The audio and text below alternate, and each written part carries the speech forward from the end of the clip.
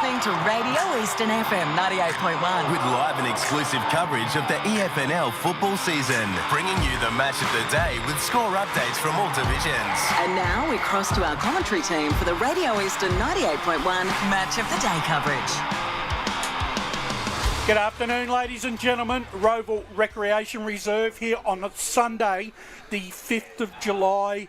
Very sort of wintry conditions greeting us, but a big match in store for everyone this afternoon. It's Rowville versus Vermont, I should say. And it's the showpiece game for the weekend that comes once a year around, and we're out here. We've brought the crew. Everyone's here. It's a cast of thousands, and we're going to go through all the games. It's sort of like our EFNL Sunday type program, magazine program.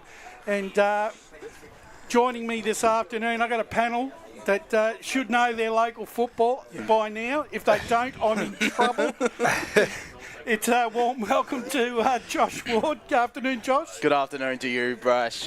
Good to be out here at Seebeck Oval. Love these Sunday fixtures between Rowville and Vermont. It's become such a great tradition over the last couple of years, and keen to dissect.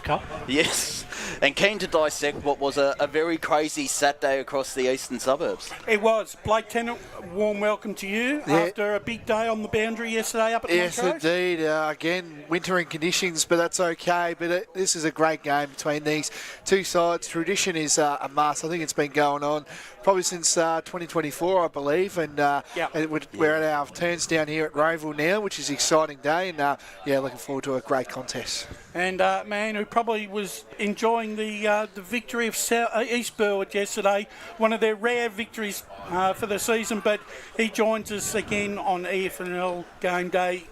Afternoon, Spider. Good afternoon to you, Brash, and all the team. Great to be here this afternoon down at Rowville. Spent the last few days up in Sydney. Yes, did see that. And enjoyed myself covering the AFL Friday night. A bit of, went out on the ferry yesterday, went to the rugby union. The ferry? Went off to Manly? Off to Manly. Very nice. Rugby union at Allianz last night.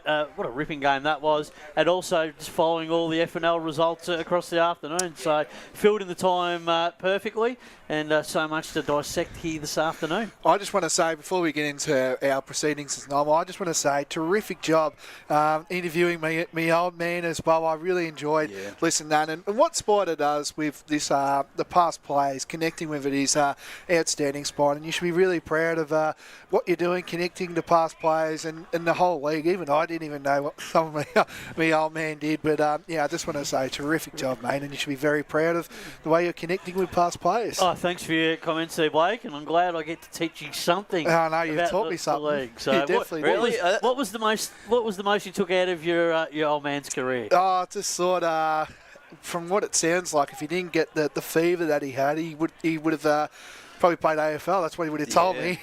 But that's probably the big one, I reckon.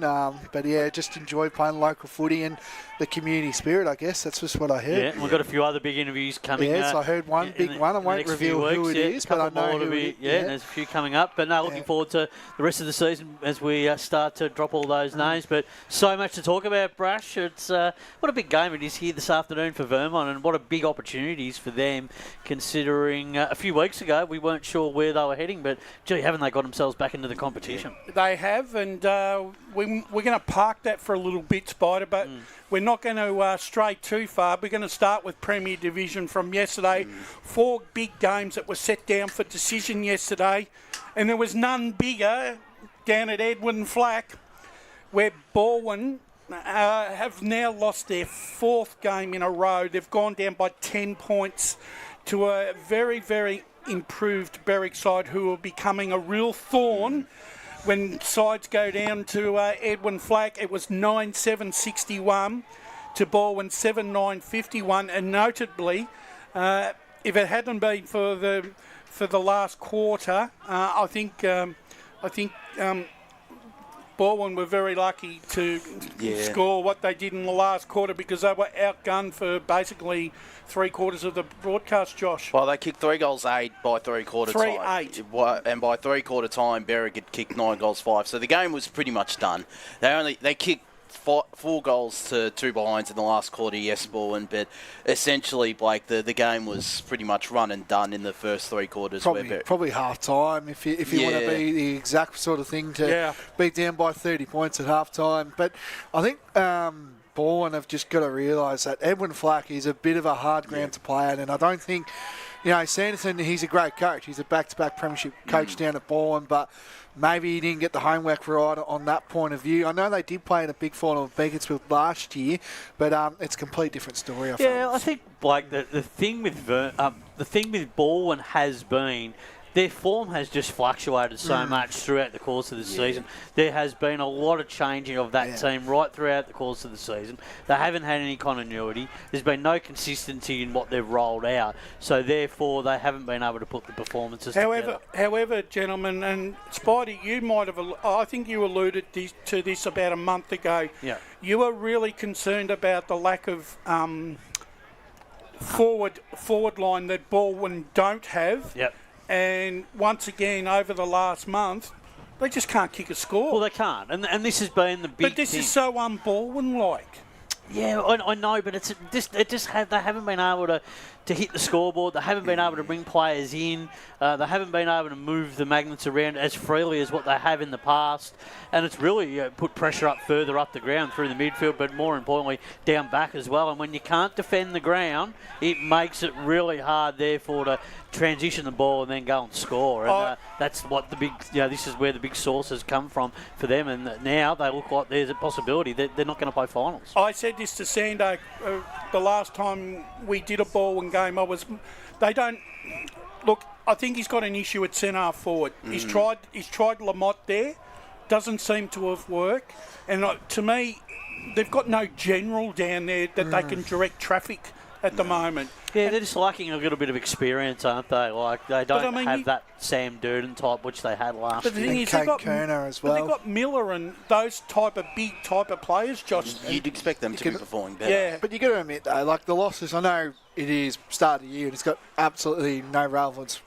What the side is what you got to play with. But losing Kane Turner, they lost Durden, of course. Then they lost Charlie Haley, the spiritual captain. Maybe that's an impact. I don't know. But question I just want to ask before we get to our next games quickly. Yep. Are we officially pulling a line through them? Can they play finals? Not yet, because I think we'll know by round 14. Okay. I think their big defining moment comes next week against Vermont. To be honest, I think it's in a fortnight's time because next round is split round for Premier Division. Yeah, so the next match is a defining round against Vermont, but it's starting to get harder for them. They're only going to finish in that 4th or 5th category, so now the pressure is really starting to mount, and I'm not sure they can win the premiership from 4th or 5th. Yeah. Nah, and look, history says that you've got to be in the top 3. Until history changes, as we know, it doesn't happen. No, it's not going to happen because they're 14 points behind Doncaster East after the Lions got over the line yesterday as well. Let's move on to Cheong Park yesterday, where Blackburn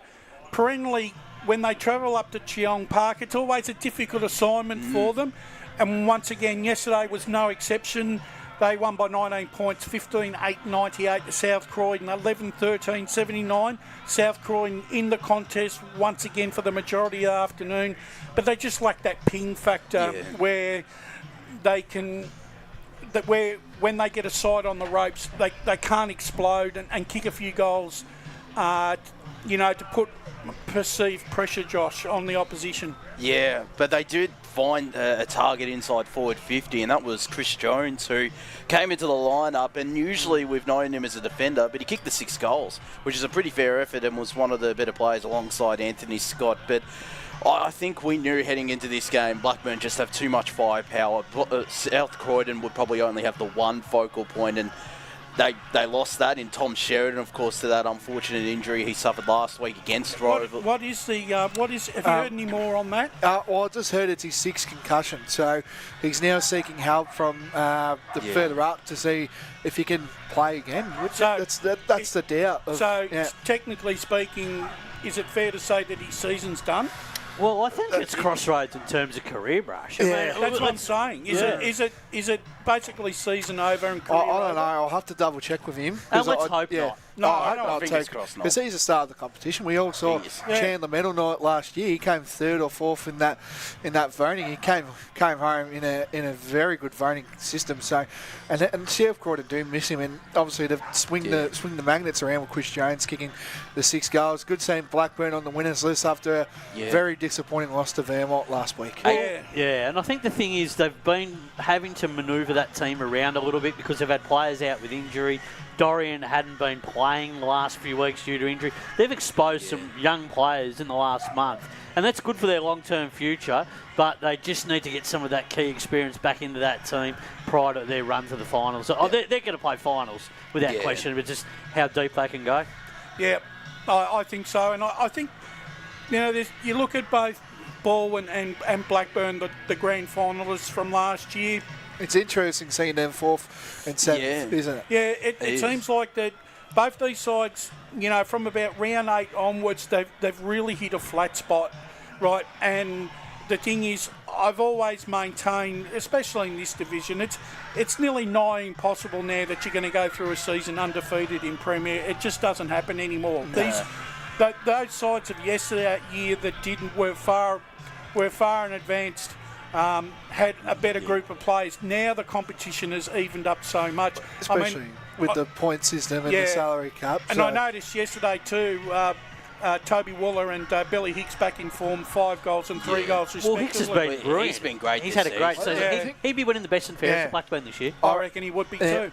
And I agree with that, Spider. I think you did say that on the Sunday or Friday forecast show. So, good seeing Blackburn up and running. But, I agree. My issue is can they get the double chance? They've got East Ringwood next week. There'll be a huge test down at Morton Park. So, be interested to see how that one plays out. Yep. And talking about East Ringwood, they were at home yesterday to Noble Park. Noble Park provided once again nuisance value, but once again, their inability to kick a score over 60 points, Noble Park this year has hampered them immensely. And East Ringwood, basically for mine, are going through the motions at the moment. They won by 28 points, 12-14, 86 to 8-10, 58. Now, I don't know this, but if we're going by what all the press reports are, Stephen May should be back into the side next week. Yeah, I did hear that from an East Ringwood player. He did say that he could have played this week, yesterday, but if he's not in this week, he'll definitely play the week. And the thing is, I think East Ringwood per se are actually they've had the jitters a little bit without his guidance and steady influence in that last month that he hasn't played. I don't know about how you guys feel about this, but I feel like they're maybe playing a bit better without him. I don't think so. You don't think so? No. Yeah. I don't think East Ringwood can win the flag without Stephen May. Yeah. I agree. Yeah. That's an interesting call. Yeah, I just having a look at their results. Obviously, they're winning and they're winning by a comfortable margin. So I don't know. Well, if Tweedy doesn't play, that puts more pressure on guys like Delaney, etc. So May, if he's playing, he basically runs that system down back and the ability to go forward. So if he's not playing, he didn't play yesterday. So are they not getting enough out of Riley Weatherall and Fox at the moment? No, I think Riley Weatherall hasn't really played much. I think getting a few games into his belt, Josh, you get it up for how many games Weatherall's played. But I think it's just. He's played the 6 games. Yeah, so I reckon more games into him would help him. I reckon because he's a star of the competition. Okay, let's look at the other side of the equation. Noble Park, right? One win last week. It was they kicked 58 points. South Belgrave 56. It seems like that. Like I said, they hit a roadblock around that 60-point mark, and the league average is 80 points. Are they going to win another game? And only because I think that the next side, when we talk about them, even when they're losing, they're kicking more scores than what Noble Park are going. Yeah, well, I just before we get on to your sayings as well, they're the second worst side in the competition for scoring this year. South Croydon's the worst, but having a look, Naval Park, they've really, I don't think they've scored 100 points this year. No. Which is crazy to think in Premier. But they also struggle to defend, Naval Park. Yeah. That's the big problem. So they're struggling at both ends of the scale.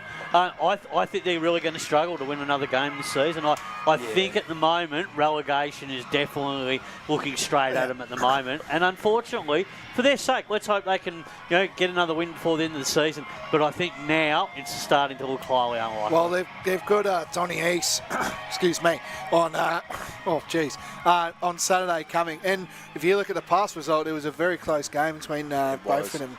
Yeah, but the thing is, though, I think Doncaster East inevitably are going better than when they played them the last time than they are this. Well, they're playing for a top 3 spot, though. Yeah. I mean, they're not going to take any prisoners. They're playing for top 3. They're a realistic chance to go really deep. They're not going to let that one slip. No. And talking about that game, South Belgrave really served it up to them for probably 2.5 quarters yesterday. They were winning at one point. They led at 3/4 time by 3 points. 16-11, 107 to finally 12-13, 85. And I know it's only a 22-point loss, and it probably doesn't look bad on paper, but I keep looking at South Belgrave's scores, and they still are able to kick their 85, 90 points, even though they're not winning games of football. But it's defending, Brash. Yeah, it is the defence, because they conceded another 7 goals to Josh Shackey, who kicked 10 earlier in the season, or 12. He's kicked 19 in 2 games against South Belgrave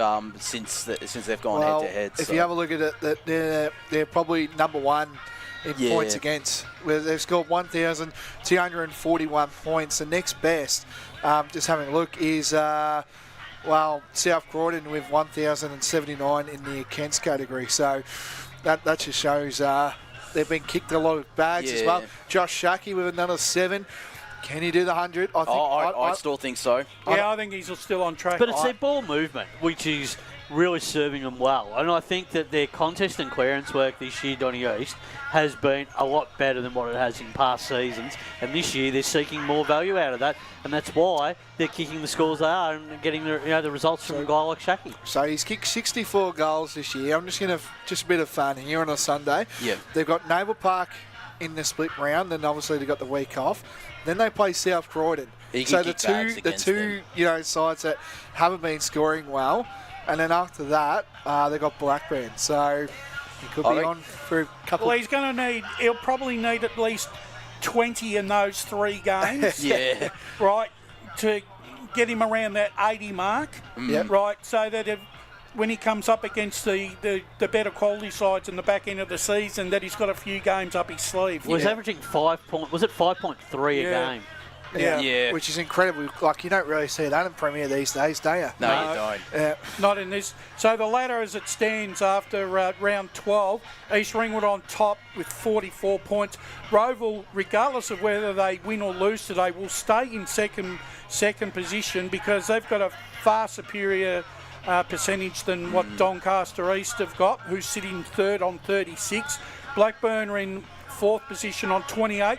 Berwick move into the top 5. They're on 24.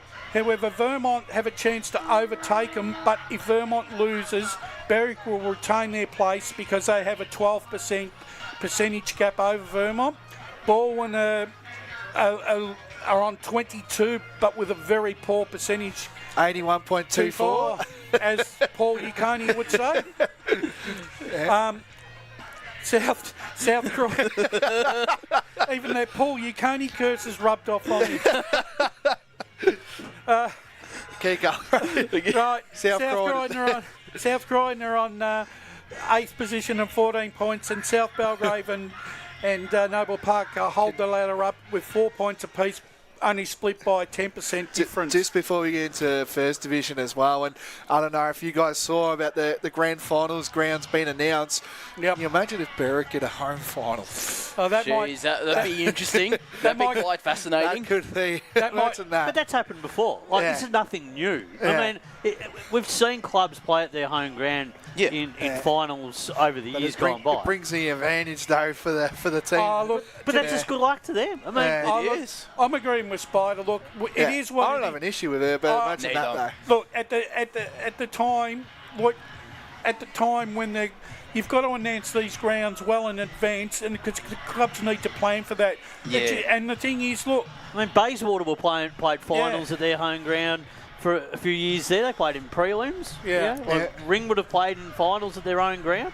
I mean, and Baronia have. It's happened before. Like it's not nothing new.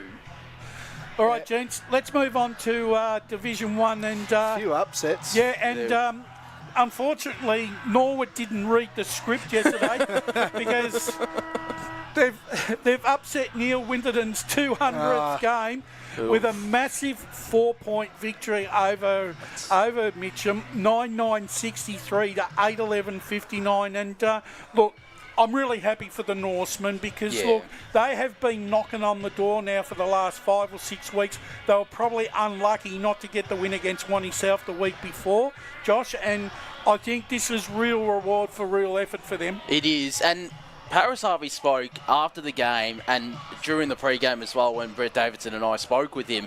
Norwood, and he rated Norwood very highly, which I found quite surprising. And mind you, they have been in most contests. It's just been, and I think he highlighted, it's just been moments where they've let sides overrun them. They clearly took advantage of those moments yesterday out at Mullen Reserve. That's a fantastic victory. It means they move 2 games and percentage clear of Bayswater. I think they're safe. They're playing Division 1 footy And we next said year. at the start of the year that they would get someone at home in the back end of the year. And it's come to pass. I mean, the reality is, at this time of the year, these are the sort of days where if you don't take your full attitude and effort to a game, then you leave yourself open and vulnerable. And Mitcham did that yesterday. And they've been a little bit down on personnel over a period of time.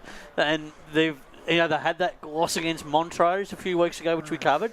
And then once again yesterday, just didn't bring the effort and that attitude, and then in the end they just didn't get the job done. So hand it to Norwood. Yeah, we definitely do. Mitchell kicked the first 3 goals of the game, and really 5 goals after that to Norwood. They kicked 6 goals, but I did speak to a few people from Mitcham Footy Club, not to stare. I just wanted to know what actually happened and what happened. But Josiah Landy and Logan Austin were clearly the 2 best players. Landy's been terrific. He's been fantastic. I think Ray Baird even said that when he went down to the Norwood Bayswater game. So that's 2 players they've got to really look into as well.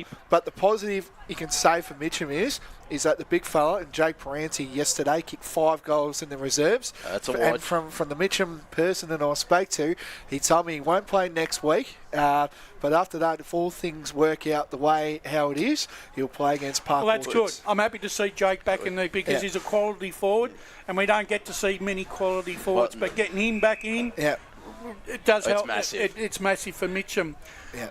One side that you would say at the moment are just they're not firing on all cylinders, and they're winning. But at these times when you're not doing you're not beating sides the way that you like, but you're winning ugly. Wantirna South of that side at that moment. They get over the line over Beaconsfield, 15-10-100 to 15-9-99, Josh. And look, Beaconsfield once again.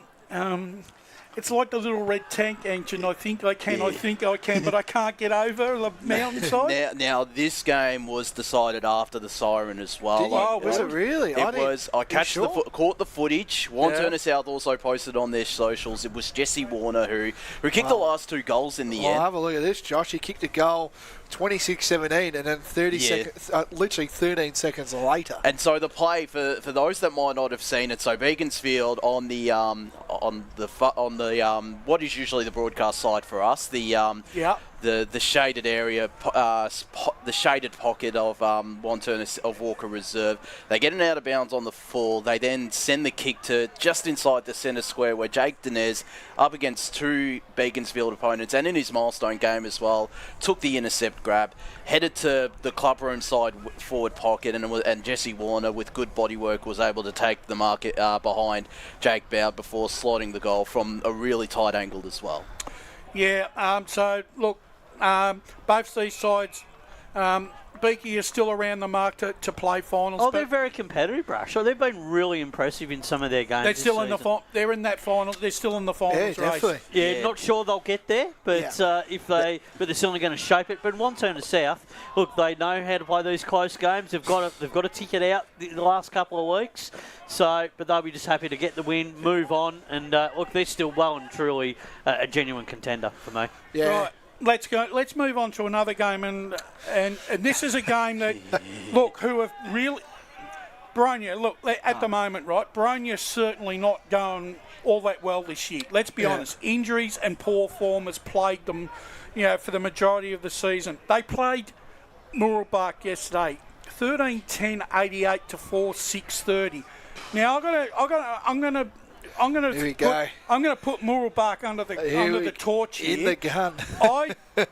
I think it's their last 2 weeks and their season overall, right, is not good enough. Yeah. It's just not good enough.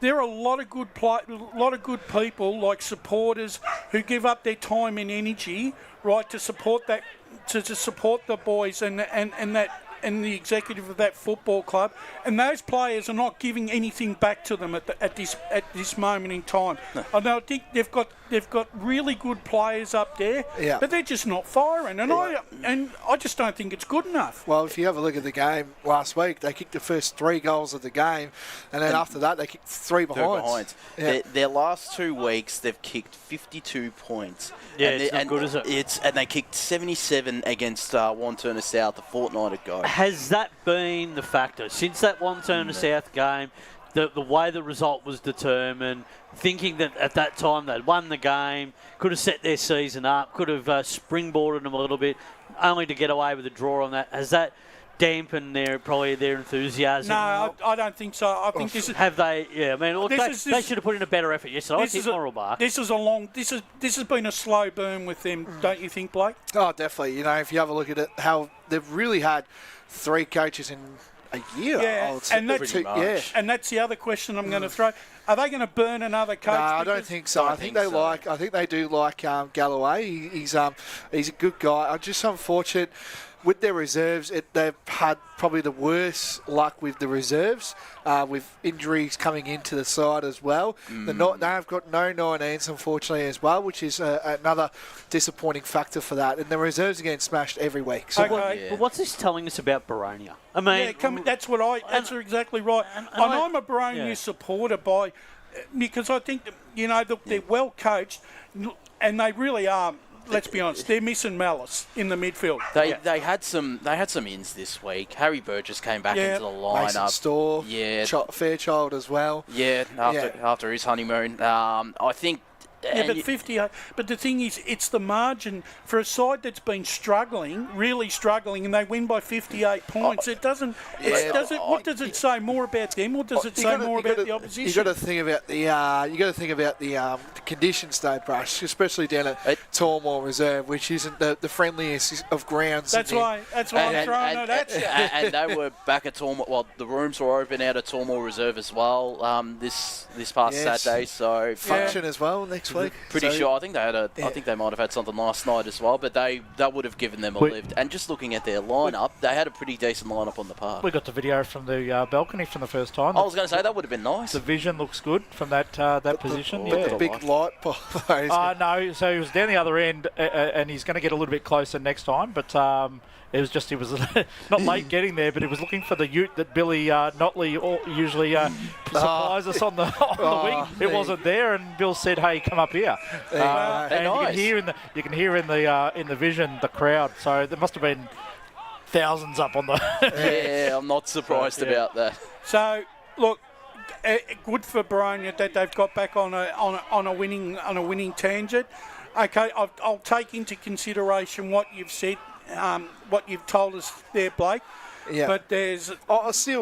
But for mine, familiarity breeds contempt, and when your playing group is just set in their ways and knowing that there's no pressure coming from down below, players can pick and choose when they want to turn up and play. That's what I feel with the reserve side. They've let the club down, I feel like. And The reserve side? yeah, definitely. How can the reserves let them down if they've got you no think about players? it, is if a player gets injured from the senior side, it's going to be very hard to pick who's going to play to replace that player. So you're saying there's a commitment issue there? There's players that don't want to go up and play senior football? Yeah, I feel that way. Well, that's unacceptable. All right, well, okay, that's probably another story for another day. We'll probably park that. We've got a couple more games before we go to our first break. I'll leave the match of the day to the last, and we probably... North Ringwood, 13-15-93, defeated Bayswater 3-3-21. Look, let's be honest, it was a result that wasn't wasn't going to... it's not changing the world, it was expected. Two scoring shots to three-quarter time, though, Now, for Bayswater. I did hear as well, and we said this off air as well, the game was at Wally 2 Reserve, but wasn't it played at Lewis Park, though, or was it actually played at Wally 2? Well, it was featured in Play HQ at Wally 2, so I'm not 100% sure there. But look, that being said, look. But haven't Bayswater been playing games at Lewis Park? They have. Yeah. No, but they played. Yeah, they played at. They played at Wally 2 yesterday. Okay, They had. I know they had a function on. That might have been the reason, but it could have been other factors as well. The one thing I'm going to say about Bayswater, like every other club that doesn't get to play on their home turf, right? You saw it at Bronya, you saw it at Waverley Blues, you're seeing it at East Burwood. Clubs that aren't playing on their home, their spiritual home, where the committee has to move hell on earth and to juggle logistics, make money for the football club, set up in different areas in different clubs. It's such a logistical nightmare. I really do feel for the Bayswater Footy Club in that sense, because it makes it extremely hard. And what the double whammy is for them this year is the fact that, look, they were struggling last year, but this year it seems like without, they've lost their best footballer in Ben White, who was the talisman. Well, if you have a look at the whole year that they've had the transfers, I think they've lost 15 senior players. They've lost a lot. Yeah. So they're going through a really, really bad... It's a really bad time for the football club for them to... Yeah. And the thing is, and like I said, nothing has gone their way in terms of, they're not playing on their home ground. And like I said, I do have sympathy, especially for the executive and the people that support the club, that want to, that are trying to keep the blokes on the park on Saturday afternoon. I think that's really important. But what they've now got to focus in on, Bayswater, is what can they get out of the rest of this season and start building towards in 2027.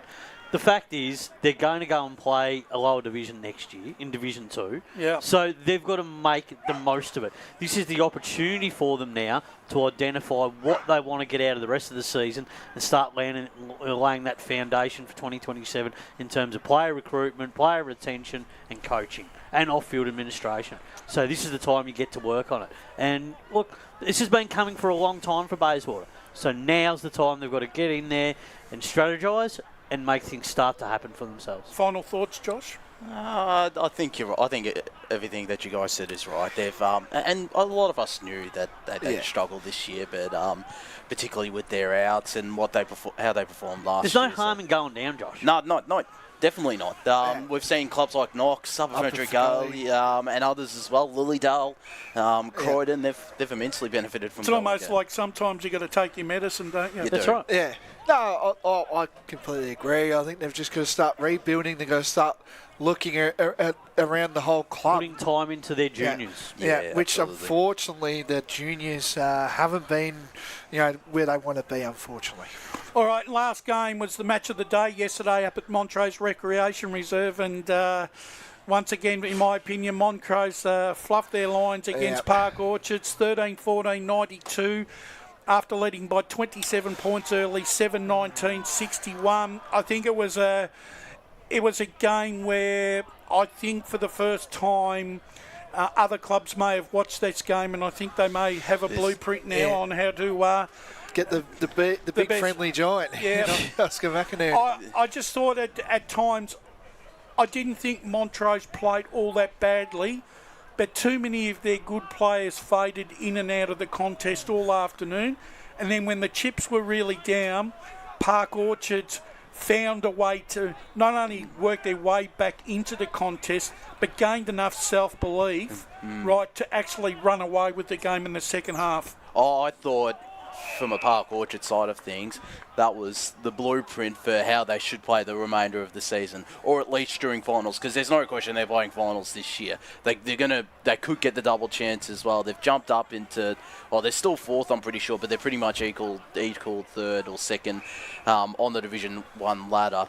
So I was really, really impressed with the amount of pressure that Park Orchard's provided on the day. Guys like Mason Blakey, he was exceptional, and we didn't give him best on ground because we gave it to Josh Chappell, who was magnificent, alongside Niels Wittoff. I thought both him and Wittoff did a fantastic job against Oscar McInerney to nullify his impact. We saw him against Mitcham earlier in the season and how big of a game he did have against a really good ruckman in Danny Baklava. And there were other contributors. I loved Kira and Hickey's game, even though he went off for 15 minutes with a yellow card. He was really good out of the midfield area, Blake.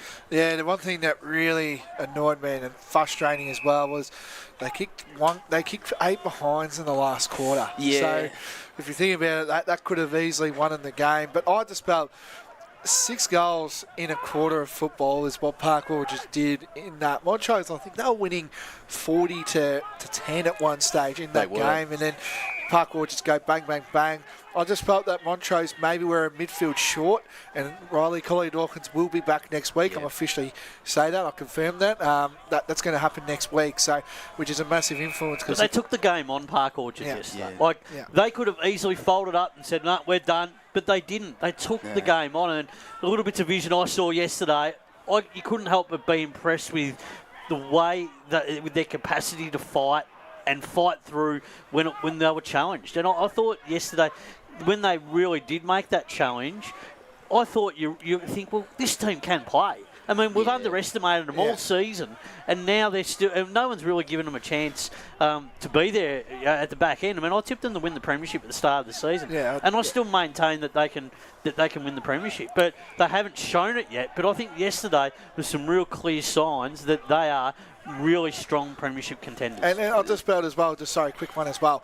I thought they did a really good job on Riley Britton. Yeah. You know, he's been kicking a lot of goals through the wing, and I just thought that was a really masterclass. But it was a coaching battle yesterday, and I thought Paris probably outcoached Brett 100%. Just from the point of view when he needed to change things up. He did. He didn't let the game sit there and wait. All right, gentlemen, North Ringwood sit on top by 6 points.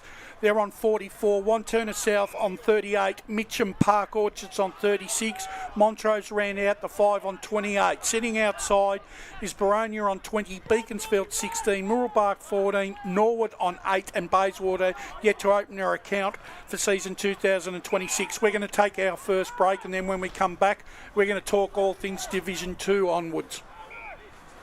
Today at Eastland, Lucy's trying on jeans for a momentous occasion. Coffee with the ex.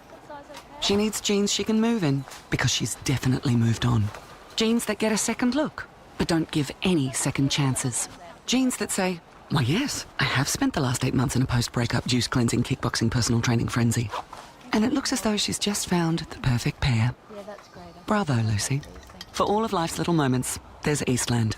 Eastland. Live real. Sprained your ankle bursting through the banner? For bumps, breaks or bleeds, be seen sooner, close to home, at Knox Private 24/7 Emergency Department. You'll generally experience shorter wait times. Knox Private 24/7 Emergency, 262 Mountain Highway, Wanturna. Do you feel good about your bank? Because there is a bank you can feel good about. They share their profits to fund big community projects, small community clubs, and vital emergency services. They've given $250 million to help Australian communities thrive. They have all the products and tech you expect from a big bank, with service you don't. It's Bendigo Bank. Feel good about who you bank with. Try Bendigo. Search bendigobank.com.au or search Bendigo Bank near me. The one thing that puts a smile on my face is my kids. The sun shining through the clouds, even in winter, absolutely puts the biggest smile on my face. Seeing delicious food on the table ready for me when I get home. One thing that always puts a smile on my face is seeing my family. The thing that puts a smile on my face every time is really good music. Just the simple pleasures in life. Be remembered for the greatest moments in your life. Find out more at tobinbrothers.com.au. Tobin Brothers Funerals, celebrating lives. There are only 3 things that should be flushed down your toilet. Pee, poo and paper. Some wet wipes and antibacterial wipes say that you can flush them, but you can't. They clog up the toilet and pipes, causing expensive blockages. Save yourself a truckload of trouble. Put your wet wipes in the bin. To learn more, head to the Yarra Valley Water website, yvw.com.au/wet-wipes. Hi, Dylan Dow from the Vermont Football Netball Club here. When I need to grab a quick coffee or a bite to eat, I'm popping into Eastland. Eastland's more than a shopping centre. They support a range of community organisations and have been a major partner of the EFNL since 2018. Cheers, Eastland. Listening to Radio Eastern FM 98.1. With live and exclusive coverage of the EFNL football season, bringing you the match of the day with score updates from all divisions. And now we cross to our commentary team for the Radio Eastern 98.1 Match of the Day coverage. Welcome back, ladies and gentlemen. Rowville and Vermont here at Rowville Recreation Reserve is our EFNL game day match of the day for Sunday, the 5th of the 7th. Currently, Rowville hold a commanding 56-point lead in the development squad. Rowville 10-4-64 leading Vermont 1-2-8. So the Eagles are really struggling this afternoon in the development grade as they hit nearly three-quarter time. Gentlemen, thank you for joining me. Josh Ward, Blake Tennant and Spider Lee, Matt Spider Lee. Gentlemen, we've done Premier and Division 1 to death. Now we're going to move on to Division 2, which has been perennially all season being the closest game or the closest competition of the season. And no game typified that yesterday against the two big heavy hitters. And Surrey Park, once again, have outlasted Templestowe by the barest of margins. Surrey Park 9-6-60, defeated Templestowe 8-10-58. And I think you're going to be a brave man to tip that these two don't play off in the grand final. I think this has probably been the constant for the whole year. It's just going to be these two, unfortunately. Having a look at the other results, I just think it's well and truly these two. And listening into the Friday preview Friday, is that you guys are 100% correct. This is the grand final preview. Yeah. Well, at this point in time, I mean, until form tells us anything different, I mean, the reality was these two teams have played 2 close games this season to date so far, and they've won 1 each. So we now know that both these sides are capable, and we know that they're going to be very tight in the finals. So I think for Surrey, they'd be happy to get over the line yesterday. Templestowe, they'd be pretty disappointed because, from all reports, they had their chances to win the game. They just didn't take them. Well, particularly in the first quarter as well, they had their opportunities. Well, if you have a look at the scorecard, it was only a 4-point differential, and then that's right. And I think Templestowe only scored 5 goals, where Surrey only scored probably 6 goals. So it went back and forth sort of thing. So it's almost like I think Chris Fagan referenced this as well. It's like the Rafa v Federer. Federer wins 1, Nadal wins 1, and then now it's even. So it's going to be interesting to see. I definitely think they'll be playing off in a semi-final. Well, they're going to be playing, the first, probably the first one, yeah. Well, I actually think it was probably. This was the sort of game, I think, Josh, that Surrey Park needed to have. I think so. I think they were ready for a game of this ilk. I mean, not saying that their previous month or so they'd played bad football, but they probably were craving someone that was going to push them for 4 quarters. And Templestowe were able to do that yesterday. And I thought, and they'll be thinking at the end, they got the 4 points. but I think they'll be really happy with more so about the hit out. Yeah, I think they'd be relieved. Speaking with a couple of people, I think there were a couple Surrey Park people who were relieved at the result as well, because it is their first victory against Yeah, I was about to say that. and it is much needed, because if they'd lost that game, I would have fully backed in Templestowe for the flag. This was a Templestowe side that, I absolutely would have, because this is a Templestowe side that didn't enter this game in as good a form as Surrey had been. They've just been going, haven't they? They've just been going. Yeah. Whereas you look at Surrey, they've been comfortably defeating opponents. So, and this again, they're still missing Ben Woodfull, Jack Martin, and some not a whole lot of names, but still some key figures in their lineup. But I think from a Templestowe side of things, they'd be pretty pleased to get close. Although they might be without Bo Mitchell. I heard he might have gone concussed from this game as well. Didn't play the second half from. So that's probably reports. why Templestowe. Well, and that's potentially 1 or 2 weeks out. But I think from a long-term perspective, when Mitchell is up firing, he holds the real key to whether they're successful or not. Well, he's the best ruckman in the competition. No questions asked about that. So, and just with concussion. It's a 21-day process, so he might be out for 3 weeks now. So, which is unfortunate. Yeah, which is big. That's a big loss for Templestowe. I still think they're the second best side in the competition, and Surrey Park are just a bit of a gap after that. Yeah. Gentlemen, the next game, and Spider East Burwood over the last month have been threatening to win a game of football. They've been on the end of a couple of close losses, but yesterday a trip up to Croydon. No, not an easy away fixture at any given time, but they walk away finally with a 21-point win, 12-6-78, 8-9-57, and I would dare say there'd be a bit of a sense of relief. I think so. I mean, when you have so many games week after week where you just fall short, you start to question yourself, and mindset becomes a funny thing. You start to really question whether you're good enough at that level. But I think what Dovey, from an East Burwood perspective, has provided them with is the blueprint in terms of the way he wants them to play. So the way that their contested possession game has been going has been really impressive. I think forward of the ball, they have been good. And they have been putting scores on the board, but they just haven't been able to translate that all three facets of the game, all together across a four-quarter period. And yesterday they did do that, and they were able to weather the storm when Croydon did charge at them, at a period in the game. So for the Rams, that's a really important win, because it's not an easy place to go and play at Croydon. The record there hadn't been good for a number of years. So to walk away from Croydon with that win in their pocket, that'll give them some confidence going into the next month of footy, I think. If they can win a couple more, and it gives them a bit of a launching pad for things going forward. I mean, I don't think they're playing finals this year.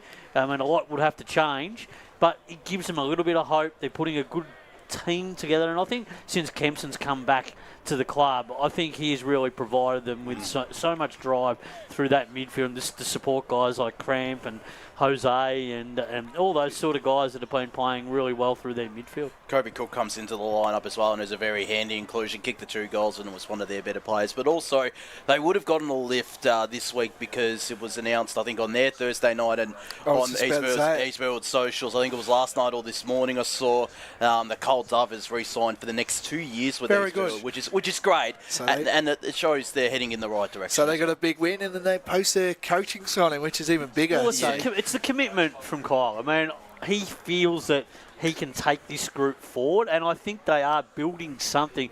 But this group has to have a bit of belief, and I don't think they are the finished product yet. I mean, I think they're a long way off. This group has got a long way to go, but they are on the right track, and if they can go and get a little bits and pieces at both ends of the ground and add to that midfield, they're going to be a team that will continue to see some improvement. All right, gents, let's keep moving on. Croydon, we should touch on Croydon. That was very disappointing to lose a game like that at home, considering early in the season. But they've had a few indifferent performances. And look, Croydon, I still haven't written them off to go deep in this final series, but that one yesterday was one that they probably should have ticked off. And got away.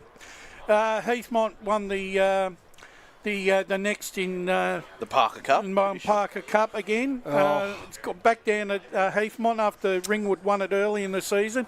The Jets haven't been winning out of turn this year, and they get a 37-point victory over Ringwood, 10-10-70, and Ringwood 4-9-33. And I think the way that Ringwood have scored this year basically epitomises where they're at this year. It's just not happening for them this year. If you have a look at the record, I tip Ringwood. I just felt this is the week where they'll show up and deliver, because they always play well in the Parker Cup, and I think they won their night game last like on Anzac Eve, and then I think Heathmont. So it's really back and forth how it's going with the two cups as well, and. Mind you, I still am up in the tip. Spiders coming at me pretty good in that one, but you've dropped off the last couple of weeks. I think, but that's a disappointing again. And 33 points for the second straight week in a row. It just shows where Ringwood is going as a footy club, and I think they're going to get relegated. I think Scoresby will beat them in that round 17 Well, they have to be able to score, Blake. They just can't kick goals. I mean, well, they don't have forwards. Scoresby do have the forwards now with them in there. So, and they do have a defence, whereas Ringwood, they just struggle. They've got a defence. Midfield, they're just lacking polish and depth. But forwards, they just can't kick a score. And I just want to quickly say as well, I don't think they've had a key forward that's really taken this game, like that can win a game off their own boot, especially when Trent Farmer's left. As soon as he's left, they've got no forward, like for the last 4 or 6 years, I would say. And, the highest goal kicker last year was like 20 goals. So in their last three of their last 4 games, 3 times they've only kicked 4 goals. The only time they passed it was 8 goals against Mulgrave in round 10, who aren't the strongest defence, it must be said. So I think that's pretty poor from a Ringwood perspective. Yeah. Well, one side that if I was a supporter, I'd be pulling my freaking hair out.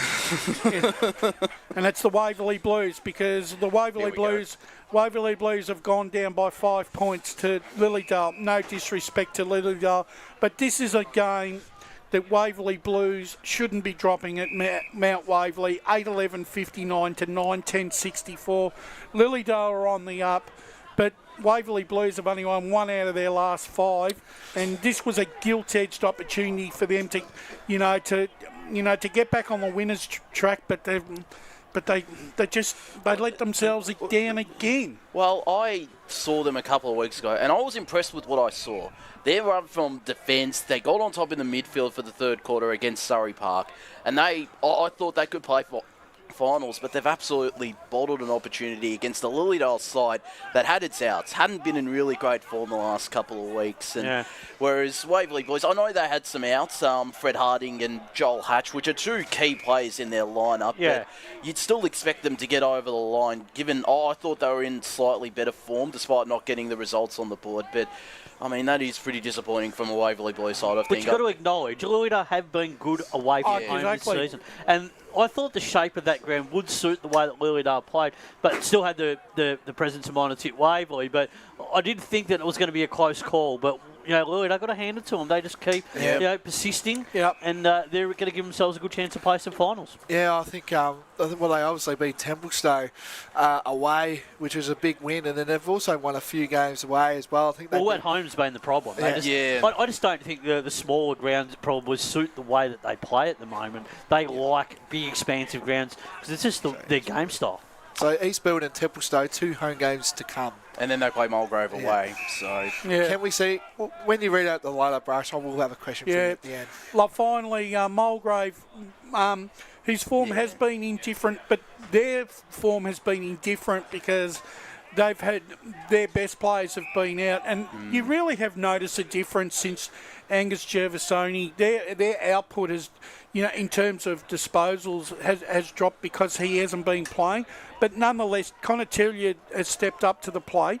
And he didn't play yesterday. No, I know, but he has in recent times.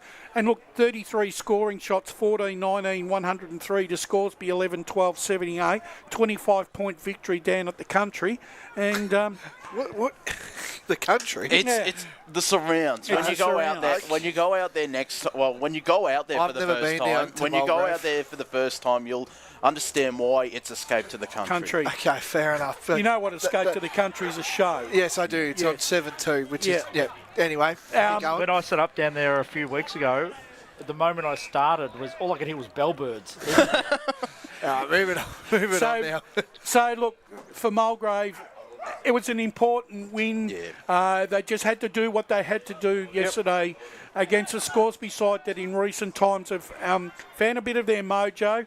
And, they're going to get some teams on the way back. They will. Yep. And so I think good top. There could be some, like you said, Spider, another 2 or 3 wins ahead for them. Later, as it is after round 12, sees Surrey Park on 44, Templestowe 40. They're 3 games clear of Mulgrave and Lilydale and Croydon, who are all on 28, and that makes up the 5. Waverley Blues, they sit in 6th position on 24. East Burwood and Heathmont, 7th and 8th.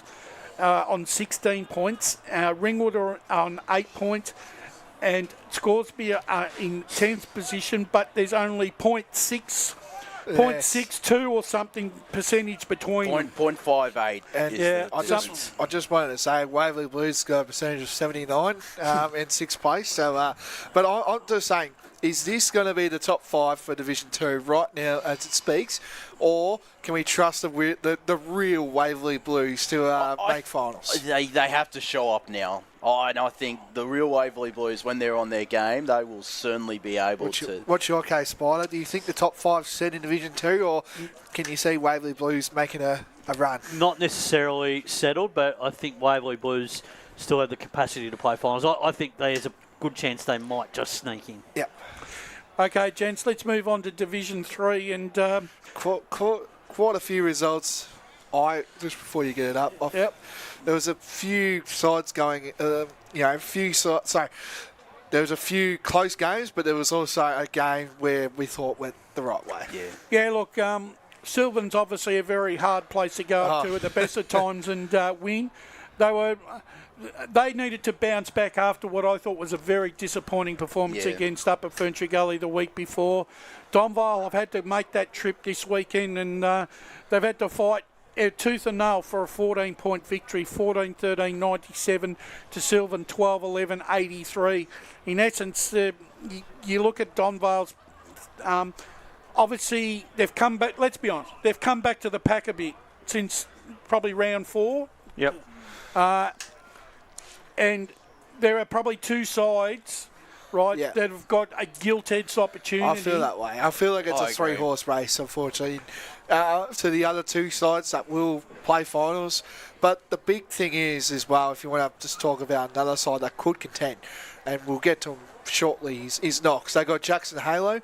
He's a 3-time premiership player at Mitcham, so maybe Knox can get on a dream run. But yeah, I know we're speaking about Donvale here, but they just did what they had to do. They had to get the 4 points, and that's exactly what they did. So probably they got the win, and then they'll move on. Yeah. Probably one side that that you'd be a little bit concerned with. Their form in recent times has dropped off dramatically, and I'm saying dramatically. It's fallen off a cliff. Is Oakley District. The Basin had 40 scoring shots and got 14 goals, 26, 110. Still won by 103 points to Oakley District's 117. I sort of disagree, unfortunately, Brash. I think they've been pretty disappointing with the output and the scores. I know they had that run of really good wins, but I'm still being a little bit disappointed with how they're going on. Oakley? Yeah, that's right. I know. You feel, and I just think it's. I think Oakley have been really poor. Well, I think it's quite clear that Oakley are just not up to the level, and then we just have to mark them accordingly. Yeah. They're going to get relegated.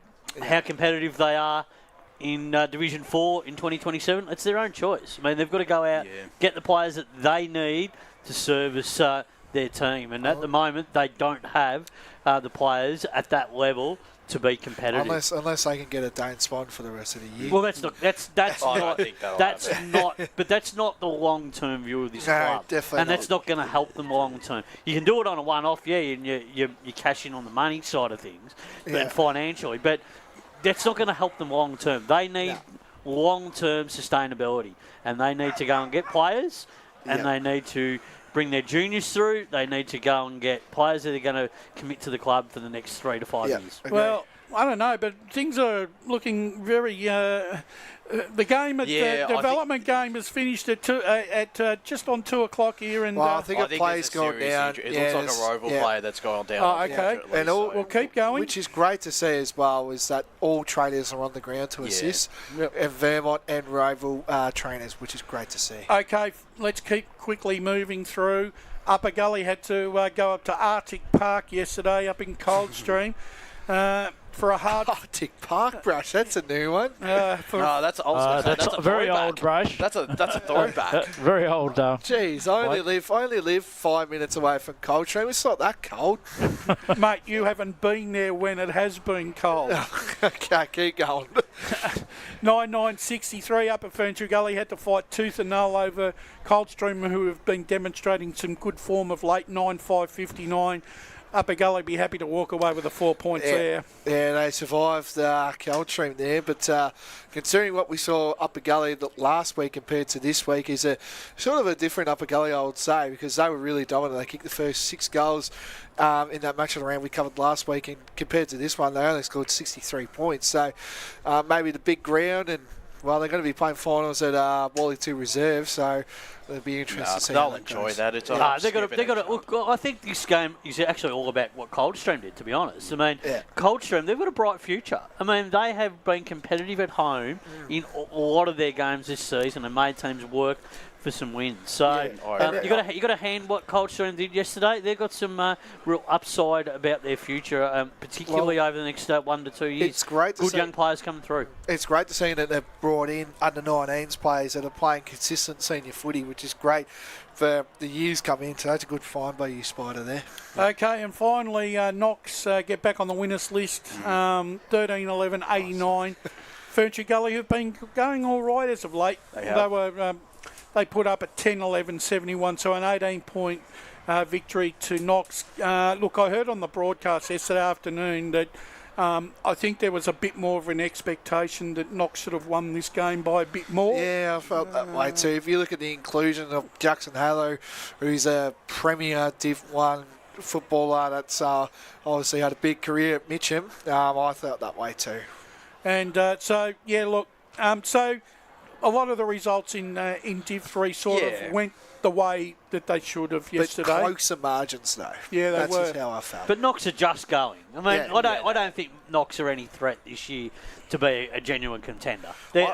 They'll play finals, but I don't think they're going to have much of a say. They can go on a run. I'm just saying, with the inclusion of Halo, maybe that could help them. Not with one player. Yeah, not with one player. Yeah, but I feel like if they can get their team in that we know of, that it is a pretty strong team. They've made finals consistently in the last 2 years in 3rd Division. If they can bring that team in and adding Jackson Halo to the side, it could change. But I can't. I think. But we haven't seen it this season. We haven't seen anything close to that. So at this point in time, you can't even go down that path, I don't think. Dunbar on top, 44. Upper Gully, 40 points. The Basin sitting third on 36. Sylvan on 28. Knox round out the top 5 on 24. Coldstream on 16. Whitehorse and Ferntree Gully on 8 points apiece, and Oakley District on 4 points. Let's quickly go through Division 4. Not much to talk about in Division 4. There's one big result. One big result, but Warrandyte had a day out yesterday, winning by 186 points over Nunawading. Gabriel Strumpf. 14 goals. 14 goals. So congratulations to Gabriel. That's a massive effort. So they. Warrandyte, gentlemen, you'd agree that they're going very nicely at the moment. I think they're the flag favourites, in my opinion. You think so, Blake? Yep. Well, they're sitting on top, pretty strong percentage, and a game in hand on everyone else inside the top 4 outside of Churnside Park. How do you feel, Brush? Do you think they're the premiership favourites at this stage? I think I actually tipped Warrandyte to win the flag this year. Well, you did say Bulleen Templestone, the podcast that I did with you. Yeah.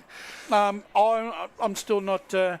I'm still not going to deviate from that because I think that they are going very, very nicely, Bulleen Templestowe. Yeah.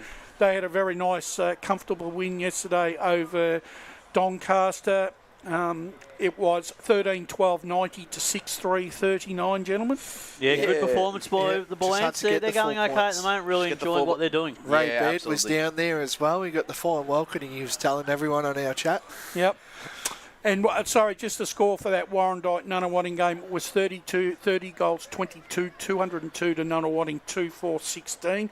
Croydon Hemlock get back on the winners list, Blake, by 99 points. Yeah, and Lockie Polly, he kicked 14 goals as well. So, unfortunately for Gabriel Stubb, he's unfortunately had to get Lockie Polly to be the star of the round. I was going to say, Stumpf is more of the star because he's now the leading goal kicker in Division 4 with 55 goals. That's crazy. One ahead of Hayden Schroeder. Yeah, so you can tell your Fair Park friends that we'll get into very shortly. Brush, that was a big win by Kilsyth. Yeah, and look, quickly, I know we're going to run out of time here, but Kilsyth, the upset of this round, 11-9-75, gentlemen, over Fair Park, 8-12-60. Quick thoughts? That's a massive win for Kilsyth. They needed that scalp. Yeah, it's all about effort, and Fair Park clearly yesterday didn't bring that attitude and effort, but Kilsyth got to hand it to them. Good scalp to get at this time of the year and keep their chances alive. Right. That's their best win of the year, Kilsyth. Oh, without question. Hopefully that can lead them to potential finals chances. Yeah, I think they're going to struggle, but that gives them a chance. And see.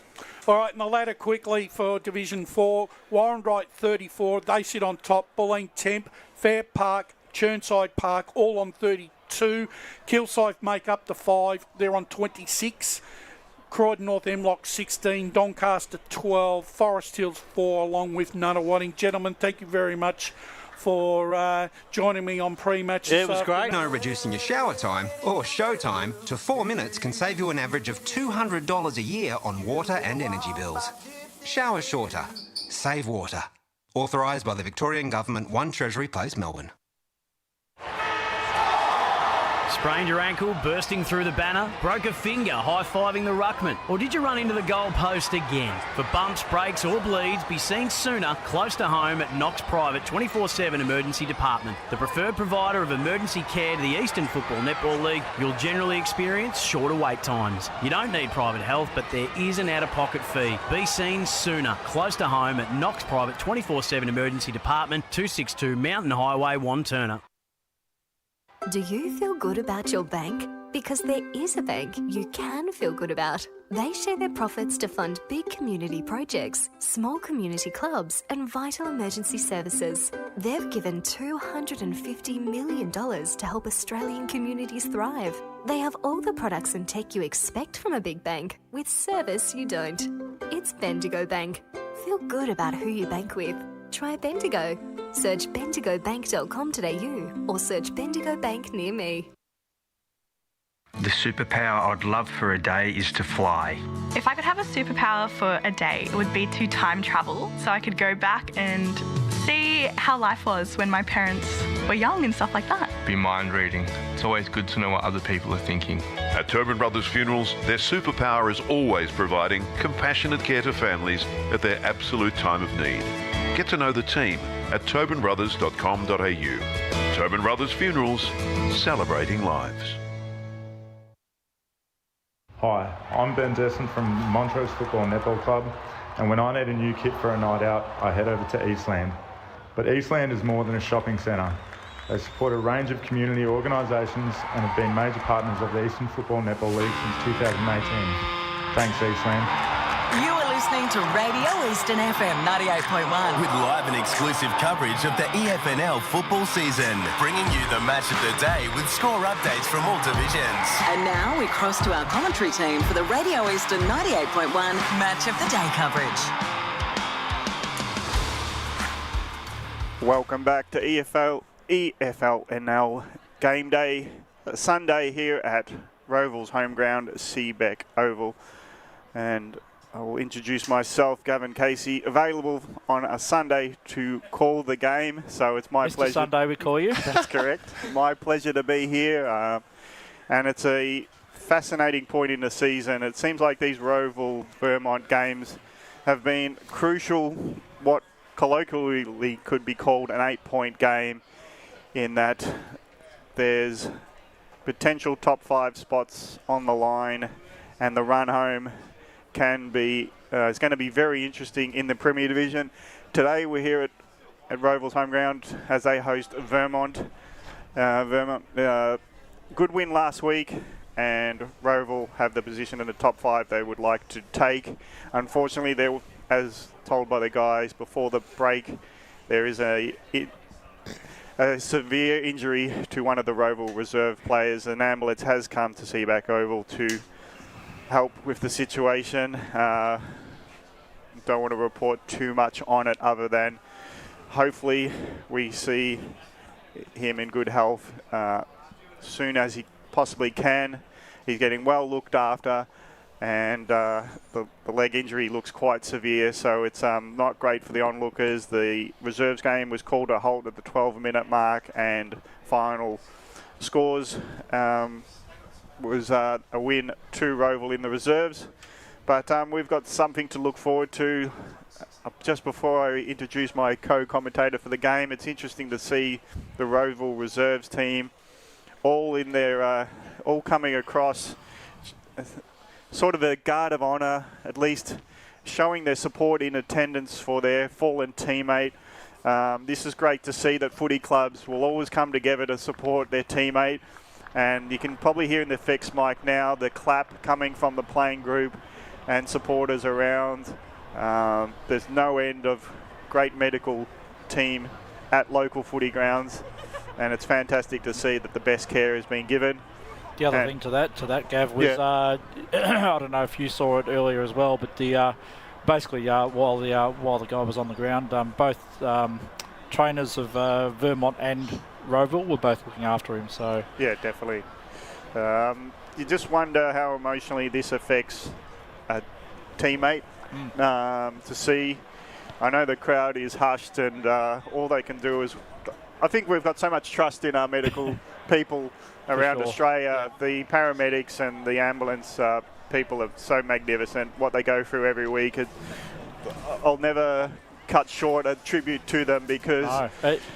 I tell you what, it was to me they seemed to get here in about 10 minutes, 15 minutes. Like I don't know how that was super quick compared to, I know a couple of weeks ago there was an injury, one of the girls' matches, and I think it took about an hour for the ambulance to get on site. So obviously a very busy day that day, but yeah.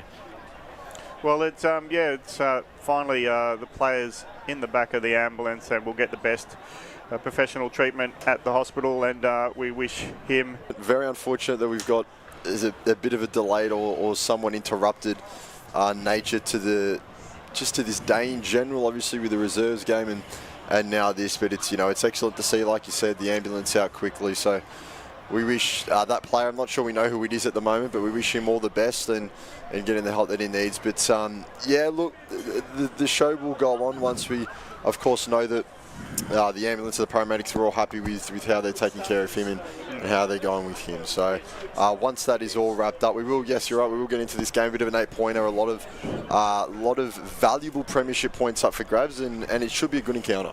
Yeah, definitely. It was fantastic to see Vermont back in form last week with that win against Blackburn, and it's really shaken up the ladder positions in so much so that we can look forward to the next, including this, we'll say 7 weeks because we've nearly finished round 12.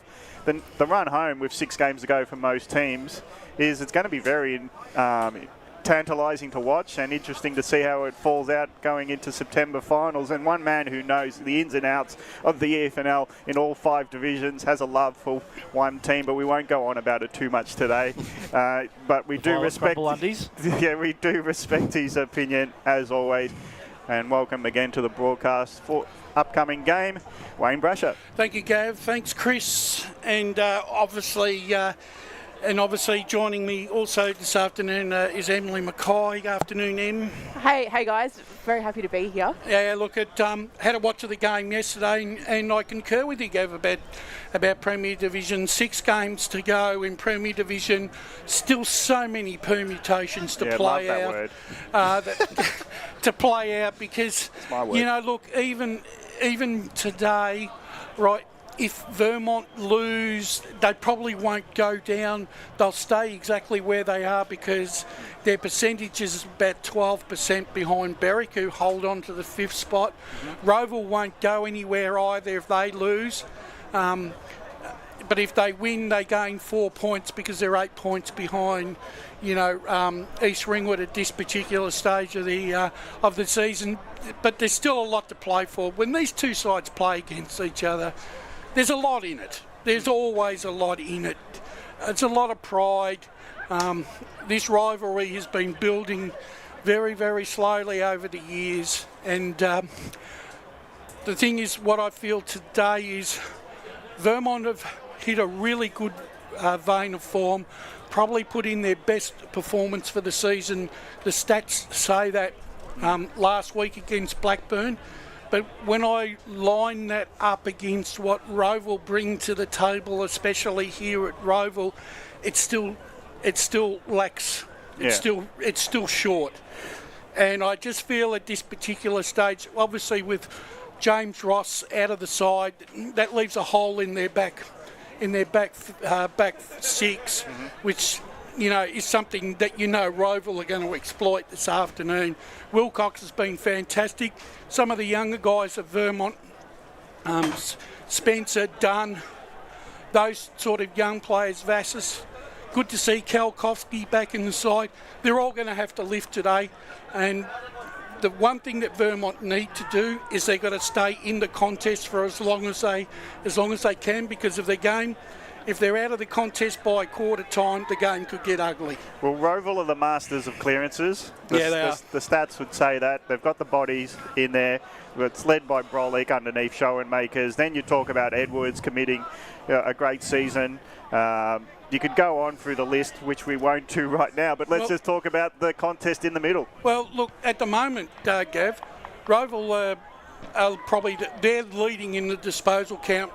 Here at Seebeck, they're averaging nearly 400 possessions a game in their home games. That's a lot of ball that the opposition can't get their hands on. They play this ground exceptionally well, and it's really, really hard when you've got a high possession side like Rowville, and then you've got a side like Vermont that probably need to play a different game style to try and negate what Rowville bring to the table. Well, if Rowville are quite high possession, like you're saying, then it's going to have to be won at the contest, which is also what you're saying there. So that part is so crucial to making sure you have the balance inside, outside, making sure you have those players, holding that structure so that they're a kick away. If that doesn't happen, then game's going to be done for. I also think, Gav, what Vermont will need to do is they'll probably have to try and bring down Rowville's uncontested disposal accumulation throughout the day. They need to turn it more into a contested disposal contest. Well, I'll just distract you away from your match preview, which is very enlightening. Just to make a point that Rowville have been held up from leaving their change rooms. Because the reserves were supporting their teammate with the ambulance, it looks like there's been a delay. And Vermont have been on the ground for 3 minutes, kicking at goals, running, doing their drills. So they're ready to go. I'm not sure how this will affect them emotionally, mentally, preparation or whatnot, or why the reason is that there's a delay on Rowville coming onto the field, but it is interesting to note, don't you reckon, Chris? I think it is especially, and I think that buzzer means that we have someone down on the boundary line ready to cue in. No, it doesn't. It's just Ryan's showing the work experience guy. Work experience kid. Here we go. Okay, yes, we do have a debutant on today's broadcast, which we will get to shortly. But on a Premier Division game too. What an absolute pleasure. Big stakes. Mind you, looking at them trying to work things out, I don't know which one's the work experience kid. Or with the way Ryan's feeling. Oh, geez, I got the look from Ryan then. Well, we'll introduce our boundary riders. It'll be Josh and I enough. on boundary next week.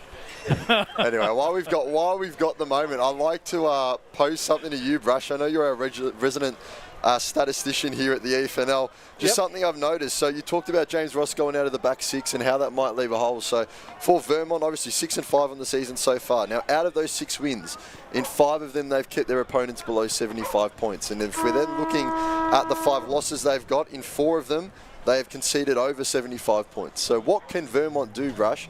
I like to ask, in the absence of James Ross, to try and keep Rowville under that magic number of 75. Well, they're going to have to. They're going to have to. I've never seen Brash so speechless. Well, look, he's got a lot of words. I think they're going to have to play a lot more accountable football in their back 50, Chris. It means let's not take too many chances. Anything that looks like a 50-50 iffy contest, don't go to it. Play the safety, play the numbers, and if you can drag it out into a scrap like an 8-6 goal game, then do that. That's you've got to do everything you can to stop Rowville and the way that they score. It's interesting to note that the umpires come out to a bit of heavy metal in Metallica. Where was the timing? Yeah, it was perfect. And now here comes out the Rowville Hawks. A delayed entrance into the game as they run on. They won't have much. Hopefully they've had their warm-up because will Vermont give them the chance to have any sort of warm-up, or they'll say, let's just go? No, I think there's enough goodwill amongst the two sides. They'll allow it. As long as they don't start after... If they start after 2:20, that's fine by me. Well, it's 2:22, Brash. So well, that's good. It has to be fine with you. By rights of the fact that we went 4 minutes early yesterday, if they go at 2:24, we're on par for the weekend. That's exactly right. I think also too, they picked an interesting song. I actually had another Metallica song in mind. Turn the Page. Okay. Here I am, star of the road again. It is also worth noting just quickly as Rowville run out. You can see there Matt Davey there with his little boy. I believe I'm going to take a guess and say that's his son, but it is game number 250 for Matt Davey today. So he's been an absolute champion of the Rowville Football Club, and you can see there the embrace before they go out. This day will be not only about the 4 points, but also about celebrating a great man at this club. Well, I can tell you now, his father, Cole Davey, makes the meanest hamburger this side of Melbourne, which I murdered in about 30 seconds earlier in the day. Absolutely, it was marvellous, I'll tell you. We can see Blake laughing. He wants to bring back the burger reviews, Blakey. So what do you give the rating, Brush? It's a 9.9 there. That's big. So we always got the Hey, no burger is ever perfect in my mind. But if you can inhale it in 10 seconds, it's ridiculous. It's high. It was. I could wait today, Brush. You should have seen Lee Green's eyes as he saw me demolishing it. It was actually really priceless. I'd taken 2 bites out of my ham and salad sandwich, and I'm looking at him and I thought, I couldn't believe it. It's gone. I'd just like to apologise to anyone who clicked on the stream today expecting us to talk about footy, because we are talking about footy. It's clearly not where we've gone so far. Murder at the kiosk. But look, I think in all fairness, I mean, look, this is Vermont's best opportunity, right? They, last week they put in their season best performance against a Blackburn side who'd been going okay, but this is the test for them. This is the litmus test for them this afternoon. What do you make of, can I get your word on Lockie Johns moving to half-back and his possession counts being very high? I actually think it's been a good move, because instead of him being the hunted in the midfield, he gets to basically control the destiny of the flow of the ball out of that half-back line, and I'm sure he can do a lot more damage with the way that he... With the way that he kicks the ball. I mean, he can hit a jam tin from 50 metres and without missing a trick, Chris. That's exactly right, and I think they're able to put Johns to the half-back line, not only so that they can get the best out of him, but also because they've also got the numbers to then put into the midfield and then to carry the midfield load. You're looking at the guys even some of them who drift a bit more forward. Looking at Josh Spencer going at 20 touches a game. Lachlan Jenkins is going at 25. McCluskey, even across that half-back line as well, is going at 21. So they have the luxury of moving a player of the ability of Lockie Johns to half-back, because they have the others that can help him out and then take the load in the middle. Well, Vermont have got to reinvent the midfield as well. And the other thing that what Johns does, by him playing off the half-back line, it actually forces the opposition. They're going to find a player of equal ability to curb his influence. If he's allowed to have 34, 35 possessions off the half-back line and has a disposal efficiency of 80%, that's something that the opposition just can't afford. We'll go to the boundary side. Blake Tennant. Yes, indeed. Yes, looks like Matt Davey was doing the coin toss there in game number 250 for that. And I think he won the toss, so I think Rowville will be kicking to the right of screen. There was a very quick finger across there, so I think Rowville won the toss for that one. What are we looking like with the wind out there, Blakey? Oh, it's always windy at Seebeck Oval as well. Wherever you look, and I think it's it's into your face though. It's into us. Our side. Down the south, I would say, towards the broadcast end here. So, I just want to introduce to you guys my fellow boundary reporter. Came in the office with Ryan Long during the week as well. So, just want to welcome James Gagnon. Is that correct? Is that how you say? Gagnon, mate. But thank you very much You're for playing a bit of footy down at Bayswater, I've been told. Bayswater Heathmont. The Heathmont Basie 19s. Yes, there that you is a lovely experience. Obviously, both clubs having a bit of a off year, especially Bayswater. They'll probably be in the same division next year by the looks of things. But the focus is on this massive contest down at Seebeck Oval. Two giants of the EFNL for so long. It's going to be a crack of a game, boys. Let's get it started. And who's your tip for this one? Oh, you'd think to say Rowville, but with the form Vermont are in, you'd never know. Like, they have challenged a lot of good teams. Donny East, one of them. Unfortunately, just falling short to them. But like you said, on a day like this, you never know. The wind coming towards the boundary end, like we said. We'll see how that pans out, and hopefully we should get a cracking game into this one. All right, let's do our tips quickly. Blakey, do we have tips down there? Yes, I did. I think Rowville will win this one by 42 points. Unfortunately, for Vermont's sake, I think it's two sides to this. It's the real Vermont versus the Vermont of old, which was the start of the forecast. 42 points, gee whiz. James, tip? Oh, I don't reckon. That's a bit harsh, Blakey. I reckon a comfortable 21-point win for the Hawks. I reckon Vermont, they will be good. They're just a bit too weak for a strong Rowville side looking to contend for a flag in Premier again. All right, well, you hear the siren there. Footy's alive, so we'll get the rest of the tips later. But we are ready to go here on this Sunday afternoon as it's out of the middle. No clear winner ever just yet. Applying pressure with Stapleton for Rowville, but it's going to be Vermont. There's Stapleton now. Free kick early. It's going to go the way of Rowville. Advantage paid. There's Matt Davey. Missed the 250 in there. Early possession for him. He's going to backpedal quickly. Just assess his options ahead and slow down what has been a frantic 15 seconds so far. And he'll chip down the wing. Find Stapleton. A few early touches for that man. He's going at 24 a game. 13 of those contested as inside 50 entry. First of the game. Lockie Wine leaning up and takes it on the chest. And Rowville are not kicking. They're kicking against what I feel is the non-scoring end. And Lockie Wine basically, once again, beautiful pass there by Stapleton, put it out in front of him.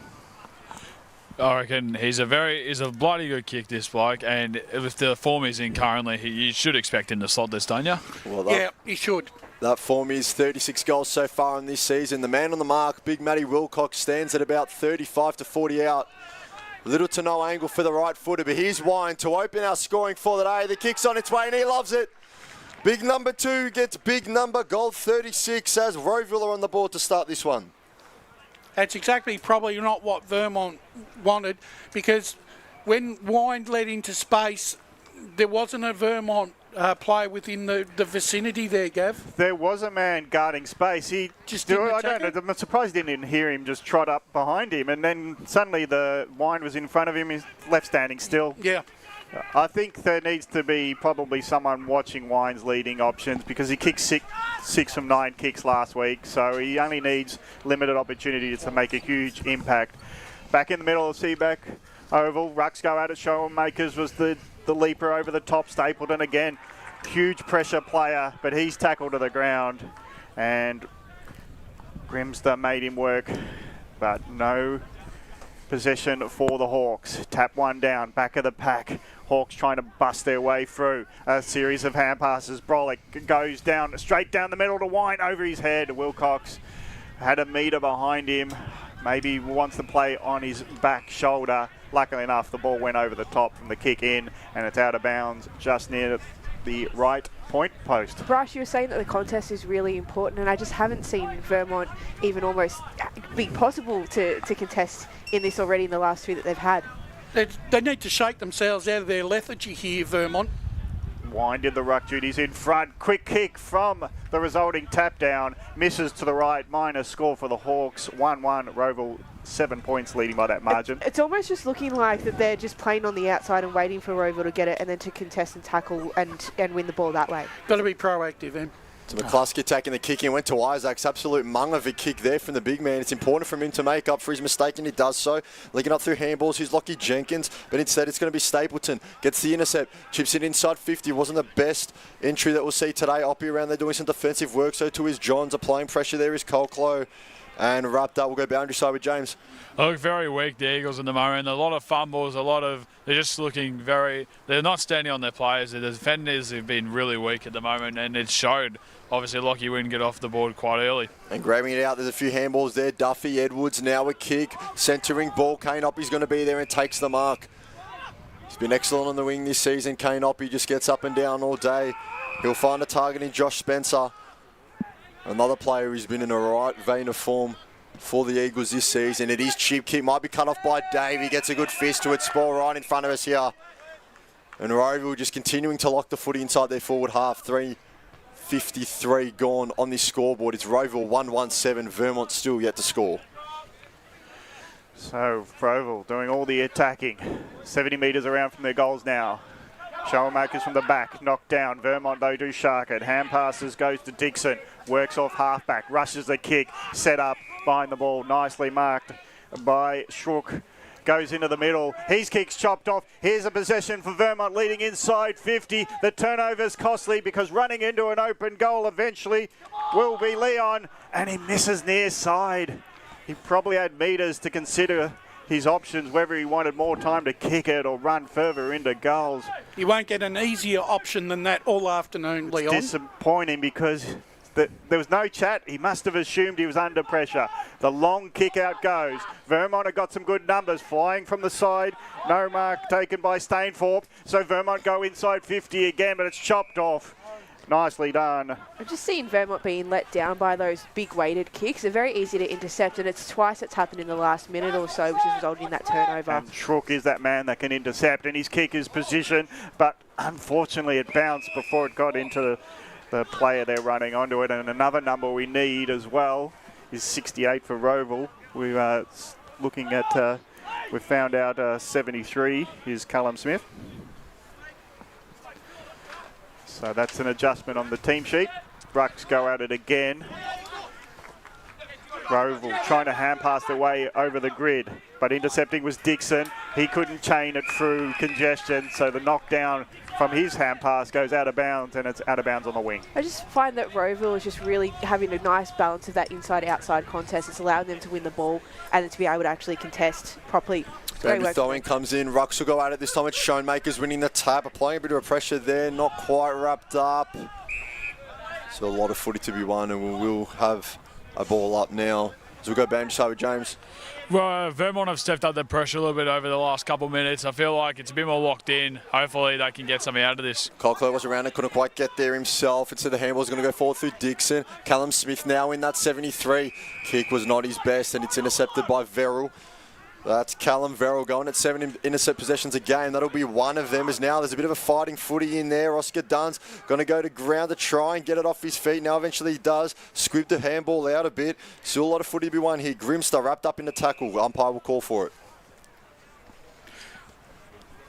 Another poor fumble from the Eagles that has cost them a stoppage, and I feel like if they keep doing that, they're just going to work themselves out of the game. A little bit of a shaky start as Buxton wins the hit out. Looking to spin out was Edwards. Got it on the right boot. He's a master of the centre clearance, this guy. And now Johns will do some sweeping up in the half-back line, and they'll look to switch it out to big Matthew Wilcox. He has a bit of work to do. Fully will set up nicely for him as he's pursued. And now we'll look towards the centre wing, just out of bounds on the full. You don't want Wilcox kicking it out. He's not the precision passer. So Vermont will have to see if they can get some runners back when they are. Zach Tulloch's wearing the number 68 instead of the 53. Thanks for that. So long ball for Rowville. Flyers go at it close to the boundary line. Spoil comes in nicely by Smith, Henry Smith. And it is... Scoots Ward came up with that one, Gav. He did a great job, so yes. There you go. Well, I waved at him and I said, this is your job. Give a man a task. It's great to see someone come through for us. And wrapped up in the tackle is Lachlan Jenkins, and he hands the ball back to the umpire. Buxton, yet to impose himself in the ruck contest, does take front position, knocks it down. Jenkins got tackled without it, he thinks, but the umpire doesn't agree. Brolick scrapping for it, but it's Vermont. Through Jenkins, getting a hand pass received, but he's knocked off the ball with the tackle. Long by in. Kick in, and that was Schoenmakers getting it long, but too long for his teammates and out of bounds on the full. So Vermont would just look to switch play here. Mark taking Grimstar, gives the handball receive off to Harry Isaacs. And his kick picked off, and they'll play on immediately with Rowville. They go quickly. They smell blood here, the Hawks. There's Stainthorpe, couldn't quite take it cleanly. Vermont looking to repel now through McCluskey. Mark taken on the wing. That's Noah Burke. He was brilliant in that radio game against Berwick. And now the spoil gets the footy over the boundary line, and we'll have a boundary throw-in true centre wing on this far side. Well, the one thing that Rowville are doing is they're just making sure that Vermont get no clean possession whatsoever. Well, they're on the outside, Brash, that's why. They're doing a fantastic job of it so far. Buxton got two hands to it to try and bring it down, but it will be Rowville out of the middle again. There's Brolick, gets it to Nashua. Nashua Wood there, and they're going to keep moving it forward. Brolick again, second possession of the chain. He's going to go at goal, and it's going to go through. He loves it, the big man in the middle. And Rowville get the next major of the game. 2-1-13 plays Vermont 0-1-1. You just can't afford him to let the skipper run through the midfield unopposed. Oh, it's just those little moments that Vermont are lapsing. It's actually quite even in the way that the game's being played in some elements. It's just Vermont have a lapse of concentration and things like that happen, and that's the result, unfortunately. Well, it was the second time Brolick ran through the middle. This time he said, I'm not passing this off. I can see goals, and he went for it. And what a kick he is. And that was the perfect kick in the conditions. He kept it low. Yeah. And that's going to be key for this game, because as we've already seen, those tall ones, easy to intercept, and they're not going where they want. Because if it went high, that left to right into us, the cameras here, would have maybe put off the kick. Long ball clearance for Vermont, but they just don't have the players to receive it yet in their forward line. Tap paddle forward for the Hawks. They're under a heap of pressure, but they've got the guts and the determination to get out through Duffy. Knocks it on to advantage. Now the Hawks might get open on the outer side. Edwards has to trace back to get the ball. Hands it off to Woods. Woods hands it off to a guy who's under a heap of problems. And just on that, just a guy that didn't even get the footy there, but just the speed of Rowville. So Stapleton just running and supporting really puts the pressure on Vermont, because it's like, who are they going to go to? That's right. Wilson are laid in. Great tackle applied for the Vermont player. So he held up what was some momentum for the Hawks. Tackle this time by Stapleton. What a great pressure player he is. And Buxton will hand it back to the umpire. He'll do the ruck duties against Schoenmakers. It's like a basketball tip-off. They came from two different directions. Nullified, but at ground level. It seems like Vermont's getting into the game. Jenkins, close to the boundary line, gets knocked off, and it's out of bounds. So they're getting around the ball. It's just the kick to the next player is not connecting. But the other problem they've got is Schoenmakers is jumping all over Whale Buxton, and that's going to cause an issue for the majority of the afternoon. He's been the benchmark ruck of this Premier Division competition so far this season. We'll see what he can do here as a boundary throwing goes over both rucks that time. Wilson couldn't quite get it for Vermont. Now it's going to be extracted by Jenkins. Got a handball off. That one went to Askew. Now they're working a 4 through one more. Mark taken on the wing. A chance now for Noah Burke. St Kilda listed VFL player as his kick just goes off the hands of a defender, spinning out. Away with the ball is going to be Kane Young. But now Vermont have it. There's a shot at goal. It will just be pulled to the right. Didn't come back across enough, so just a minor score for Vermont. Their second of the days are 11.5 gone. I do like that at least if they're getting the ball into their forward 50, they are having shots on goal. If they can convert, it'd be a very different story. It'd be 12-13. So they're not missing out on too much here. Well, the fly might have been into the back, but it's been paid advantage as Taylor got over his player. Now it goes forward. Schoenmakers stands up after running. Hand passes, tries to get Taylor again, but the numbers are with Vermont. Now they're just trying to work their way through. Under pressure, Askew. He took on the physical battle, but his kick was rushed, and it's been chopped off by an opposition player in Gamble.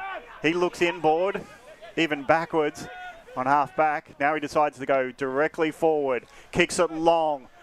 Late will be the high fly as Wilcox goes the punch. Wine stay to the back. He picks up the ball, hands it off. Open goal. Hawks get it again. And it's that man Wood who was on the end of the hand pass. How did Wine stay out of the contest and it fall to him? Well, Wilcox went the punch and it just landed in Wine's lap. Yeah, Wood was a good probably 4 or 5 metres away from that and just waited and didn't get sucked into the contest. That is good football. That's the stuff we love to see in Premier Division. So that's 3 goals, 1 now. Rowville 19, leading by 17 over Vermont, 2 minus scores. And they go forward, they score at the moment. And just lucky they've got the net at the back of the goals, because that was going for a goal on the other oval. He got excited, he nearly fumbled it, and just as about to call him, here's the easiest goal in the world, he fumbled it, and it actually put me off too. So a rare mistake there from Matt Wilcox in the contest, who's seen their back six so far, Vermont I should say, just a bit scrappy at the moment, but here's Stapleton looking to extract it out of the middle for Rowville. They go backwards to go forward. G falling over himself. There was Archie Stainthorpe. He makes up for it and laying the tackle. Even the guys in there that have been good so far this season, like Harry Isaacs for Vermont, just a bit inaccurate, a bit inefficient with his disposals at the moment, as Dunn will do the ruck work and turn tackler. And what we're seeing here is that all the Vermont players are going in to hunt the footy, and they don't have anyone on the outside. It's why there's so much contest going on at the moment. So both ruck ones off the ground at the moment as Colclough got it to Stapleton. His kick just went forward. They'll look to go back through askew. Here's Harry Isaacs. What can he do by foot? Just pump it down the wing, look to take territory, and just about getting there. And he did get there, yes, was Riley Askew. It's brother of Kobe Askew? Yes, I believe so. So Riley will go forward. Gee, it's a booming kick. Few numbers out the back for Rowville. It's off fist. There's Wood, the previous goal scorer, head over it though. Chance, Barlow stepping out. Cooper Leon, he won't miss that one. He was never going to miss 2 from that distance. And there's Vermont's first of the day, going the way of Cooper Leon, courtesy of some fancy footwork from Kai Barlow.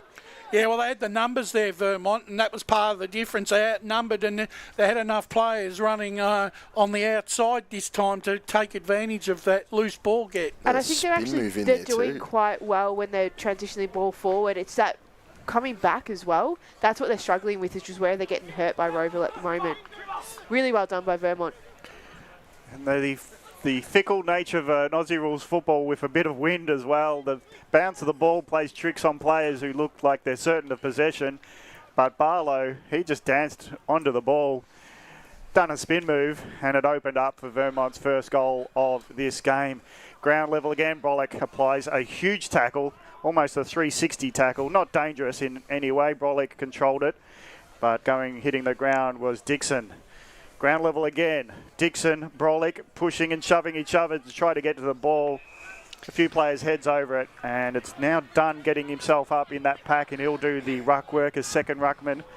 See what influence he can have against Schoenmakers. Kick from mid-air by Dixon goes forward. It's a hopeful one, but Stapleton's there to pick it up. Hands it off to Woods.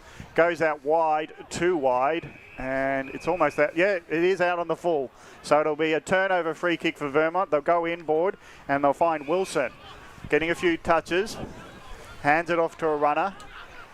Now Vermont from centre back. Load up. The middle of Seebeck Oval. Flyers go for it. Ground level. There's a lot of Eagles here. And it's done. Hand passing it off. He might be a receive hand pass. It just didn't hit from Spencer. So can Vermont butter up? Long kick goes out wide where the Eagles have got the numbers. Will the boundary kill it? No. Yes. Well, I say no in that I'm disappointed for the Eagle player who knocked it back. But yes, he ran out of space. The last couple of minutes, Vermont have just upped the ante a little bit, just upped their pressure a little bit, which is good. Right, contest done, grabbing it out, gives off, hand shot at goal from Smith. He's going to go out of bounds on the full. I just don't think I don't think we were seeing that two-way running in the first couple of minutes from Vermont, and so we're starting to see a little bit more of that, at least offensively in particular. So that's a difference, Brash. So Rowville will look to bring it back in. They'll just look to switch play across their defensive 50. Mark will be taken by Martingale, who looked to use Wood early, but then thought better over it. He's got a few options down the line here, and he will abide. One of them that's going to fly is Seth McDonald. Takes it well on the chest, read it well. And Rowville just setting up down the line here. He does have an option back to Martingale, and he elects to go that way. So the Hawks just happy to control possession for the time being. There's Cal Verrill. Goes one further. They've switched it back and forth across this defensive 50 now, but that's the thing. They're still locked in. And they'll look to do it one more. Callum Verrill out here now. Kick was overdone. That's all it takes. He's going to be set upon now. just gets a bit of a mongrel kick towards the wing. Woods around there. He's happy to just let it go over the boundary line. And look, that's a testament to the way that Vermont were just set up then, so not allowing them an easy kick in, which meaning that they had to switch the ball across, and to be able to not even kick from that and have to switch back, really well done by Vermont. So the rucks will be ready to go at it again. Again, it is a 2 relief rucks. Oscar Dunn for Vermont. And it's Zach Tulloch in there for Rowville as Colclough was set upon immediately, extracted by McCluskey, got boot to ball. Playing at the front, good intercept mark there from the Hawks defenders. And they'll just look to switch it out to the far side wing as the mark's going to be taken by Liam Coghlan. A couple of short options on. Stainthorpe inboard, goes even further backwards. And Colclough has got it again. His kick. Looking for Schoenmakers and the teammate Verrill. So Cal Verrill gets out of laser of a kick. Yeah, beautifully pinpointed.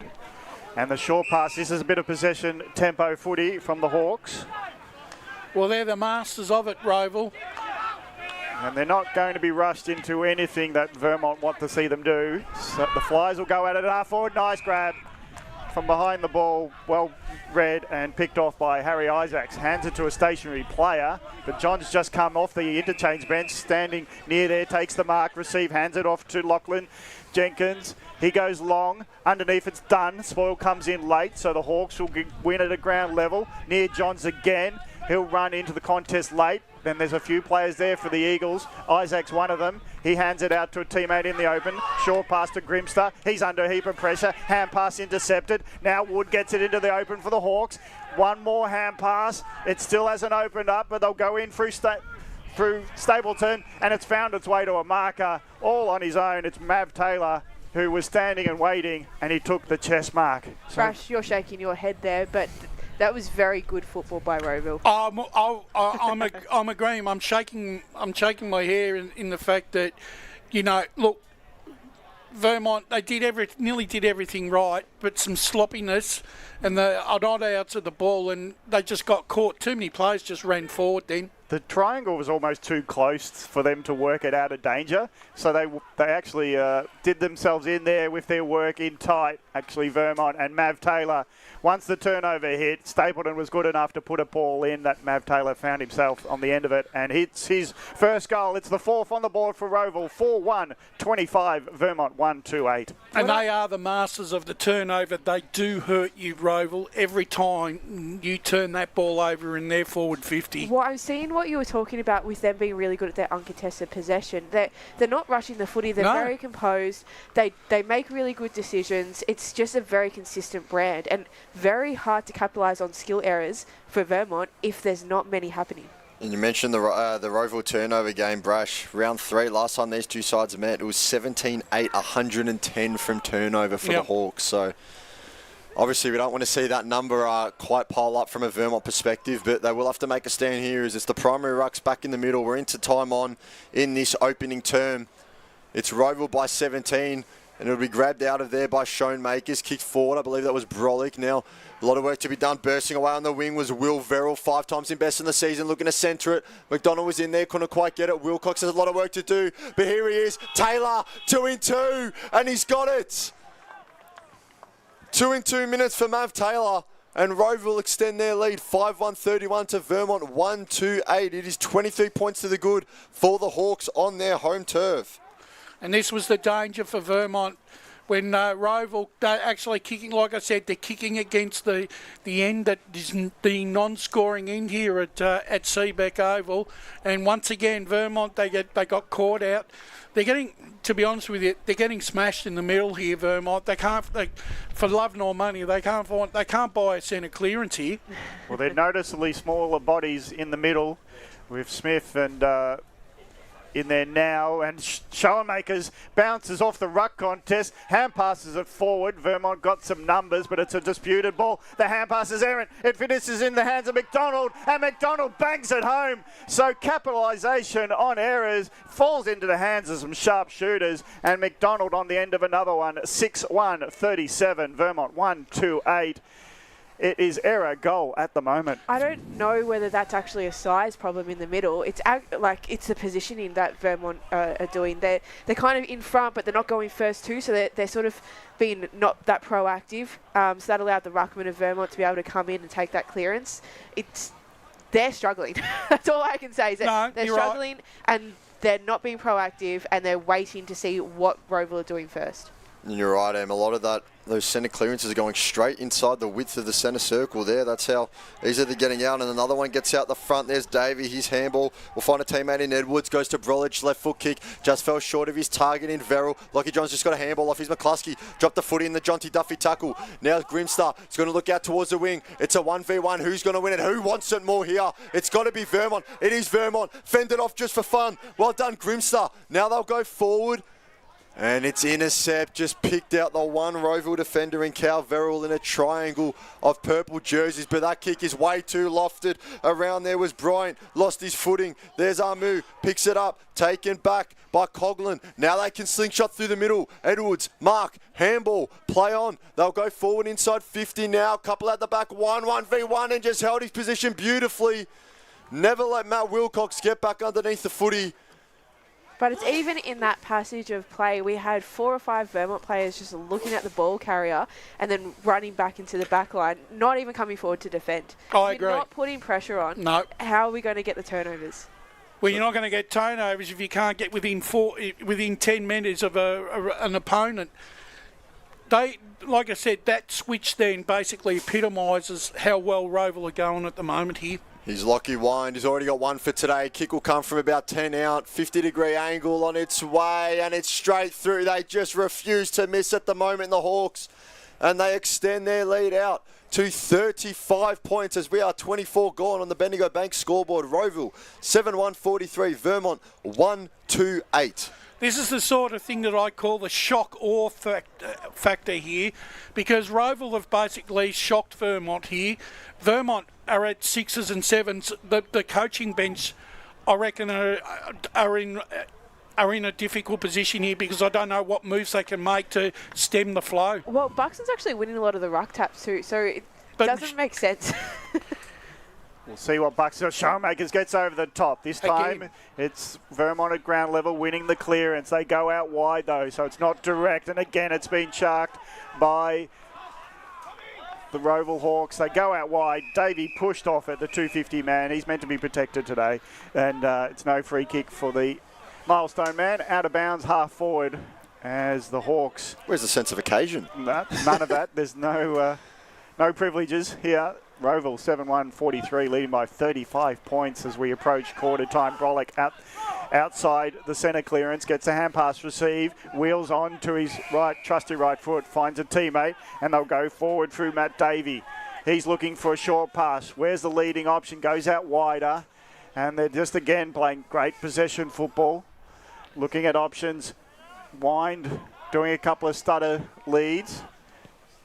Long ball going to the teeth of the goals. Wind, well, he nearly marked what was going through. He didn't know that to be the case. And Bryant will do the clearing work out of the bit.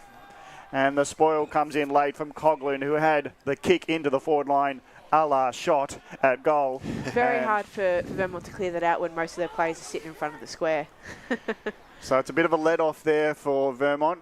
I think Wind had every right to go for the mark, but in the end, if he didn't, it might have gone over his head for a goal. As the ruck contest doesn't event to nothing, and or does event to nothing, and it will be another ball up. So it's 50 metres from Rowville's goal. Rucks go at it. Ball's thrown up in the hand pass, and it's another tackle. Congested contest it is. Buxton knocks it down.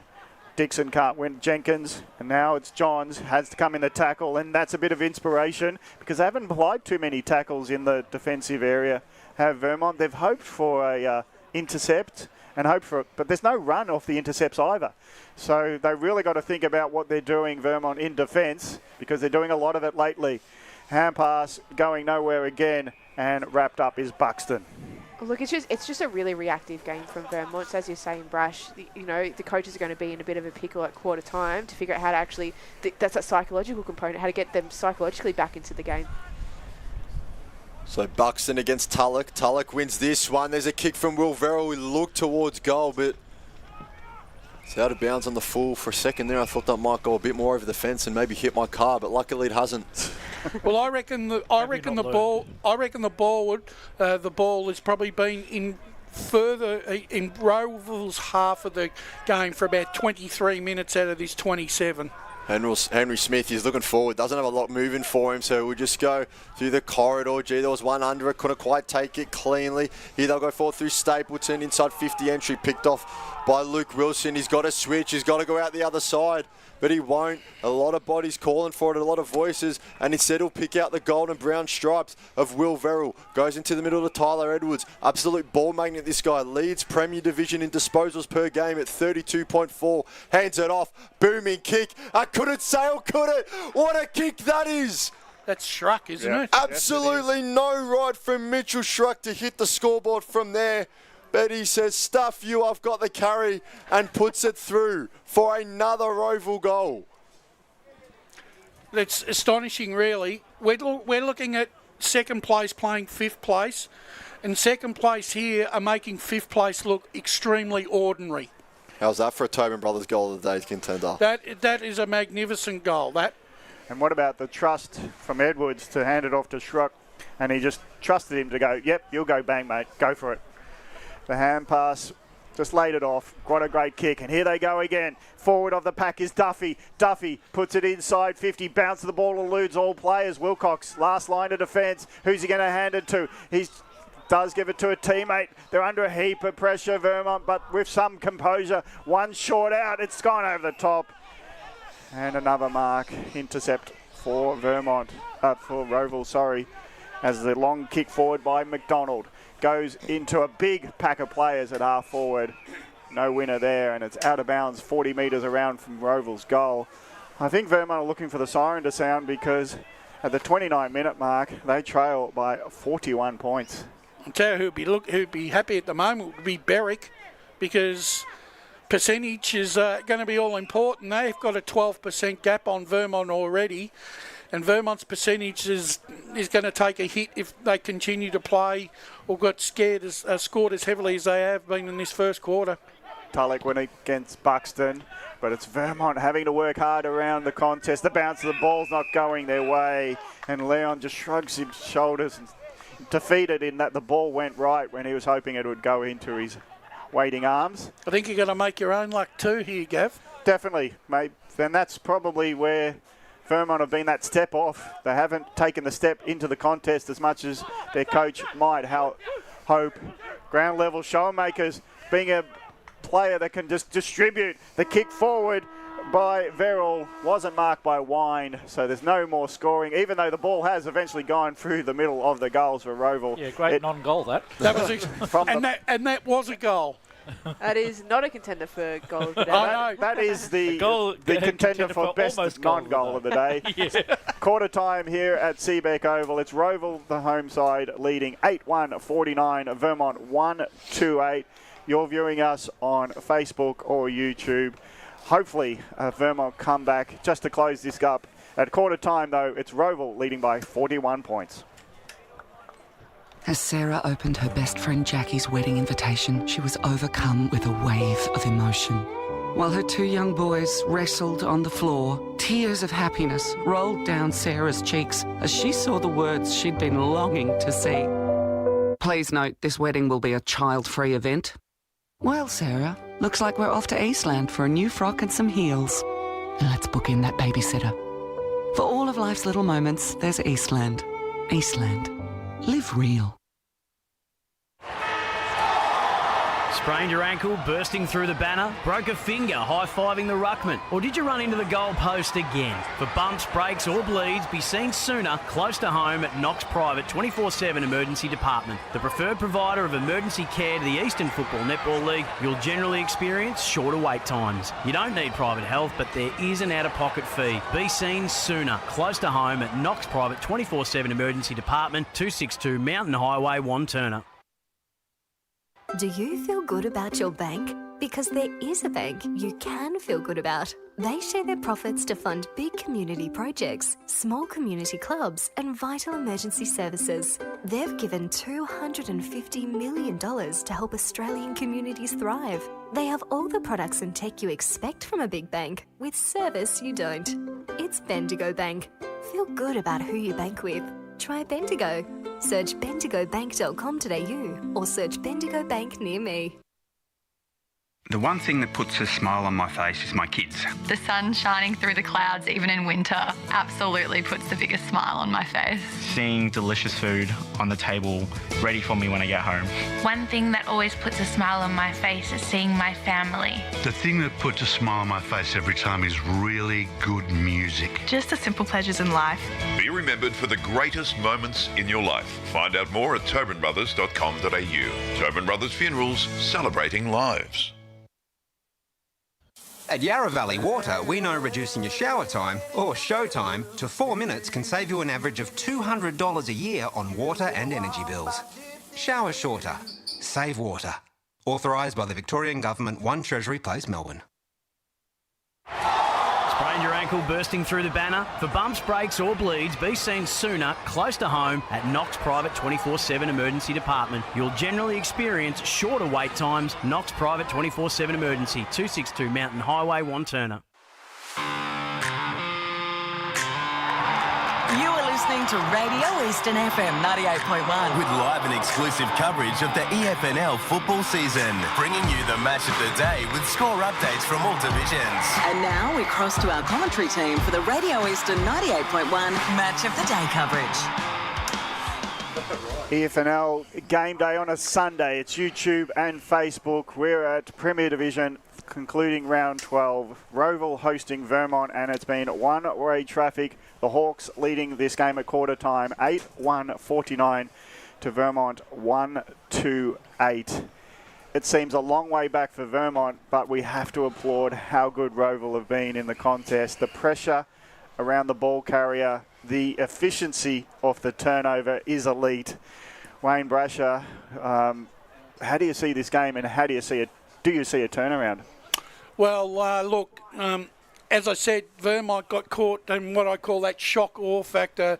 Rowville just blitzed them in that first quarter.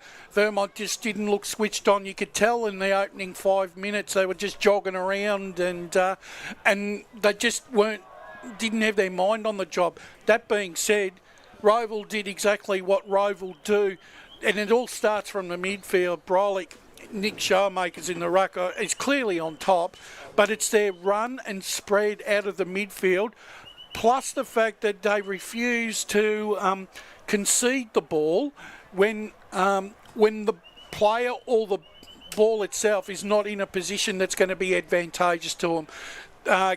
The goals in that time on period, they were well crafted, I thought, but also too the fact that the bounce in some cases didn't go the way that Vermont would have liked, but at the end of the day, you got to make your own luck.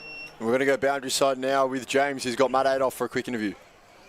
So, Matt, how do you reckon the boys are going so far in this quarter? Obviously we've been challenged in the middle of the part of the ground, and obviously the scoreboard says it all. But I don't think it's obviously not fluttering on the scoreboard, but I don't think we're going that bad. Just probably not taking our opportunities going forward. No, I agree. I reckon the kicking accuracy will probably improve. What's your view on that point? The what, sorry? The kicking accuracy. What's your point of view on that one? Oh yeah, look, probably just not even getting enough looks forward, but probably hurting ourselves by turnover through that middle part of the ground. But that's okay. There's still 90 minutes left. What do you reckon needs to change for this game to be turned around? Oh, not a lot. I think we just got to keep coming forward to defend and bring that energy. I think that wind probably helps a little bit, but we just got to knuckle down and just get the balance around the stoppage a little bit better. Yeah, all good, mate. Appreciate the talk. Thank you. And it is that coming forward to defend that I think is pivotal for Vermont. It's that proactiveness, not reacting, and then just lowering the eyes a little bit more, having more of those trigger kicks, lower flat trigger kicks. It is, I wouldn't say it's 50-50, but I also don't think the score is reflective of the way that Vermont is playing. Yes, they should be losing, but not with this amount of score. They had some really lucky shots before, don't you reckon, Chris? Yeah, I do agree, and I have to agree as well with what Matt Adolph said. I know 41 points is a fair way back after a quarter, but I don't think they're entirely out of it just yet. They just need to take some pride in their defending. It doesn't mean lay more tackles. It means when you lay a tackle, get around your bloke, get around your teammate, pull a jumper, get some energy in that middle, because that's what they need to bring themselves back into this game, as we're just waiting for the final patrons to get off Seebeck Oval, and we're just about ready to get our second term underway, and bringing us in will be Gav Casey. Interesting to see the debutant Archie Stainthorpe, the third Stainthorpe to represent Rowville Seniors, is in the middle. And he's up against Jenkins, and he'll get his hands on it. He just overran the ball, but he's got some help from the teammate. Off the back of the square, it's Schrook again. What a great goal he scored from the defender. Kick goes forward, bounce of the ball, just gets out of the way of Stainthorpe there, trying to get involved, the young player. But Vermont are half back, steady, and the kick finds Smith. 73, hands it off to his teammate, and they're off and running. Jenkins and Dixon go forward, but who have they got forward? There's a tall back for the Hawks, and they have been intercepting all day, and Amu looks a bit forlorn as he sees the Hawks go the outer side. Trying to go forward is the Hawks. They've steady with possessions. Their efficiency is high, and it's in the hands of Stapleton. He's looking around for options. He might go out wider again in the middle of Seebeck Oval. Decides to have a bit of a run up with the long kick going forward. Wide! Nearly took a screamer. Went straight up over Wilcox. Didn't take the mark. Ground level though. It's still the Hawks up amongst it. Colclough tried to get that going. His hand pass into the open just suits the Vermont defence, but they've been rushed when they kick it, and the numbers are with the Hawks. Late punch in comes through with Martingale. Ground level, it's all Hawks now. It's in the hands of Schrook. Schrook from 70, loads up, long ball. Umpire sees a push off in the contest, and a leaving free kick will go the way of the Eagles. Just down at the Rowville bench, all smiles down there as well. Really happy with the forward pressure. Sorry. Blake is so keen to get a touch of a footy. Gets a disposal as well. He never lost it. You should have seen at the amount that he had yesterday at Montrose as well. I reckon he's missing his playing days. All happy smiles down there. Very happy with the smalls forwards from Rowville that are really adjusting to the pressure, and just the hunt and pressure. That's really the only thing that Ben Wise was talking about. So it's Davey here looking to bring it out, and he's more than happy to see the boundary line as he's telling the umpires that one was over. Well, the supporters next to me didn't want to grab the ball, so what else was I meant to do there? Let's go to the Stats Centre for Blake Tennant's possessions today. You're going to set the tone down there, Blake. And that is a Blake Tennant on 2 possessions so far. So it'll be Buxton grabbing it out of the ruck. In case you couldn't tell from our commentary so far, there is still a game of footy in front of us, as the umpire will call for the ball. So what is football? As Buxton will get the big left hand to it. Looking to bring it out there was Smith. That was Callum Smith, but now they get it out. Kick was smothered. Still a lot of footy to be won here. Cooper Leon got his hands free so he could get a handball free. Now here's Dixon. Gets it forward. Looking for the lead-up option around it. Got to the back. Burke, chip kick. He'll find a teammate. That's great football. That's the kind of stuff that we want to see from Vermont. They've had a few passages of play where they've been able to do that. Now, Rowville do have an extra down the back. So with that extra, it is easier for them to intercept, but obviously they've been able to execute in this forward 50 entry, but that's why they haven't been able to have those conversions. So well done Vermont for first couple of minutes. So it's Adrian Kalkowski, no angle kick will come from about 40. God, they need this, do the Eagles. It's on its way. Goal umpire's drifting right, and that's exactly what the footy does, just a minor score. So a step in the right direction, but it needed to be more than a step at that. And that's the difference in these sides. Efficiency by foot has been a stark difference. And there's a mistake from Rowville just as about to wrap up how good they've been. Amu from back, front position. He's got 3 to beat. Hawks don't know that they had it raffled between them, so they're tapping it around. Now Vermont take it off. Amu's got a hand pass, gives it out to his teammate in Barlow. He finds another teammate. They're mucking around, but they're trying their best to get a shot at goal. Finally it comes from a man under pressure. Knocked off the ball, was nearly, and it was nearly a goal, but it's a point. Another example of it, they're bombing the ball into a 1-on-3 or a 1-on-2. That Rowville have great numbers down the back. They need to actually be lowering their eyes. so they can get clean entries. Schruck just looking to relieve a bit of pressure by taking territory. Buxton had two hands to it, but he went straight through them. And now here's Spencer looking to extract the foot. He can't quite get a clean pick up, and that ball will just make its way over the boundary line and out for a boundary throw-in. I think the hardest part is every time there's a Vermont player near the ball, I'm almost seeing triple. Like, there's always 3 Rowville players to 1 Vermont near the contest. Buxton and Schoenmakers. Buxton got the hit out. Wilson got bumped off it. There's Coughlin, just got it off the outside of the boot. Intercept mark taken. Kane Oppie. It's just brown and gold everywhere. You're exactly right, Brush, at the moment inside that 50. Oppie will go himself. He'll load up the left boot. It's going to sail, and it just dinks the post. And that one's unlucky, but a 5-on-2 is what he would have been passing to. So Rowville doing really good with those numbers down back. Probably the right option in the end to just take himself. Schruck's kick in was asking a bit much of Gamble, but he did well in there. Mitch Gamble gets it down the corridor. Vermont intercept mark. This is where we need to see the energy. They need to go now. Askew gets it wide, finds a teammate. Wrapped up in a tackle immediately. Lucky.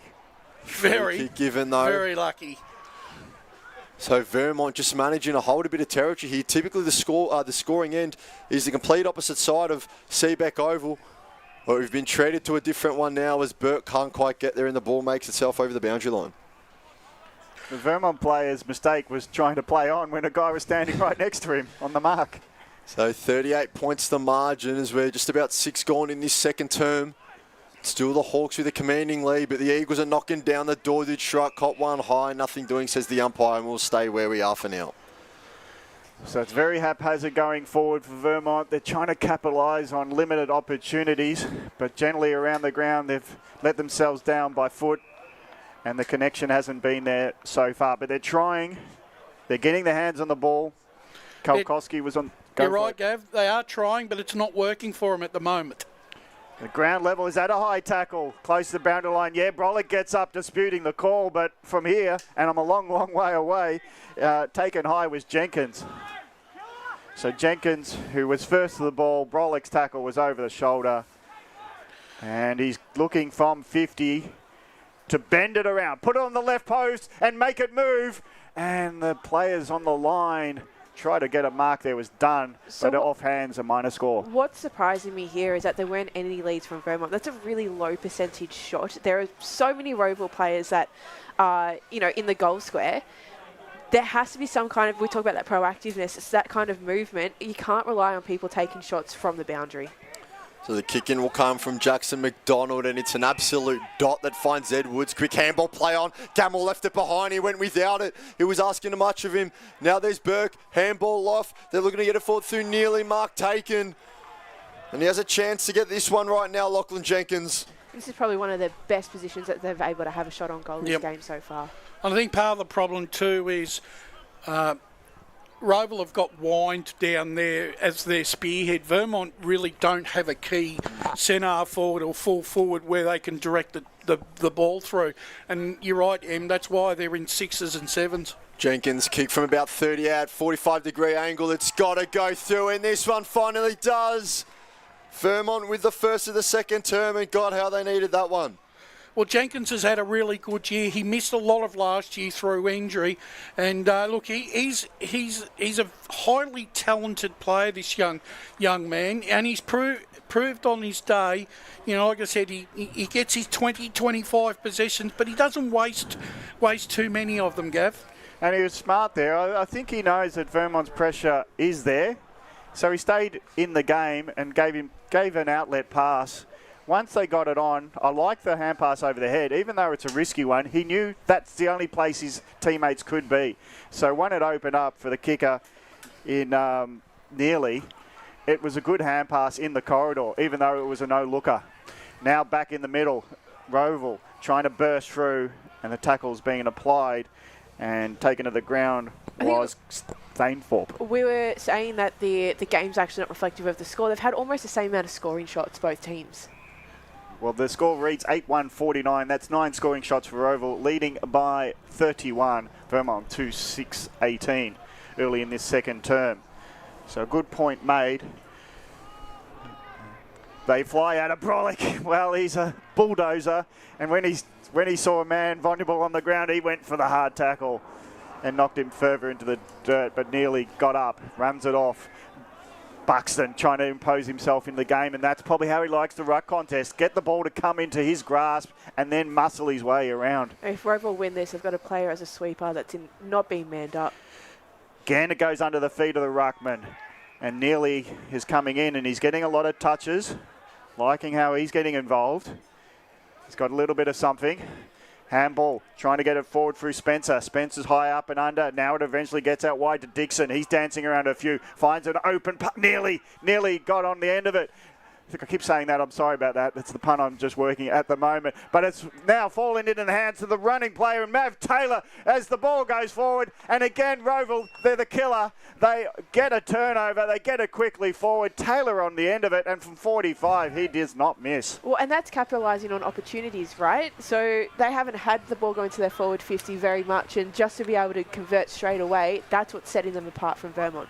I feel like at this point for Vermont, it's a game of almost. Like, they've been so close so many times to drag back this margin. They just haven't capitalised at all, and I feel like that's what's killing them at the moment. It's an absolute backbreaker, that. And interestingly enough, with all of that territory dominance, a lot of it's come in Lachlan Johns on the interchange. He's still here now. It's been about 6 or so minutes that he's just been stood in front of us. So an absolute backbreaker there for Vermont, but they need to respond here, and they're looking to do so through Josh Spencer, who gets it to Dixon. Bit of a shamed kick. Jackson McDonald was under it. Matt Davey flew for it. Couldn't quite get there. Barlow applying pressure, looking to just get it out by any means possible. Callum Smith. Now the kick for inside 50 goes from Thomas Grimster. Marningdale did well. Karkovsky's going to bring it out, and it's just going to find its way over the boundary line. A few hopeful appeals for out on the full, but nothing doing there. And that basically epitomises Vermont's forward 50. They don't have a key forward that can take a big, strong, contested mark in that forward 50 at this stage. That is evident. Obviously, Sam Wiedemann's still out. As for the time being, is in there was Dixon again. He's got his hands on the footy a lot so far, Lachlan Dixon, in this second term. Is there a chance Buxton could go forward? No. No, you don't like it? Not at all, mate. Enough said there as the rucks will cancel. They chull it out. Bulldozing through, getting wrapped up in a tackle there. Fantastic bit of defensive stand. As looking to run through his chest was Archie Stainthorpe, and he gets a bit back there. Now Barlow, handball, couldn't quite get it. Nearly wrapped up in a tackle by Stapleton. Barlow again gets a handball out. Right foot snap will come from about 45 out. There's a few on the line. One of them Shonemakers. Footy drops short, just about got the fingertips to it to rush it through for a behind. That's the first time that I've seen Vermont actually not go in and congest into the footy and actually hold their structure and space. And again, Rowville, they're great at hitting passes when they need to, just to slow the game down, because they know they don't have the ascendancy in the contest. So it's in the hands of Coughlin. Coughlin goes out wide and long. Again, slow football, but it's been chopped off this time. And it's Vermont going to Buxton in the middle. Who's the hand pass going to go to? He's got a runner. Now the pass goes in long. It's over the head of Burke, and it misses to the left side. So Vermont just not taking their chances when they go forward. Well, they've got really no other option other than to have a shot on goal, because there's so many Rowville players that are rolling back. There's always 4 or 5 that is sitting there in front of the square or halfway up the forward 50 for him. Schoenmakers takes the mark from the kick out, gets it to Edwards. Edwards looks left, looks right, looks backwards, goes sideways again, slowing it down if they can, because they know they're not in their ascendancy, but their efficiency through goal means if they go forward, they'll have the forwards to take advantage. Ground level again, pushing off his opponent was Verrill. Now they go inside 50, and a mark's being taken again by Schoenmakers. Hand passes off. Now it's a long shot, close to the boundary line, misses just about everything, sneaks in for a minor score. So that's the first blemish in a long while at shots a goal. Rowville 9-2-56 leading Vermont 2-7-19. Unlucky for Vermont, because once Rowville do get the ball, they're having opportunities to have shots on goal.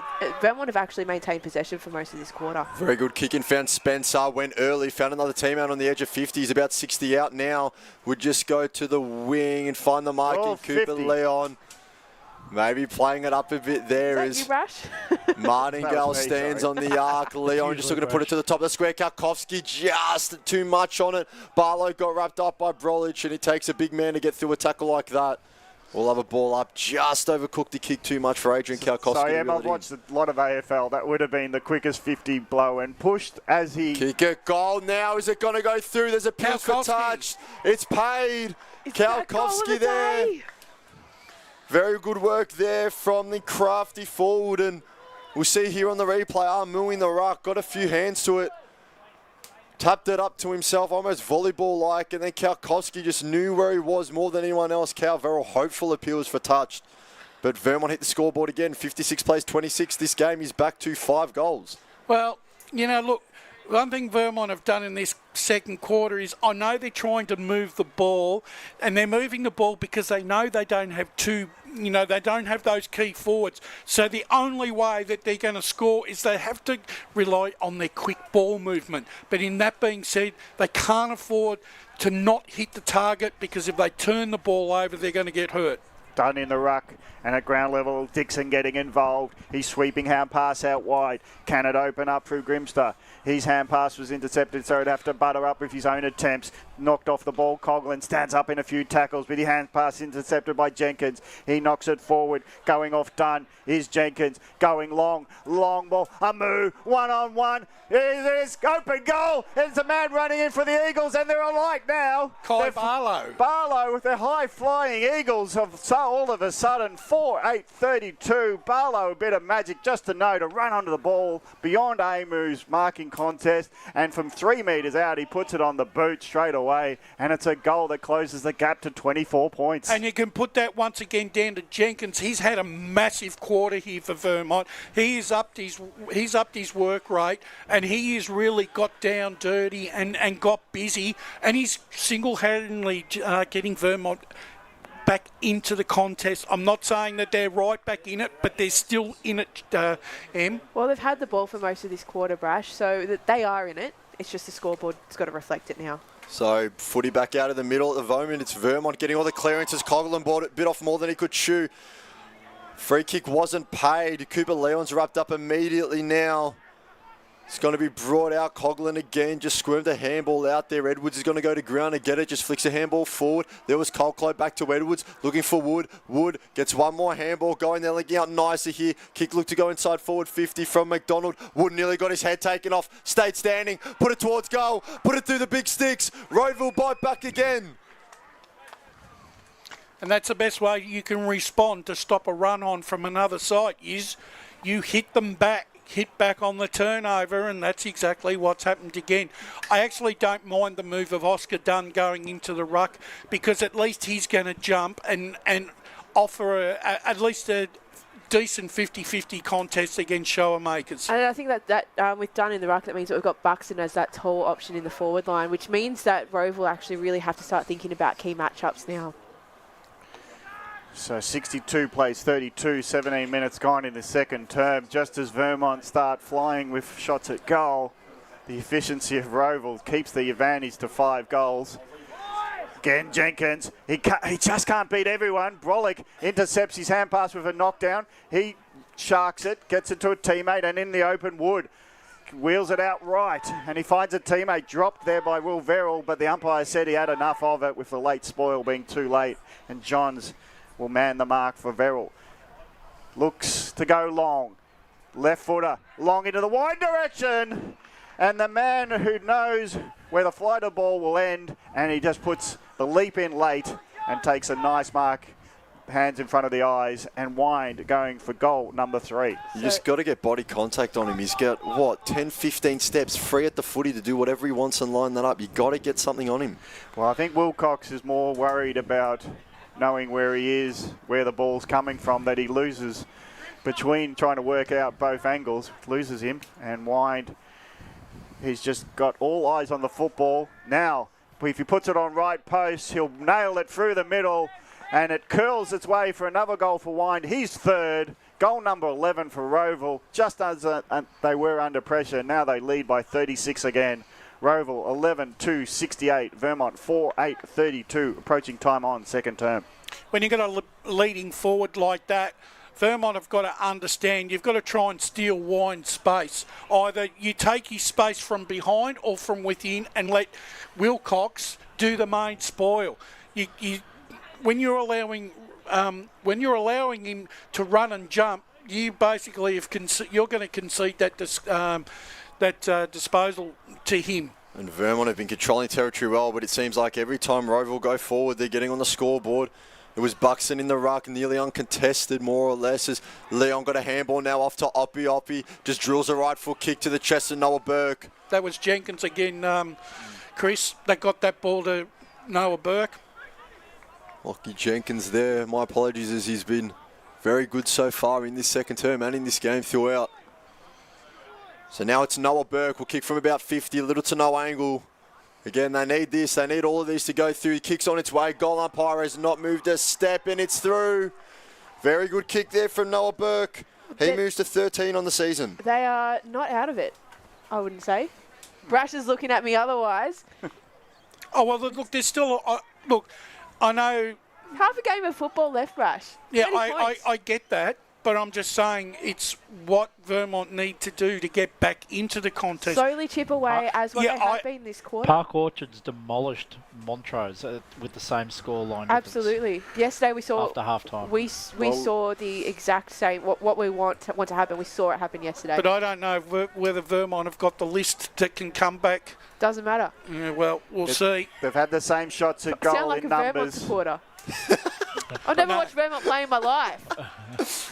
I'm a realist. Yeah. Secondary ball up as the ruck contest didn't clear the centre circle. Ground level, Spencer. Takes the ruck work of Buxton well. The push by the Vermont forward has not been unseen. And it's Gamble who'll take the free kick. Goes out wide. Heap of pressure on the receiver. But it's been marked by Stainthorpe. So Kyle Stainthorpe looking at another short pass just to hold up. Again, when they're under pressure, they slow it down with kick, mark, football. This time it goes out wide. Ground level ball though. Hawks got some numbers. Running, looping hard pass for Verrill. Verrill tries to take on the tackler. The boundary line's his assistant because he was wrapped up by Wilson and ran out of room. But it was a great tackle there by Wilson to corral him and then apply the physical tackle. 13 shots apiece, but it's the efficiency going forward. 11-2 to 5-8. Rowville leading by 5 goals. Again, ground level. Jenkins, Smith. Jenkins again. Hand pass, shrugs off a tackle. Gives it to Spencer. He's shrugging, running around tackles. Hand passes it backwards to Johns. Johns gives it to Wilson. Wilson a halfback. This is better tempo and better position by Vermont. The kick out wide found Smith. Wilcox goes long. This might open up to Dixon. He's got a runner. He'll take the man on the mark. Gives it off to the runner. And here he goes. Long ball goes into the forward line. No mark taken. Ground level ball will be by Gamble. And they mucked that up, Vermont, just as they were looking good. That was very nice structured play, though. We didn't see any of that in the first quarter. So it's out wide. And now it's Barlow. He's kicked a couple. Gets it out to Wood on the bounce. Well, he sort of throw handball, gets it back to Barlow. That's the one-handed wave at the ball. Did you see that? It was comical. It was a bit of magic hands. I'm sorry, I'm still on it. Do we get replays on the live stream? I think this is... Oh, you can look it back, yeah. And it's a turnover ball. Vermont off half-back, getting it to Dixon. Dixon will look down the wing, finds Wilcox, uncontested mark. They've got a 2v1 here. If they can get it to Kalkowski and the ball would just evade him. I'm really liking the change up in Vermont's forward line. So they've noticed that Rowville are pumping numbers down the back. They notice that they're deep, so they're keeping their tools at that centre half position. It's giving them a target at least, and it's changing the way that Rowville is setting up, making it harder for them to defend. So the Rocks will get ready to go at it. It's Showmakers against Buxton. They more or less cancel each other out. Nearly won the footy first there. And now they'll get it to that man in Callum Smith. Smith just looks inside 50. If he flies at it, Armu was there. It came off his head in the end. Still a lot of work to be done in there. And turning tackler is Josh Spencer, and they'll call for a ball up. I think it's really hard when you're doing those high kicks into a sea full of Rowville players. This is the only result that's really going to happen when they do that. Armu doing the ruck work. Leon got a foot to it. It was smothered, though, and that intercept mark is going to be taken by Josh Spencer. Gee, I reckon that was lucky. I wouldn't mind buying real estate off that umpire there, because I reckon that and in barely... Rowville, that's pretty expensive.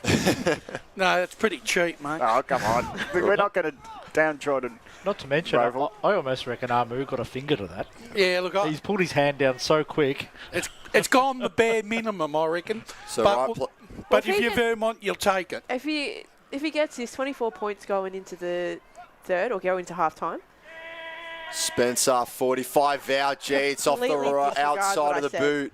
Completely mozzed in there. Thank you very much. And it's just a minor score. I reckon I would have had a better shot on that. Sounds like I heard a fake siren there too for a minute. It put me off. Let's test that at half-time, Emmas. We're 24 and gone in this second term. It's going to come out to the near side wing just in front of us. Boundary throw and umpire will call for it. Have you seen Will Verrell's nice skills up there? That's from me. I taught him. You know, I can kick. It was funny that the miss kick nearly bent back towards the goals. Yeah, there's a bit of wind that pushed it back. Yeah, so if you're going to miss kick it, shank it out to the left. Ground level. Rowville doing well in tight. Stainthorpe, hand pass over. Mav Taylor drifting back. Hands it to his teammate in McDonald. McDonald, great composure, of course. He hands it off to his teammate in Stainthorpe. And now they go forward. No mark for Wind. Ground level ball. Oh, sorry, that's Tulloch. Tulloch, ground level. Hand passes off to teammate. They're working in congestion. There it's picked off. Hand pass. Missed opportunity from Barlow. He's kicked in go the 40 it needed to, and it's been chopped off last line mark taken by Askew. Askew's got a teammate in the back pocket. They'll go through the corridor. Smith on the bounce. Doesn't get to him. Chopped off. Intercepted by Duffy. Duffy gets it onto his teammate McDonald. Around the corner he goes, but he went too long in the corner and missed it to the left. Minor score, Rowville 11-3-69, leading by 5 goals. Vermont 5-9-39. We're nearly at half-time. Well, he stopped attacking the ball there, Cal Smith. He just let the ball stop. He didn't attack it. I'd love to see the data that comes out from Premier Data on how many times Rowville have been able to score from forward 50 entries. So I know they haven't all been goals, but they've done really well with the limited opportunities that they have to at least have a scoring shot. So Wilcox took an eternity with the ball, got it back now, and he's made his way over the boundary line, so just hemmed in there at the moment. Rowville have worked their way back into this quarter nicely. They're just enjoying a bit of territory dominance for the meantime. 26 gone. You can see there on the Bendigo Bank scoreboard, the lead's been cut back to 30. Still a long way to go, though, as Tulloch battles against Buxton, gets an elbow to it. Handball came out, nearly was around there. Couldn't quite get a massive fend off there from Grimstar. Now they're going to chain up here. Bit of candy sold, had a bit of pressure on him. Bryant still got the kick off. Footy fell short. Shruck's going to pick it up for Rowville. Get it to Edwards. Edwards' kick is smothered. Now they're going to go forward one more through Colclough. Footy's just going to find a bit of grass. McDonald's around there. Wind working hard. And we'll have a boundary throw in just inside the forward 50 pocket of Rowville. Vermont need to make a stand here. It would really hurt to let this slip back out to 6 goals. As the Rucks will go at it, Tulloch takes back position. Buxton gets a left hand to it. They're going to bring it out. Look for McCluskey. Footy wouldn't quite sit up for him. Pressure in the back from Stapleton. Ushered over the boundary line from Henry Smith. And we'll have another boundary throw in. Well, Vermont they were almost close, almost getting into it. If they can get the ball out of defensive 50, get it towards their forward 50, without a scoring shot will give them a bit of momentum going in. I don't think 5 goals is actually that much going into half-time. Sustained pressure from the Hawks. Buxton just gets a left fist to it. He's looking for Neely, wrapped up against Davey. Umpire will call for it. So just the life being sucked out of this term a bit late on as it's become quite a cagey few minutes. Buxton looks to solve that by grabbing it out of the ruck. Dropped it though. It's kicked off the ground by Jenkins. Around it is Neely. So to his Kai Barlow. But in the end, it's going to be picked up by Jackson McDonald. He'll get it to Davey. Davey looked to fend. Did he keep the footy in? Umpire says yes. Steps to his right. Looks for the lead-up option and just laced out Lockie Johns. I thought he was out of bounds there. And Johns will look to slingshot straight away, but Taylor's there and he's privy to it. 2v1 and neither of the Eagles flew, and it's Maverick Taylor instead taking the mark on the arc. This will hurt if he puts this one through. Would this be his 4th? This would be his 4th. Yep. He's taken his tally to 20 on the season with his 3 today already. And I believe it's been 3 goals flat, so he'll kick from about 50 out. The run-up itself starts from about 30 out from the man on the mark. But here's Maverick Taylor from slightly greater than a 50-degree angle. From 50 out, kicks on its way. It might be pulling right, and it does. So it takes it to 3 goals 1 as Rowville hits 70. 11-4 plays 5-9. It is the Hawks by 31 points as we are nearing 29 gone in this second term. It's very lucky for Vermont. That would have been very punishing. Had that as In transition, so many of the Vermont players are on their heels when the kick comes to them, and when it falls short, they're so often being swooped on by the Hawks. It's amazing to see. Probably needs to be more urgency in receiving the ball from Vermont to be stopping those intercept goals. And they did need a bit of a quicker transition moving out, because all the Hawks players have been able to flood back now, making it really hard for them to move the ball forward. Underneath it is Spencer, good mark. So this is a couple of kick marks from Vermont as they go forward. Now they've got players sprinting towards goal, and another mark by Burke, who he ran with the kicker, and eventually he was 40 metres away and he took the mark, and it was a disputed one. Great grab under heaps of pressure by Burke. That's unreal. It's a coast-to-coast, a kick mark. It's the cleanest we've seen Vermont all day. That's a really good mark under pressure too by Noah Burke. Needs to finish it off here. Definitely from a 45-degree angle. There's the siren. He can't deviate off his mark. Puts it on the left post, and it misses to the right. That's a lot of wind drift there, I think, and it's a minor score. So Vermont don't close the gap by 6, only by 1. So at halftime, it's 30 to difference.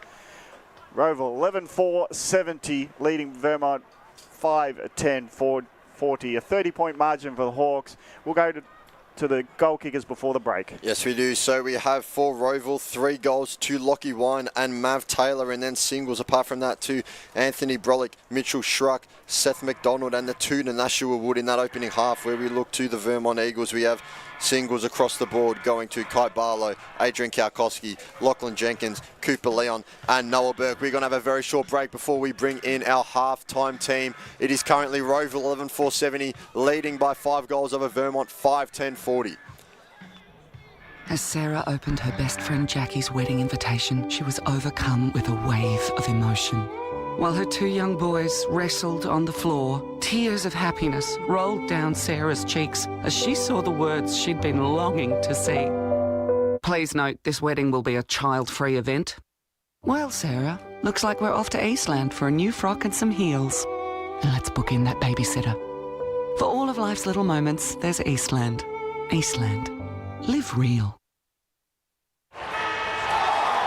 Sprained your ankle, bursting through the banner, broke a finger, high-fiving the ruckman, or did you run into the goal post again? For bumps, breaks or bleeds, be seen sooner, close to home at Knox Private 24/7 Emergency Department. The preferred provider of emergency care to the Eastern Football Netball League, you'll generally experience shorter wait times. You don't need private health, but there is an out-of-pocket fee. Be seen sooner, close to home at Knox Private 24/7 Emergency Department, 262 Mountain Highway, Wanturna.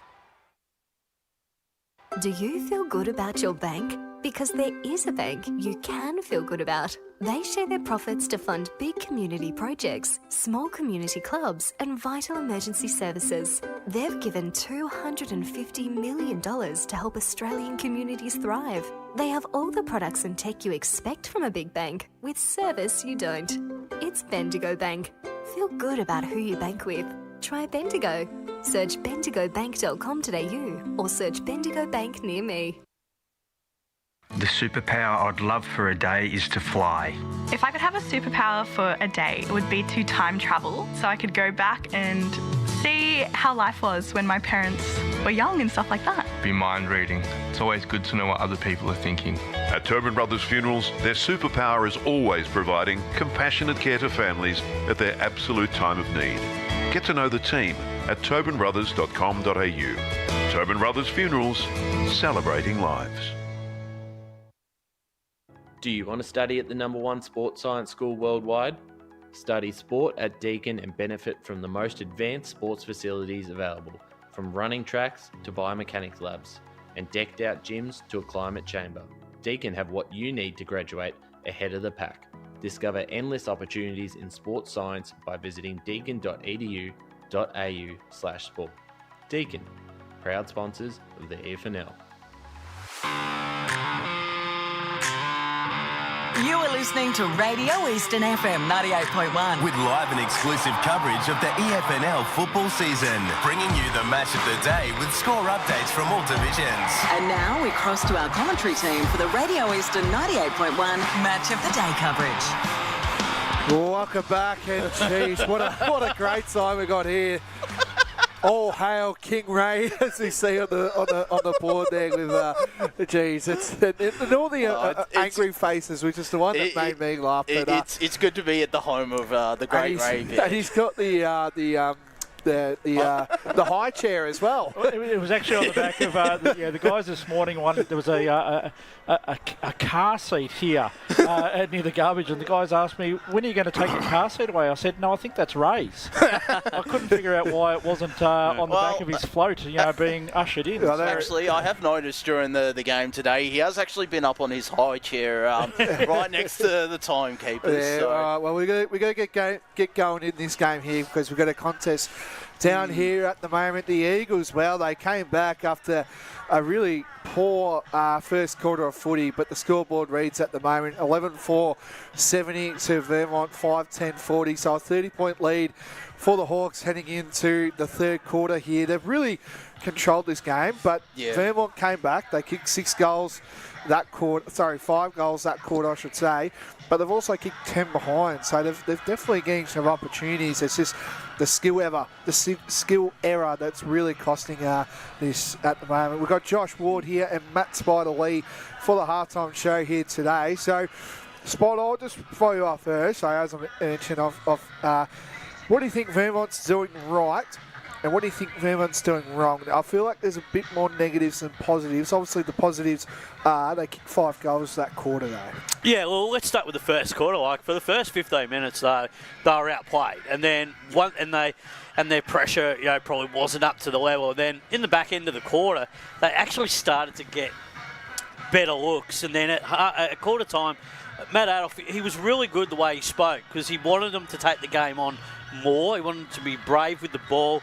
He wanted them to change up the angles a little bit, look a little bit lateral, look for the switch, really emphasise that when Rowville have the ball, they just need to be alert, defend stronger, and that will give them a chance if they can get the ball. So in that second term, I thought they completely dominated the game, to be honest. I thought all the opportunities that they had, really, they could have kicked even a few more goals. I mean, they've got back into the game. They won the quarter. So I think if you're Vermont at the moment, you're pretty happy getting back into the contest because, Josh, I think what you saw in that second term is when Vermont get the game on their terms, they do look okay. They just look vulnerable when they go down back, because not having a guy like Ross down there today. And obviously the likes of Wine, who are just causing a lot of problems. The midfield, Rowville doing a lot of damage. So, but for Vermont, I think there's still a little bit of upside in this game. Yeah. And for a Rowville point of view, I think they're ticking a lot of boxes, aren't they? Through the midfield as well. And as well, the two tall Timber down there and Lockie Wine and Matt Taylor, who've got 3 goals each at half-time. So they're doing a lot of good things for the Hawks at the moment. Well, the delivery they're getting is second to none. We've seen it with East Ringwood when we saw them earlier in the year against Blackburn. The way they moved the ball from defence and delivered to their key targets in attack was exceptional, as is the case out here for Rowville. They're putting it on a platter, especially in that first quarter for a guy like Lockie Wyand, who is one of, if not the most dangerous forward in Premier Division, probably behind Josh Chackey, but he's been exceptional, and you can see why he's impacted the scoreboard with the 3 goals today, alongside Matt Taylor, who is such a good foil for someone like Wyand, as someone who flies under the radar, and he hadn't the last couple of years because Wine last year missed majority of 2025 due to injury, I'm pretty sure, and he's still being able to perform consistently. Is one of the star forwards for this Rowville side. Yeah, and I think with what Vermont are doing when they go forward, guys like Burke start to have a bit more presence in the game. I thought their 2 rucks worked a lot better that quarter. Buxton and played a really good role through the middle. And we know what Oscar Dunn can do as well. So, and then when Moo looks like he's got a little bit of a presence down there. Cooper Leon has been playing, I thought he played really well that quarter. So got him back into the contest as well.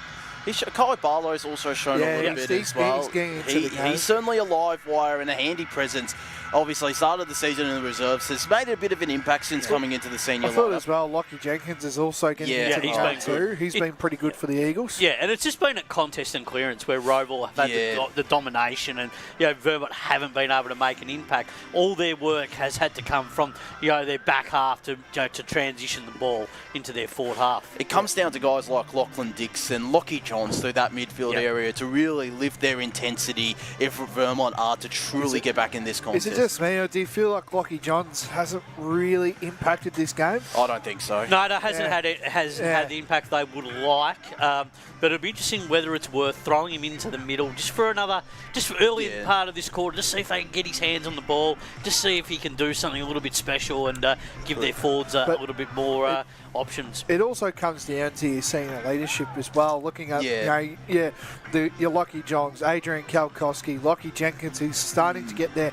Wilcox as well, who's definitely got the hardest job in the game right now, taking on Lockie Wind as well. But it also comes down to your senior leaders from Vermont to lift and start to get these players involved too. So. Yeah, and it's the ground balls that we've been talking about for Vermont. They're just not winning enough balls at ground level, and that's probably been a bit of a deficiency for Vermont over a period of time. But Rowville got to give them full marks at the moment, doing the job. But Vermont are well and truly in this game if they're prepared to work. And as they said at quarter time, you don't have to be in front at half time or three-quarter time. You've got to be in front at the end of the game. So if they chip away at this margin, they can give themselves an opportunity at three-quarter time. I think Brett Lavaz, and I was speaking with him at that huddle, he mentioned they needed to use all three quarters. They were lucky they had 3 quarters left in this contest because they're going to need all 3 of those quarters and all 2 of these quarters to get themselves back into this contest. It starts in the first 10 minutes of the quarter out here, although they're kicking against what is probably the scoring end, so it'll be a bit of a challenge. So I'm going to throw it up to both of you here.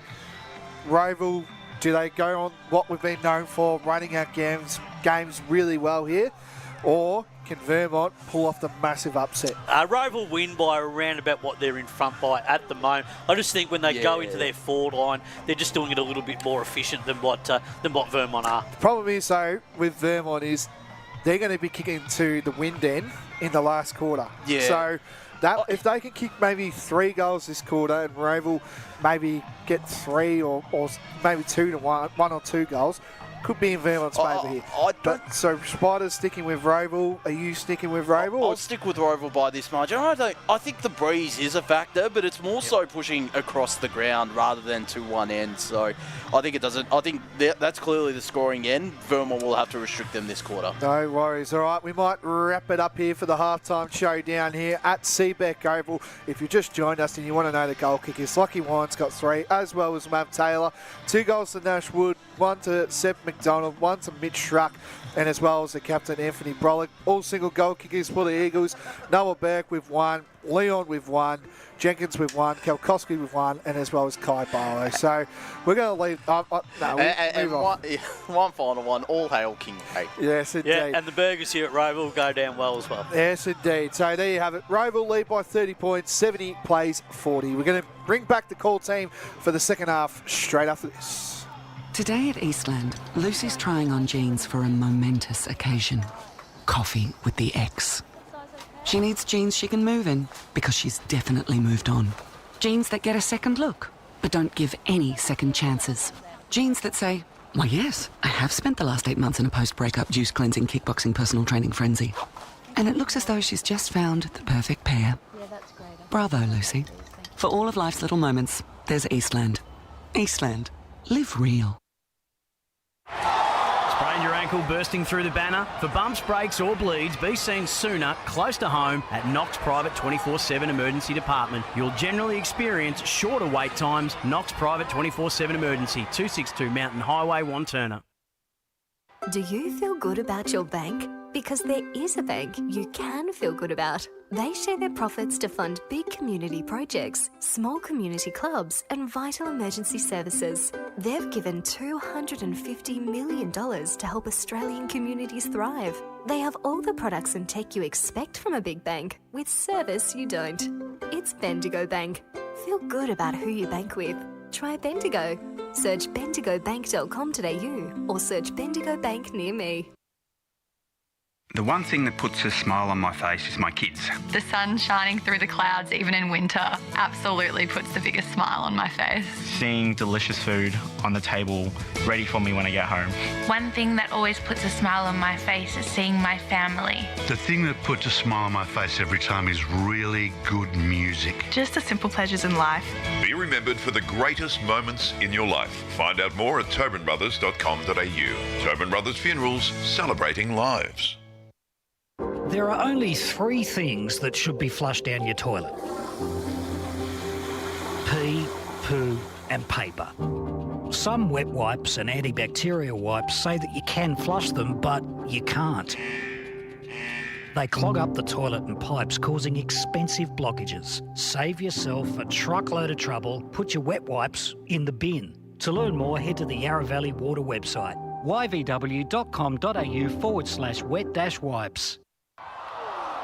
Hi, Dylan Dow from the Vermont Football Netball Club here. When I need to grab a quick coffee or a bite to eat, I'm popping into Eastland. Eastland's more than a shopping centre. They support a range of community organisations and have been a major partner of the EFNL since 2018. Cheers, Eastland. You are listening to Radio Eastern FM 98.1. With live and exclusive coverage of the EFNL football season, bringing you the match of the day with score updates from all divisions. And now we cross to our commentary team for the Radio Eastern 98.1 Match of the Day coverage. Welcome back to Seebeck Oval here in Rowville. Rowville hosting the round 12 encounter in the Premier Division of the EFNL. Rowville leading by 30 points at halftime, 11-4-70. Vermont 5-10-40. It's a big margin, but the game seems and feels like after that second term it's a bit closer in the battle. Gavin Casey, Chris Cordis and Wayne Brasher are immediately with me at the moment. Then we've got on the boundary Blake and James, as we're just waiting for the players to come to their positions before the third quarter gets underway. Brash, what's your thoughts heading into this third term? Well, I think the opening 10 minutes is going to be really important for Vermont here. Look, I suppose I'm doing the bleeding obvious, but look, they need to try and find a way, if they can, to see whether they can go on scoreboard pressure. So if the problem for Vermont is they can get some territorial ascendancy, but it doesn't mean that the scoreboard, that they'll get the goal against them. So they're always on the guard that the fast break counter attack is against them. So this 5-goal margin seems big for that very reason.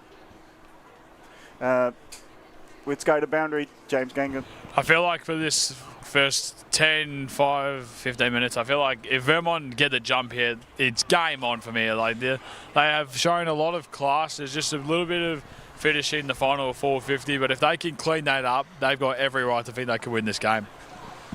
That's an interesting observation, James. I'm happy that you've looked at it that way. I think that, yes, if they do play their cards right, they can get back in this contest. So first goal's massive, as we've just heard, and it will start with this first centre clearance as it's Schoenmakers winning the hit out, gets it to Stapleton. Handball was too hot for Coughlin, and now it's going to be Jenkins going to ground to get it. Slips out a handball to Grimster, and now it's going to make its way back to Vermont inside forward 50. Few Rowville defenders around it, nearly got a handball off, and here's a chance on the check side, and it's going to go through. Absolutely massive, we just alluded to, and it is Lachlan Dixon with the first of the second half. Excellent goal there, and that's exactly what Vermont needed to do. Get that first goal, get the confidence up early in this third quarter. Just try and, get some momentum back into this contest and see if they can put some perceived pressure on Rowville as the game progresses throughout the last half. Yeah, it's good to see Kolkowski get involved. I think if they're not going to take marks in the forward line, they need energy around the They've packs. just got to keep running the ball into the forward 50, Gav. And then they'll get guys like Oppie and Kolkowski dangerous. And now the free kick goes the way of the Eagles. They're quick to play on. They go straight down the middle. There is Kolkowski running onto it. He's been tackled as he tries to get a hand pass on. And because he had an attempt at getting rid of it, it's holding the ball against him. And Davey, the 250 man, will take the free kick off halfback, just as the Eagles had some big momentum. Short kick, and it's a turnover. It's like he pinpointed it to Spencer. Spencer didn't know how lucky he was. He's not wearing brown and yellow, is he? Doesn't look like it. Well, he kicked it straight to him, and now he goes out wider because Rowville flood back, and it's in the hands of Kalkowski. He's got a runner close to the boundary line. Hand pass over again. They're trying to get it moving, but they've just got a roadblock in the brown and gold roadblock there as Lee Green just drops his phone, I think. I don't know what he did. It was more like throwing it, actually, but, anyway. What are the options for Vermont here? Because they can't kick the ball straight into the goal square. What are they going to be doing? They've got to keep moving the ball around in their forward 50 and hit their targets. Here Spencer goes long from 50, loads it up. Is there a mark? Amu twice. Couldn't take the grab down with him. He says he's being scragged as he had 2 bites at the cherry. And he had one arm up. The other arm looked like it wasn't joining to take the mark, and he says it was because he was impeded. He goes the ruck. It's close to the goal line. Hawks are trying to get it out, and they kick, but Vermont set up, bounce of the ball, eludes the Vermont player, so they're going to run through Davey. Has he got to take a bounce soon? It's about 20 metres, flat out running with the ball tucked on in rugby league style. Now the ball goes long and running with the flight, getting the first back there is Wine, takes a mark. And this will suck the energy out of the Eagles if Wine can pot this from 50. He got caught out of position there. Yeah, Wilcox is 3 or 4 metres away from He him. overcommitted too, don't you think, Em? Yeah, absolutely. I mean, he got there just in time, but it wasn't enough against a quality player. So that Davey where he tucked it under the arm, that extra 5 or 10 metres he ran, just got the defence out of whack. And it's Wine from, well, he's put it to the right post, and that is the right point post. And with this win, it's going out on the road. So that's an uncharacteristic poor kick there from Wine. He's normally more accurate than that. So Johns will get proceedings back underway as he takes this kick. Pinpoint pass, finds Wilson. He'll just chip one. Find a teammate. So Vermont still in their defensive 50 as it stands. Just a short one back to Wilson. Mark Pade. Just probing at the moment. Vermont looked to give a handball off. Didn't do so. Play on call. Will go down the line. Will Verrill will stand under and take the intercept mark. And if you're going to play that type of possession game, you've got to make sure you hit your target. Has been good so far, Will Verrill, and he'll look to get it back inside forward 50. Intercept mark taken by Isaacs. Was it paid? Yes, eventually it was. And he'll just give the handball. So now they'll look to go a bit quicker. Jenkins gives it to Johns. A few stalwarts of this Vermont side linking up well here. Just good body contact out the back from the Rowville defence. And now they get it to Brolick. You can go one further to McDonald. Instead, he does now. A good press by Vermont there, making that decision very, very hard. So here is Seth McDonald. A bit further down the field than we normally see him. Just finds Gamble. And it's all very controlled, and it's slowed down a lot from what we've seen early on in the other 2 quarters as this one would just make its way over Dunn. Edwards takes the mark, gives it off to Brolick, his partner in crime, looks inside forward 50. Stainthorpe couldn't quite take it. Vermont will go backwards to go forwards to Johns. Johns will now chip it over to Wilcox. Wilcox has Isaacs in front of him, look to give it, instead gives the handball to him. Now Isaacs has a bit of work to do. Gets it on the right boot, it's a bit of a mongrel of a kick. Intercept mark taken by Schoenmakers. It's that kick out from defensive 50 that Vermont is struggling with. All their numbers are flooding down into the back line. They don't have many targets. Gamma will get the handball receive and just lace out Luke Wilson in the purple and gold Eagles strip. He's got Leon calling for it in front of us in this near side wing. Instead, he'll lace one out down the corridor. Mark taken well by Kalkowski, who's worked himself into this game. Bit of an ear massage with the spoil. Looking to give a handball receive. Instead, darts left, looking for teammate, and Mark taken. No, not quite. Yes, he was paid eventually. His hands were taken away from him there. So there's Leon. We just chip it back into the centre here for Kalkowski. Harder runner instead chips one. Asked a lot of his teammate in Isaacs. He's got a lot of work to do. Duffy provided the body work. Stainthorpe provided the kick. One will provide the mark, and he's 1v1 again. So and this kick will be from closer in. That's twice that Wine's been left by himself. Yep. I don't know what the percentages were with that kick. Yep. And it just seemed like one kick too many through the middle there for Vermont. They were doing well and they turned it over. So Wilcox stands the mark. Some 30 to 35 metres out. It'll be Wine from a 45-degree angle. So he missed his last one out on the forward to the right. Sure, a player of his quality will adjust for this one. So here's Lockie Wine to respond for Rowville. Kicks on its way, and it is absolutely automatic. Lockie Wine gets his 4th of the day, takes his season tally to 40 goals, and that moves his scoreboard to Rowville, 12-4-76, reinstating their 30-point lead over Vermont, 6-10-46. I might be outfield here, but I wouldn't mind seeing Vermont make a couple of moves. I'd like to see Dunn in the ruck. I'd like to see Armu, who's not in the contest, get him up at centre half forward and maybe try and pinch it with Wale Buxton down at full forward or just patrolling that forward line just so that he takes a bigger player. Oh my God, you shot me down so much when I suggested that in the second term. Did I? You're absolutely ridiculous, You that didn't is. like Buxton in the forward line, I remember that I one. did say that. Yes, you're right. Sorry, Gav. Oh, geez, you're like an elephant. Goldfish. He's a goldfish. 3 seconds. Sorry, you're right. Elephants got long memories. My bad. Yes.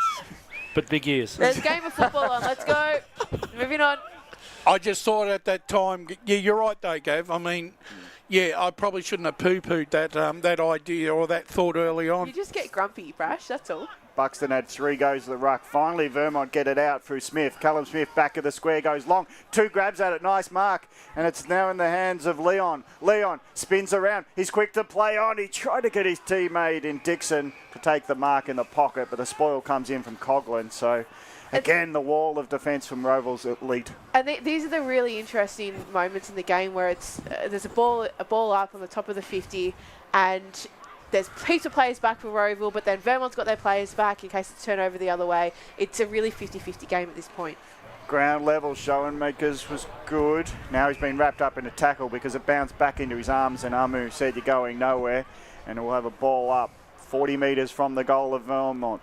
This is probably where they can take advantage. Around the stoppages, they've been good. Smith picks it off, goes around the corner, close to the boundary line. Who's going to mark it? Ground level again, Dixon. He's going to be wrapped up in a tackle. Does get his hand past Kolkowski, can't pounce.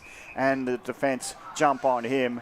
And it's another ball up. That's a pull of the... Well, the umpire's not falling for it, but I'm not liking the punch and tackling efforts by Martingale to be tough because it could result in a free kick against.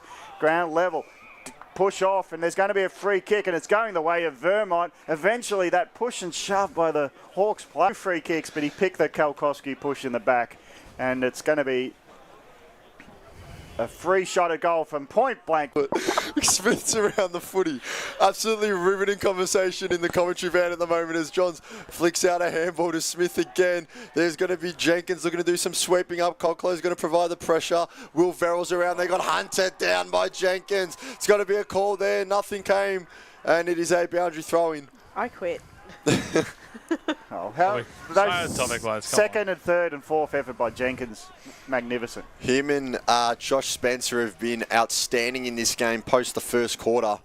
They were good in that too, but obviously they were beaten down there as Buxton gets the tap this time. Going to ground was a fair few players. One of them was that man, Josh Spencer. Actually, that Dixon Brolick contest has been an interesting one this afternoon as well. Schoenmakers wins the hit out uncontested. Instead, rising highest was McCluskey.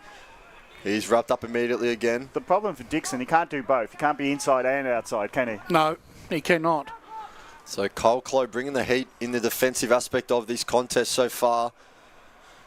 Edwards going to be wrapping up his direct opponent once more. We're 11 and a half gone in this third term. It is the Hawks by 24. That tackle laid this time by Jonty Duffy. Umpire will call for it again. So Vermont have an extra in the stoppage, but Rowville have an extra about that kick away. So it's just going to be thrown on the left boot. It's a high kick. Martingale couldn't quite get there himself. McCluskey gets the clearance now. 2v2 in the forward 50. If Vermont can go quick enough, they can't do so just yet. Applying the pressure is Cal Verrill. He's wrapping up his opponent in Henry Smith immediately. And oh, it was Amu, my apologies. And it's that +1 in defence that results in that passage of play. So Vermont getting the ball, but it's just not getting it clean enough. So Amu will go into the ruck himself. Just tapped it forward with 2 hands. Tapped it straight to Cal Verrill. This time Nashua Wood's got a bit of work to do, and he'll just take the footy over the boundary line. So what feels like the 100th stoppage in quick succession we're going to have in this third term. But we're just inching closer and closer to the Vermont uprights as it's Tulloch that will win the hit out this time. It's gone to fall to Spencer, who's wrapped up in a fantastic tackle there by Verrill. Didn't let him go anywhere, and as a result, wins. Up and then they burst. That's and this kick is out. Well, is it out on the full these days? Should be. On the bounce from the kicker? No, because of the you can walk out of the. There's no kicking out of without being touched anymore by the seams of it. But the kick went straight out of bounds on the bounce, so it'll be a ball in, 55 metres around from Vermont's goal. Ground level, nearly rose from Buxton. High kick in the pocket, it's drifting with the wind and out of bounds on the full. So no shot at goal eventuates for Vermont, but around the ruck contest, they're starting to get first hands. So we've got about 45 minutes left of this game, and not much from a score perspective. Vermont, do you reckon they're in it, Brush? There's the wind again. They need a couple of goals, Em, I think. That kick was hoping to be 5 metres inboard from the boundary, but it got brushed off, and now it's a kick. Long ball by Oppie. Goes across ground. He hoped for a marker, but it's in defence. Looks like Taylor's drifted back to take a relieving mark, so it's all hands at the pump here as Brolick takes a receiving kick at halfback. He goes short to McDonald. The experienced players are reading this as a game on the edge, even though they lead by about 4 goals. They're going backwards, possession, play. Another kick goes backwards to Verrill. Cal Verrill's got a short, so they go from outer side now, where they were grandstand side.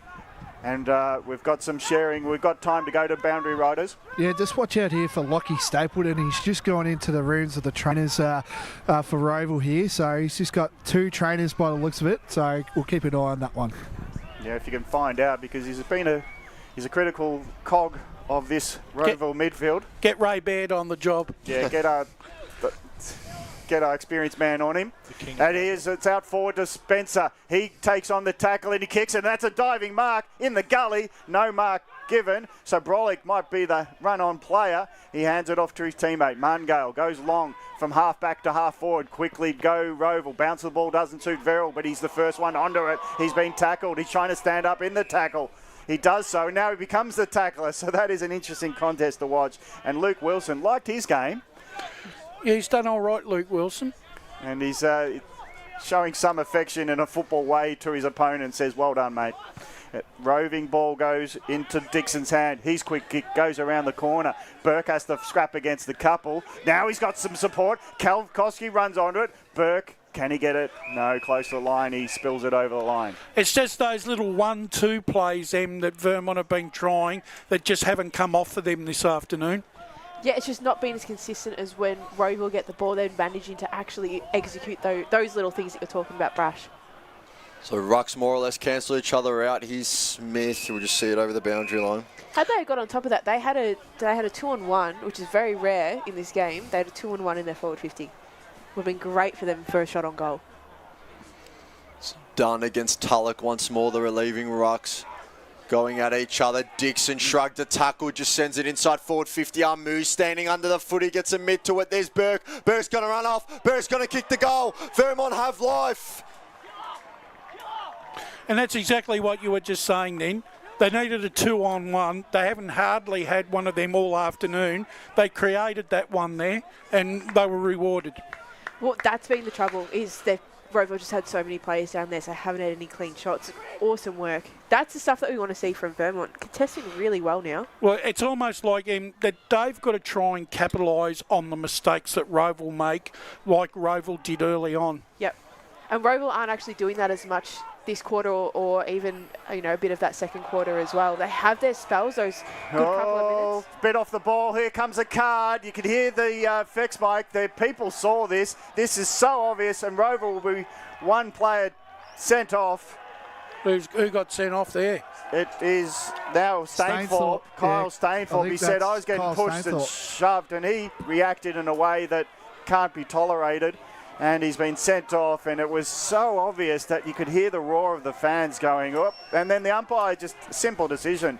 The man outside the square just walks up and says you're off. What do you got there, James? He just wasn't thinking with that one. I feel like with that type of play, you just got to take it. You can't retaliate like that. You're going to be in trouble every time you do it. So you reckon a bit of a brain fade, mate? Yeah, exactly. I feel like with the form he's been in today especially, that's a big hit for the Hawks. I reckon with Vermont coming now, might that be the moment that drags Vermont over the line in the end? We don't know.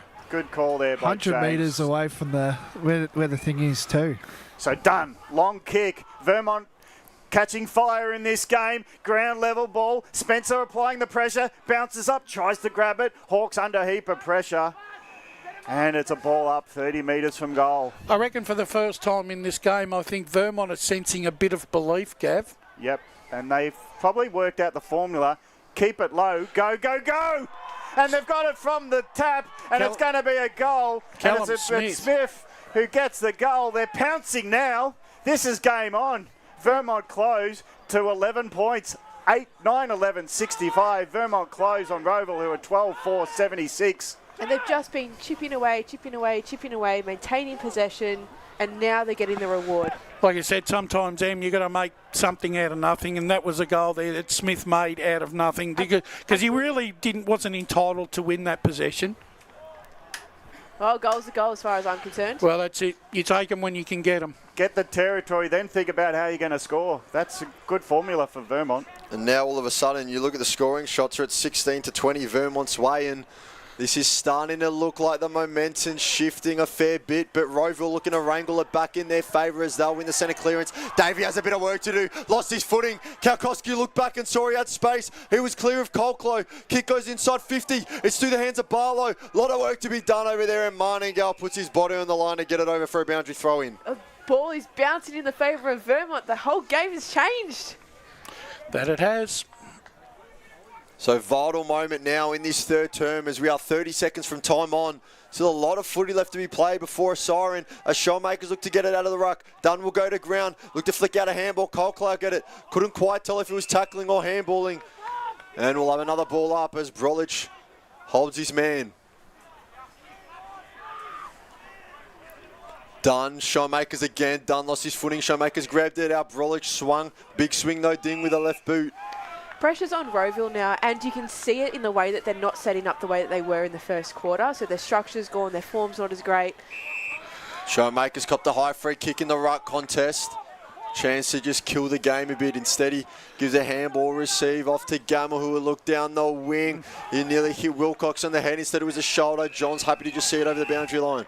Why haven't the players woken up to Nick Showmakers? He's never takes a kick. He's always looking to handball off. Opposition sides need to start looking at that. Is that a tools thing? We saw that yesterday with McInerney as well. Davey couldn't quite pick it up. Done wrapped up by Stapleton, who's back out on the ground now. We can see Dixon turns tackler there. No, you're right, because that was exactly the same thing that was happening yesterday. They were actually predicting what he was doing in the end, and that's how Park Orchards managed to nullify his effect. Big fly from both rucks, but Dixon had a handful of Brolick's jersey. So now a chance for a forward 50 entry, and that's exactly what they'll look for. One will go from the back of Wilcox. Couple flyers out of Taylor was there. It's come down. Umpire will call for it. There is a belief. The belief is here. Brash, do you believe? Oh, goodness me, Brash. Seriously, man. As Johns is wrapped up. Look, I'm a very hard task. Have a bit of fight. It's 11 points, man. He's impartial. I'm a hard taskmaster. Goodness me.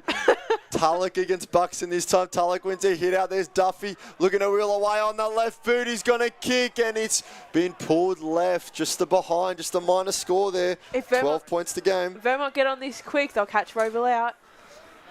And they needed that goal, really. A player of Jonty Duffy's calibre.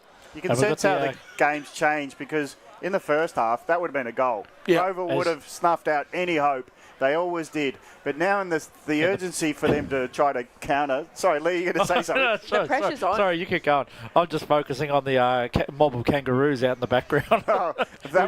Which Megan was as well. She's seen them, and there's about 1,000 of them out there. I see what you mean now. Yeah. Beautiful. And now the kick out as we get back to the footy has been chopped off by Davey. Davey, he's outside his scoring range, but he's come so inboard on the kick. He stole a march there. Really now nice he Davey's game. centres it. High flyers go at it. Vermont have got the numbers to punch it away. Davey will be the rover from the punch, funny enough. And now his hand pass under tackle was throw or holding the ball. It's a free kick to Vermont. Their pressure ratings are going through the roof, and it's now making turnovers into goals, which was the other way around in the first half.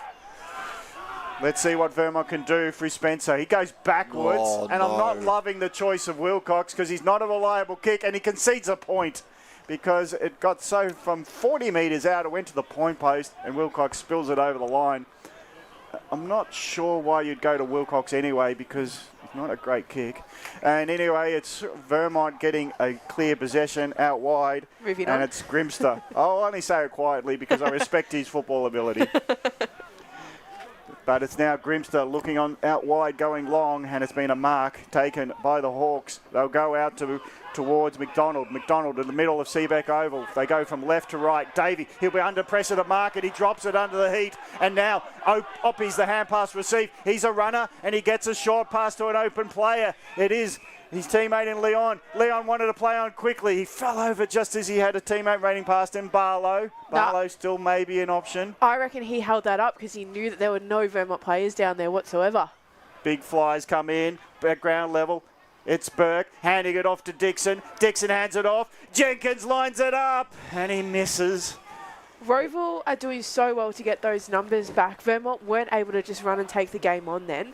And that's the thing that's really holding Vermont up now is still those numbers that flood back. They have to be just so much more quicker to flood back with them. So, Chris, it was 41 at quarter time, 30 at half time. It's only an 11-point game now. That's exactly right, and it might be even less as this quarter goes on. Wilcox against Wine. Wilcox is in front position. This time he wins that duel. But Wine happy to just lock the footy in and get his team some territory. 24 and a half gone in the third term, as we've just heard. 11 points the margin here. As it's Buxton, he hits it out, but just the showmakers who did the roving work. Plenty of bodies inside 50. Tulloch's looking to spin his man. Can't quite do so. Duffy will win the foot race. Got set upon immediately. Well done by Henry. Throw-in. That's an excellent piece of defensive work there by Henry Smith. He sacrificed a stoppage there. That could have easily been a goal. Closed the gap incredibly quickly. As it's Tulloch against Buxton. Cancel each other out. Johns was around it. Will Verrill had an arm around the shoulder. Umpire said nothing doing. Must have thought he ducked. Davies running towards it. He has no time on the footy whatsoever as he's tackled over the boundary line. You're right, because he was about to ping him for holding the ball, but he got rid of it just in time. So the umpires will call for it. We're now outside the Rowville forward 50. About 60 or so from the uprights. Buxton will win the hit out. Stapleton got a kick, smothered by Buxton. Davies' kick goes inside 50 though. Bounces past Taylor. Wine against Wilcox. Wilcox against Wine. Wilcox stuck it. Free kick paid. And a bit of afters now. There's a bit of feeling in this one here at Seebeck Oval as Wilcox will go quickly towards the wing. Martingale got a crucial right hand to it. Wilson flicks a handball forward. Stapleton turns tackler. Footy still loose. Duffy's around it. Martingale has the ball in hand. There's Coughlin. Footy kick spoiled. Or smothered, I should say. There's Schruck just hoofing it forward. Wilcox will be at the front. Drop what he should have taken. Spins clear of Wind. Now did he get a handball off? Umpire says yes. Oppie looking to wheel away. Duffy applied the tackle. Still Wilson here. Still Vermont. He's Smith. Wants the boundary line. I need a breath. Gav, take away. Well, that was such a good call. That was so good. But this is the sort of contest that I want to see from these two sides. Hard, tough, uncompromising football. This is what these two sides have built themselves on over the years. Tulloch in front of Buxton, but it hits the ground and the pack jump on it. You can see that both teams are tiring because there's been a lot of energy, more energy than a quick Chris Cordes call. It's been a lot go into this quarter. So who's the battle? Survival of the fittest, I reckon, to end this quarter. 27 minutes gone. Ball up 50 metres away from Rowville's goal. Tulloch in the ruck, nullified Buxton. Ground level, Rowville can't get out of the pack. and the tackle by Smith was effective. We'll have another ball up. He's done some good things since quarter time, Callan Smith. Now the hand pass spooned out wider. Jenkins can't get onto it. He's probably happy to see the boundary. I think Vermont will take this. Oh, yeah. They'll take this to three-quarter time and reset. What, being 5 goals down at half-time, if they trail only by 11, and if they can sneak a goal, all the better. But this has been a great quarter by the Eagles. And the tackle applied means that Kolkoski gets on it. He's tackled Buxton. He wheels backwards to try to get away. Jenkins is his helpful teammate. Bounces the ball. Doesn't elude two. So it'd be Rowville loading up. Long ball. What a mark in defence. What a mark in defence by Smith. He was fourth in line. It nearly hit him in the head. It was flying that quickly. But Leo what a Barry mark. of the quarter, don't you reckon? Yeah, he's done 3 pressure acts in this quarter, Henry Smith, that have saved goals. Luke Wilson has been good in this third term, directing traffic, wants it long, and we'll just pump it long, and that brings the third term to an end. It's Rowville 12-5-77, their lead being whittled down by Vermont, 9-12-66, 11 points the margin as the Eagles are chipping away, and this game has signs of life, even if Wayne Brusher next to me doesn't want to admit it yet. Your goal kickers before we go to our final break. Lachlan Wine with 3, Mav Taylor with 3. There is 2 to Nashua Wood and singles 2, Seth McDonald, Mitch Schruck and Anthony Brolick, as they just kicked 1 goal in that third term. And on the Vermont side of things, we now have 2 to Kalkowski and 2 to Noah Burke, as they also have singles to Callum Smith, Cooper Leon, Lachlan Jenkins, Kai Barlow and Lachlan Dixon. We are going to have a short break, and when we return we will hear from the Rowville huddle and also from the Vermont huddle to bring you the final quarter of action in this barnstorming fixture we have out here at Seebeck Oval. It is currently Rowville 11 points to the good at three-quarter time. As Sarah opened her best friend Jackie's wedding invitation, she was overcome with a wave of emotion. While her 2 young boys wrestled on the floor, tears of happiness rolled down Sarah's cheeks as she saw the words she'd been longing to see. Please note, this wedding will be a child-free event. Well, Sarah, looks like we're off to Eastland for a new frock and some heels. Let's book in that babysitter. For all of life's little moments, there's Eastland. Eastland. Live real. At Yarra Valley Water, we know reducing your shower time, or show time, to 4 minutes can save you an average of $200 a year on water and energy bills. Shower shorter. Save water. Authorised by the Victorian Government, 1 Treasury Place, Melbourne. Sprained your ankle, bursting through the banner, broke a finger, high-fiving the ruckman, or did you run into the goal post again? For bumps, breaks or bleeds, be seen sooner, close to home at Knox Private 24/7 Emergency Department. The preferred provider of emergency care to the Eastland Football Netball League, you'll generally experience shorter wait times. You don't need private health, but there is an out-of-pocket fee. Be seen sooner, close to home at Knox Private 24/7 Emergency Department, 262 Mountain Highway, Wantirna. Do you feel good about your bank? Because there is a bank you can feel good about. They share their profits to fund big community projects, small community clubs, and vital emergency services. They've given $250 million to help Australian communities thrive. They have all the products and tech you expect from a big bank, with service you don't. It's Bendigo Bank. Feel good about who you bank with. Try Bendigo. Search bendigobank.com.au or search Bendigo Bank near me. The superpower I'd love for a day is to fly. If I could have a superpower for a day, it would be to time travel so I could go back and see how life was when my parents were young and stuff like that. Be mind reading. It's always good to know what other people are thinking. At Tobin Brothers Funerals, their superpower is always providing compassionate care to families at their absolute time of need. Get to know the team at tobinbrothers.com.au. Tobin Brothers Funerals, celebrating lives. Hi, I'm Ben Desson from Montrose Football Netball Club, and when I need a new kit for a night out, I head over to Eastland. But Eastland is more than a shopping centre. They support a range of community organisations and have been major partners of the Eastern Football Netball League since 2018. Thanks, Eastland. You are listening to Radio Eastern FM 98.1. With live and exclusive coverage of the EFNL football season, bringing you the match of the day with score updates from all divisions. And now we cross to our commentary team for the Radio Eastern 98.1 Match of the Day coverage. EFNL game day. It's a cracker Sunday here at Rowville. Seebeck Oval. Rowville leading this game that has closed considerably from what was a 41-point margin at quarter time, 30 points at half time, but now it's only 12. It's Rowville 12-6-78 leading Vermont 9-12-66. Round 12 will come to a conclusion in half an hour. Gav. Oh, 66. Oh, am I just blind? No, it's 66. Oh, yeah. Yeah, we got. Let me fix that. I'll take it. 9. Yeah, that'll do. Well, as I said, scoreboard's been up. Vermont on 9-12-66, trailing by 12 points. We didn't think that an hour ago that this would be a close game. Momentum's all with the boys in purple and yellow. We've got the boys on the boundary side to chat to us and get a coach's interview before the fourth quarter. Gavin Casey, Chris Quartus, Wayne Brasher and Emily Mackay. And we're talking about what is now a great game, but we'll go to Blake Tennant, the boundary side. Yeah, just down here with Ben Wise. Ben, you highlighted the contested game that Vermont is doing really well in that third quarter, probably why they got back into it. Is that something you want to try get out of the game from Vermont? I just think we probably lost our way a little bit with our structure and our shape around the footy, and they just wanted it probably a little bit too much, a lot harder than what we did, and it was pretty evident. I think our contested ball was down probably 10 or 12, so that's an area of the game that we've got to get better at, and I think if we bring that, we'll be in the contest. Are you going to swing any magnets coming around for this last quarter? I know there's obviously some big-time players in this Rowville team. Are you swinging any, or are you just going to keep the faith in the group that you've been doing today? Well, I don't have many magnets to swing. I got Staney off. He's off for another probably 10 minutes. I got Sugar down as well. So in terms of what I can swing, I'm a little bit limited for the next probably 10 minutes, but then we'll see how we go in the second half of the quarter. No worries. Enjoy the rest of the game.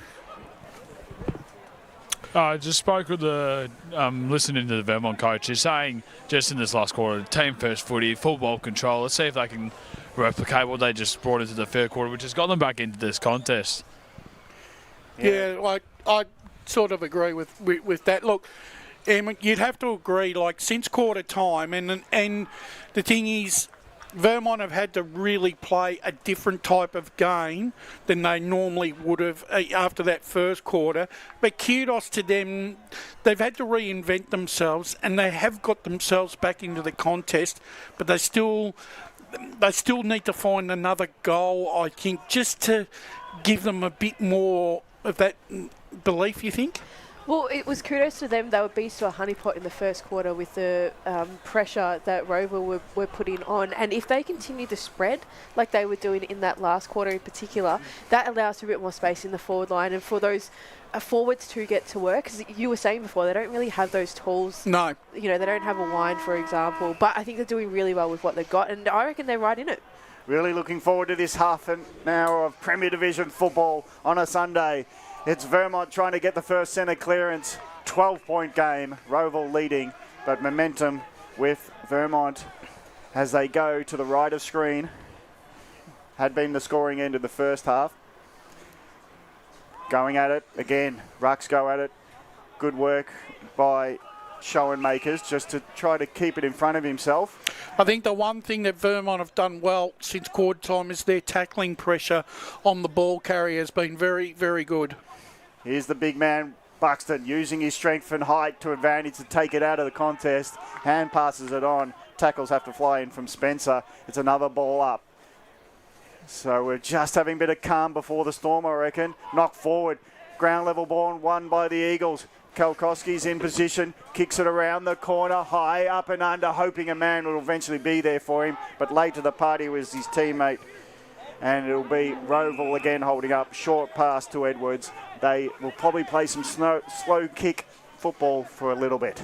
So Tyler Edwards said earlier on in the broadcast, goes about 32 touches a game. He's probably back up there again today. Mav Taylor's around it as Wilcox couldn't quite get there himself. Now he's Wilcox. Kick smothered by Dave. He missed the 250. Gets it inside. Was that a mark taken? No, not quite. Isaac spins away with it. Gets it to Buxton. He's looking for a handball. Gives it back to Isaacs. Almost need the ball forwards. He's Showmakers now. Brolick just hoofs it inside 50. There's a couple out the back, but playing in front is Tulloch, who takes the mark and looks around somewhat frantically for a forward that's about 25 out. That was a really poor option by Liam Buxton, and we should have banged the ball into the forward 50 then, instead of giving they went one too many with that handball. Yeah, it almost looked like he didn't quite want to kick in himself. No, he didn't. Very astute observation is here's Zach Tulloch. Little to no angle here. Will be kicking from about 25 out. Also former Eastern Rangers player as well. So go a long way for the Hawks as Tulloch's going to come in. Throw it on the right boot. It started right. It's going to stay right. Missed opportunity for Rowville. Yeah, I think you're right there, Chris. That was a gilt-edged opportunity there. Blake Tennant. Yeah, and I just want to also touch on as well how good Will Verrill has been on Lockie Johns today. Ben Wines gave him massive praise during that three-quarter time break. Also to add on, since quarter time, the Eagles have over doubled the score of the Hawks at the moment. So if that poor start costs them, then you can look into positive notes to the rest of the year for Vermont, I reckon. Yeah, I just don't think they mastered the plan going forward, did Vermont. And now that they have, they're right in this contest. Buxton in the ruck gets pushed forward by Schoenmakers. Good body work, says the umpire, so play goes on. Kick inside 50. Wilcox punches it out, and there'll be a free kick for holding as Wilcox had front position and Wind impeded him. The kick goes sideways. Finds a teammate in McCluskey. McCluskey looks even wider. It has to hit the target, hits the turf. Rowville not good enough to pick it up through Barlow. McDonald tries to spoon a hand pass out. Tulloch's in there and about. Barlow's and Duffy's under heap of pressure. Quick kick around the corner. Taylor! He knows where a goal is. He just picked it up and said, I'll show you the way, boys. And that's a vital goal for Rowville. 13-7, 85, leading by 19. Taylor's fourth. A bit of magic from nothing. Yeah, a lot of helter-skelter there. And Taylor, once again, shows what he's a true forward and a craftsman at work. It's also, again, just Rowville just capitalising on when the ball is close to their forward 50, they get those shots on goal and they're converting at just a better rate than what Vermont are too. 13-7 to 9-12. Imagine if those 12 were converted into goals. So Rowville strike first. Push the margin back out to 19. It's 4 kicks. Buxton copped the knee to the rib. It's still got the hit out, but put it straight down the throat of Brolick. 2v2 there. There's Taylor. Got a good two hands to it, but couldn't quite take it cleanly. Oh, now they're looking to bring it out through askew. Umpire called for the ball. Maybe a bit generous there for Riley Askew. I think he was very lucky there, Chris. Yeah, he hatched it. So Rucks will go at it, cancel each other out. Brolick's out the back of the stoppage. Spin move, left foot, shot at goal. It's going to drop short. Wilcox will fly. Ran through a man. Now it's still there. Isaac's got a handball but got his arms dropped. Edwards might apply some pressure. No, it's Colclough. And the umpire will call for the ball up. Well, Buxton's won the last 2 hit-outs, but it's gone to Rove. But he's actually hit it to Rowville's advantage. And that just about happens again as Edwards picks the footy up and is set upon instantly. So it'll be Tulloch against Buxton this time. Buxton going up against the ruck 2 of Rowville. Isaac's had it slapped out of his hands. Here's Tulloch. The ruckman's got to throw it on the right boot and he's pulled it wide. Another chance to put this game away. Gone begging for the Hawks as they move to 13-8, 86. Plays Vermont 9-12, 66. It's a 20-point margin, just over 5 gone in the fourth. Yeah, he just hasn't got the radar going, Tulloch.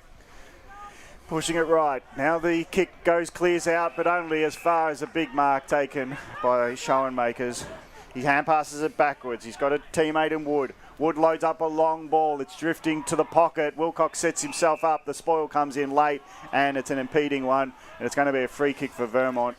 You're right again there, Brush. The handball received instantly as soon as Schoenmakers got to it. One player for Vermont that's probably had a real dirty day is Armu. He hasn't got near it today. Yep. It's unfortunately not his day, but he can be a hero if he imposes himself. And here's a chance. Gets pushed under it, and now he might pick it up at ground level, but no. Others get involved, and it's going to be a ball up as the ball's under many hands and feet. Well, I've watched him play. He's a good footballer. He just has not been able to get in the contest today. Buxton got manhandled. Johns gets involved, hands it off to Smith. Smith dodges, walks around people. That is brilliant, close to the line. Armu underneath it, got the position to take the mark, but he's just always getting pushed underneath it. And that's good defence by his opponent. He's got a bit of class, Callum Smith. You know, I like the way he plays his football. He's going to be a really good footballer when he matures. Buxton front position, wrestles with Schoenmakers ground level. It was by Verrill. Davey, his kick smothered. 2 smothers in a row. Vermont are on now. The pressure is getting around, and the smothers just show that they're really tracking their opponents well. It's exactly what they need, but now they need to start to put this pressure onto scoreboard pressure at the moment. Still a 20-point margin. Buxton gets the arm across his opponent, gets it to Johns. Fed a handball out to Kalkowski. Now there's a couple under it. One of them was Schruck, got a hand to it, but here's Smith. Steps back, looked for it on the left, didn't get anywhere near the right amount on the ball. Here's Dixon, spun away from one just about, look for a right side, check side from about a 95-degree angle. Kalkowski will sweep up. He's set upon by Colclough instantly. Footy will make its way over the boundary line for a boundary throw-in. No left foot, Brash? No, it was pretty ugly, wasn't it, Gav? Yeah, because I don't mind him not having a left foot, but trying to bend it when you're walking backwards. Yeah, it's no bend it like Beckham there. So Showmakers and Buxton. This time it's Showmakers grabbing it out of the ruck, gets it to Edwards, looked for Brolick. Footy won't quite sit up for him. Johns took a tumble. Brolick gets his own handball, gives it to Colclough, runs through a man. Colclough one more over the top to McDonald. McDonald can go turn and go here. He will. Seth just chips a kick to Matt Davey, and Davey looked to pass. He's inside forward 50 here. He could be selfish and look for the moment in the milestone game instead. Looked to set up Wine, got too much air on the ball. Wilcox affected it well. He's Wined again. Gives a handball off. Looking to burst through. There's Will Verrill out the back. Just sends it on the left boot. Looking to centre. There's a few Hawks jumpers around it. Vermont defenders flew best. Now the footy's there to be won. Nearly was around it. No, Johns gets there. Throws the footy onto his boot, and Cal Verrill takes an intercept mark out the back just to slow things down, and will chip one to Nashua Wood. So they go through Wood, goes out wider. Their transition across ground is fantastic. It's in the hands of Askew. Askew that's Stainthorpe, who's back on the ground. And he gets a pass and finds his teammate in Mav Taylor. He's looking left, got 4, gives it to McDonald. He's got composure. He knows what the game's on the line. Even though they've got an 18-point lead, Rowville don't want to cough up the ball if they can choose not to. Another short pass. Is that within range? I just see the line. It might be just outside kicking distance, but the player will pretend, at least, that he's within range. What do we reckon here? I think he's an opportunity to kick the goal. I reckon Vermont really missed James Ross in that back 6 today. He would probably have had the job on Taylor. I'm not saying that he would have been able to stop Taylor from kicking his 4 goals, but he's been a big loss for them. So Gamel's done well at half back. Now he's drifted forward to take that kick from 50, loads it up. Distance wasn't a worry. The wind was always going to push it off. Is that a mark on the line? Not paid to the Hawks. Buxton's having trouble conceding for a point, and he laughs at himself as Colclough comes in late to make sure of it. Now the kick out goes and finds a teammate, and they're off with Drew Grimster. And they'll just look to take territory with this kick. 2v2 under it, arm move, flew. G just managed to palm it off to Barlow, who got wrapped up in the tackle instantly. Rowville will take the advantage. They'll link up through handball. Gamble copped one. Now it's Stainthorpe, overran the footy. Putting his head over here with Schruck, who's wrapped up immediately in the tackle. Grimster just letting him know about it a bit there. On true centre wing, territory out of here is crucial in this 21-point game. Buxton looked to grab it out the ruck, but just dropped the footy. Couple bodies around it. Edwards was nutmegged by his own ruckman as he pulled it out. Buxton went looking for it between his feet, couldn't quite get it. Edwards, here's Stapleton. Stapleton on the left boot, puts it out in front of the runner in Seth McDonald. McDonald can turn and go. He's got Davey in the pocket if he can get it to him. He needs to put the kick over the back. He's underweighted it. He didn't put anywhere near enough on it. Intercept mark taken, and the Eagles will slingshot quickly. Oh, and there's the one-handed grab from Liam Coughlin. He looked like OBJ out there. Davey now looked to put it in front of his teammate, couldn't quite get it to him. Harry Isaacs takes the intercept grab and slows it down for the meantime, and then says, no, forget about that, Chris, I'm going to go quick. Laces out Mitch Gamble. Mitch Gamble now, they're not wearing the same jumper. You have seen that correctly. Gamble for the brown and gold will send it inside the forward pocket. Couple leaders. Taylor was there. Isaacs gets a big right fist to it. Duffy's around the footy now, still a lot of body. Stapleton flicks a handball out backwards, shot a goal, not quite from McDonald, and now we're just going to have Jonty Duffy ripped up in a tackle. Have a breath, Chris. So the footy will stay just inside the forward 50 here for Rowville. They're looking to bring it out through Grimster, couldn't quite do it himself. Around it's McDonald. appeals for a high free kick, won't be paid as Josh Spence, Lachlan Dixon actually there, turns tackler. Yeah, the umpires call for the ball. The umpires have put the whistle away here a bit. It was almost like the tackle took him into the ball, but then moving him in now, back of the pack. Vermont have got it in hand. Short pass finds, looks like Smith on outer side. Inboard pass. Wilson was underneath it. Falls to Coughlin because he couldn't take the mark. Wilson gets it off. Colclough gets it to the forward line. Push off. Vermont in defence. Hold up. So now they're going to share it. Wilcox gets the kick. He goes down the line. But again, he doesn't pinpoint the pass just when they had some runners. And Burke close to it as it goes out of bounds off half back. This has got all the hallmarks for Vermont of the game they played against Doncaster East 2 weeks ago. They gave Doncaster East a head start and they won the last 3 quarters, but the score was just too insurmountable for them to get it back. Blake Tennant, what do you got it for us? Stainthorpe back on the ground as well. Yeah, called him before. Nearly didn't, but called him before. Thanks, mate. But I appreciate that. He's Love your work, Blake. Yep. It's doing a fine job, actually, the 2 boundary riders today. Great contributions. But the ball hasn't moved too much from the boundaries, if you're wondering, so there's nothing to illuminate you with. Hand pass was flighted out wide. Coughlin stands up in a few tackles. Colclough gets the kick quickly, but it's in defence. Smith trying to share it out. Oppie, hand pass over the top, and it's intercepted by Taylor. It takes a long time to get out of the wing tackle, and the kick wasn't marked by Isaacs. And the ground level, Vermont might spoon it out. Wilson was taking on the tackler, and he'll go for a touch here, and it's at ground level. It's almost like rugby league where they take on the tackle, go to ground. Archie Stainthorpe might have pinged a string just here after that challenge or that contest. Did you hear it? No good. It's a free kick to Dunn.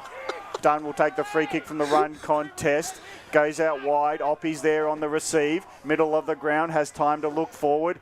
Goes down to the left flank. Amu gets underneath it again. Not with sure hands, unfortunately, for Vermont, but at ground level. The ball's they're trying to spin it forward, Vermont, but the tackle applied by Gamble is strong. Amu's had so many almost opportunities, and it's almost been the ball's too high, and he's almost got it, or he's had 2 players on him, so he's almost got it. Very unlucky. Like to see more strength in his grip as well when he goes for the marks. Not grasping it, nearly wanted to claim the mark, but knew he had to play on, so he pushes through, gets it off to Spencer. Spencer wheels on the left, here's a whistle, and it's going after the... Can we go back to him? Kick, and it's going downfield because the umpire's pointing towards the goals, and Spencer being taken out as he wheeled to the left after he was in the middle of the pack, then had a shot at goal. No, it's just going back to him. Well, there's a lot of waving, so I'm not sure what's going on here. But they're not saying goodbye to the ball yet, Vermont. So what's going to happen here, umpire? He gets a shot. He gets a shot, but from 50. So it wasn't after the kick. You wonder how he kicked it, then got hurt. That's all I'll say. He seemed clear, didn't he? Yeah. I don't know. The succession of play seems like maybe the free kick should have been taken. It was sport downfield, wasn't it? I thought it was. I thought it was too. So downfield before it got to Spencer. No, well, downfield's 10 metres out. But yeah, I was going to say, I've got no idea. I just presumed that it was just a downfield free kick. Don't worry about it, Blake. It is what he it is. Deserves the free kick. Spencer left foot up from 50. He goes the journey but kicks it out on the full. Pop was talking about it all that time. And the Vermont coach, he does this gesture of his head exploding. So I don't know what he's thinking, but it's intriguing. He's probably thinking you shouldn't have missed that shot. That's probably what he's thinking. Many angry emojis. So the score remains the same as it was a moment ago. Rowville 87 leading Vermont 66. Kicking will come from Nash Wood. Finds Seth McDonald. He's been good on this near side wing recently, Seth McDonald. So just assess his options. This time just look to take territory. There's a couple under it. Taylor will go against Wilcox. Wilcox gets 2 hands to it again. Can't quite grab it. Will Verrill looked to skip past the few and get a handball off, but it was blockaded in. Couple different tacklers there. There's Dixon, who's come to life in this second half of this fixture. Actually, you had a good game, I think, Dixon. I was going to say Verrill. Verrill's had a good game too. Yes, he has. Attack on the ball. And it went through the hands of Coughlin. Matt Davey turns tackler. Coughlin looks to make up for his mistake. Umpire will call for the ball. Just about 60 metres out. From the upright to Showmakers wins the hit out. Brolick's hit Dunn's feet, and now Dunn turns tackler. Footy's ended up in Grimster's hand. Play on called. Umpire will have it. I think Vermont will also be encouraged by the form of Kalkowski shown today. He's been out of the side. He's had injuries over the last 2 years. I think he's starting to work his way back into some nice form. So the umpire will call for it again. We're not moving at the moment. Dunn wins this hit out. It goes to Brolick, who's out the back of that stoppage though. Edwards looked to fend off Dixon. Couldn't quite do it himself. Tackle now. Dixon might be cramping a touch, but he's right next to the interchange bench, which is good news for him. Well, both sides, for mine, it look like they're absolutely both out on their feet here. Oscar Dunn doing really good body work in there in the ruck contest as they couldn't quite take it cleanly. Davey went over the top. Farrell tackles Grimster. Geez, Grimster's tough. Oh yes. Yeah. Look, they've got some good, tough, up and coming players. Vermont. They're just not mature enough yet. So he's done. Showmakers takes back position. Look to grab it. Dropped it though. Handball flicked out from Spencer. Intercepted by Stapleton. Looks to lace out Mav Taylor. Did he put too much on it? No. Taylor. Mark. Play on. He's left him in the dust. Taylor for 25 out. See you later. And he's kicked it. That's it. That might be all she wrote as Mav Taylor kicks number 5 and may have kicked the 4 premiership points into the pocket of the Rowville Hawks. Yeah, all the Vermont players they pushed too far forward and they got hit on the turnover again, James. Bit of a brain fade from Harry Isaacs as well. He's been so pivotal in this Vermont defence all season. Just a bit of a slip up there and it's cost him dearly, and I think that might be the final nail in the coffin for the game, and I reckon Rowville at home. And he's coming off injured too, Isaacs. Yeah, he's holding his fingers by the looks of it. He had a few of those injuries back when he played in Div 2 with the Heathland Footy Club, and unfortunately that might be another one.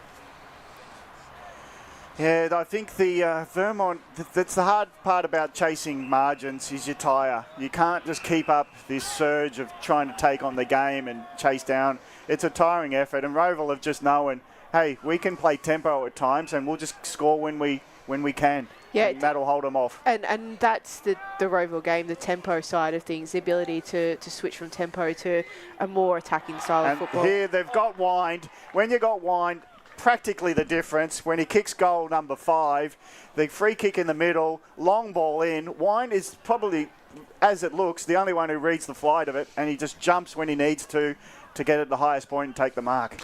You got, like I said, the 2 key forwards, Wind and Mav Taylor, 5 each. Well, Mav Taylor's the magic. Wind is the technician. Takes the mark, and he'll kick the goal. I estimate he will. He puts it to the right post, and it never bends back for him. So it's a minor score. He's kicked 4 goals. Rowville move on to 14-10-94. They've taken the heat out of this game successfully. Vermont 9-12-66. It's a 28-point margin. The Eagles looking to bring it back in. They want a chance in this game as we're just about entering time on. They need to do it now, but Showmax will take the mark. And if the rest of this game tells me anything, yep, there it is. The quick handball off to Stainthorpe. Laces out Edwards. Wouldn't be shocked if by the time the Premier Data stats come out, he's had about 40 himself. Edwards just assessing his options. We just pump one long into the pocket. There's a flyer there. Seth McDonald got 2 hands to it. Couldn't quite take it cleanly. Cole Cloyd gets a handball out. Here's the shot at goal. It will drop short. Oh, and it's come off the shin. That's going to be out of bounds on the full on Grimster. Very unfortunate, but it is there. Oh, it is what it is. Just another game of football, isn't it, Brash? Well, that's right. So Wind will kick from the boundary. From about 25 out. He will take his time looking for number 5 for today. He bends it, will just fall short. Footy stays in play for now though. Socket off the ground, picked up by Kane Oppie. Oppie evades one, gets off to Buxton. One further backwards there to Smith. Smith looks down the line, gets it back to Oppie. Oppie on the left boot. Didn't hit the kick quite as well as he liked. Matt Davey kicks and misses just to the point post. It's almost like him that both ruckmen don't like to kick the football, do they? Well, we were discussing yesterday in the Montrose game, especially with the big O, like McInerney not wanting to do that. And I found that when I teach my players, the rucks always struggle the most because it's such a big distance and there's so much more room for error. McCluskey kicked it out. Eventually it gets to half forward where Farrell. I don't care. I want them to kick the bloody football, not handball it. It's called playing a team role, Bash. Ball up at centre forward. The Hawks just holding sway now. And there's a succession of ball ups at half forward. You try being 2 metres tall and then trying to drop the ball and have it go nice and straight onto your toe. Very hard. Very hard for short people to do it too. Out of the pack. The Hawks trying to get it through Coughlin. He takes on the tackler, spoons up a hand pass. Brolick runs onto it, gives it off to his teammate in Edwards. Bounce of the ball gets to Taylor. He can't spin out of a tackle. Well grasped by Askew, going nowhere. He's learned his lesson from earlier. Don't let him out of your sight or out of your grasp because you're in trouble. But Mav Taylor couldn't pounce for another goal. Edwards at ground level roves the attack, but has been taken down in a tackle, and it's a ball up. Boundary side, 50 metres out from Rowville's goals. Rucks go out up. Buxton wins this one. Over the head, backwards handball from Dixon as Stapleton turns tackler. Umpires will call for it. True centre half wing on the far side here. Showmaker's bumped out of the ruck. Still got a hit out, but Buxton will rove it now. There's Coughlin, got to it first. Edwards flicks out a handball. He's been absolutely terrific. Nashua Wood's going to get out the back of this pack if it gets there. And there he is. Wood in the fluoro red boots. Hands it off to Wind. Wind one further to Duffy. Duffy through the big sticks. Rowville are home. +4. Thank you very much.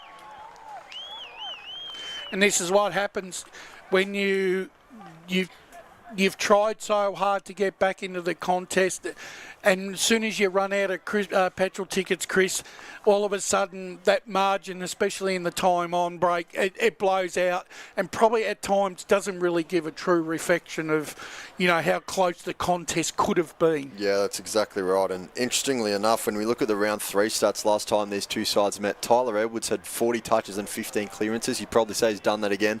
And Mav Taylor had 5 goals in that one, and he's done that again today. So maybe not able to implement the game plan they wanted to today, Vermont.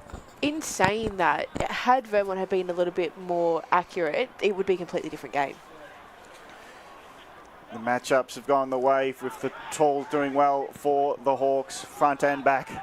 They get it out of the middle. Verrill gets it long out wide, and the mark's been taken. And just like he's trying to run for some supporter feedback, it was successfully done there. I don't know if that's by Stapleton. was his dad or not, but it gave him a hug. Stapleton gets it in, and no mark taken by the Hawks. Pack of players formed on it, but Grimston picks it off. He goes across, which is always dangerous when you go across goals and you don't hit a target. Ground level, couldn't get it going, Wood. And it's now in the hands of Duffy, who takes on the tackler and rides himself to the ground. And it'll be a ball up 20 metres from goals for Rowville. Rucks go at it again. Wine did the ruck work, but unsuccessfully beaten by his opponent. And Buxton saw eventually Spencer gets the kick out from the back pocket. Marked by Dunn. Dunn, quick to run on. Kicks it as far as he wants. But the bounce of the ball, there's only one man there. And it's in the hands of Martingale for Rowville. So the counter-attack will start from centre-half back. Wood to Brolick. Cross field. And now it's in the hands of Verrill. Cal Verrill goes short again, out wide. Finds his teammate in Stainthorpe, who looked, after his indiscretion, looks to redeem himself with a bit of possession. Short pass to Verrill. Now go backwards. And Martingale, it's like he's the only man who knows where Vermont's forward line is, because he's all alone there. And it's a long ball now from that transition, and they mark again with Davey. Davey at half forward, short pass, another mark. Well, the stats are racking up as Tulloch takes it. Hand passes it on the top.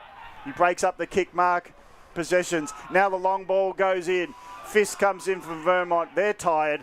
A lot of energy put through the second and third term, but now they do clear.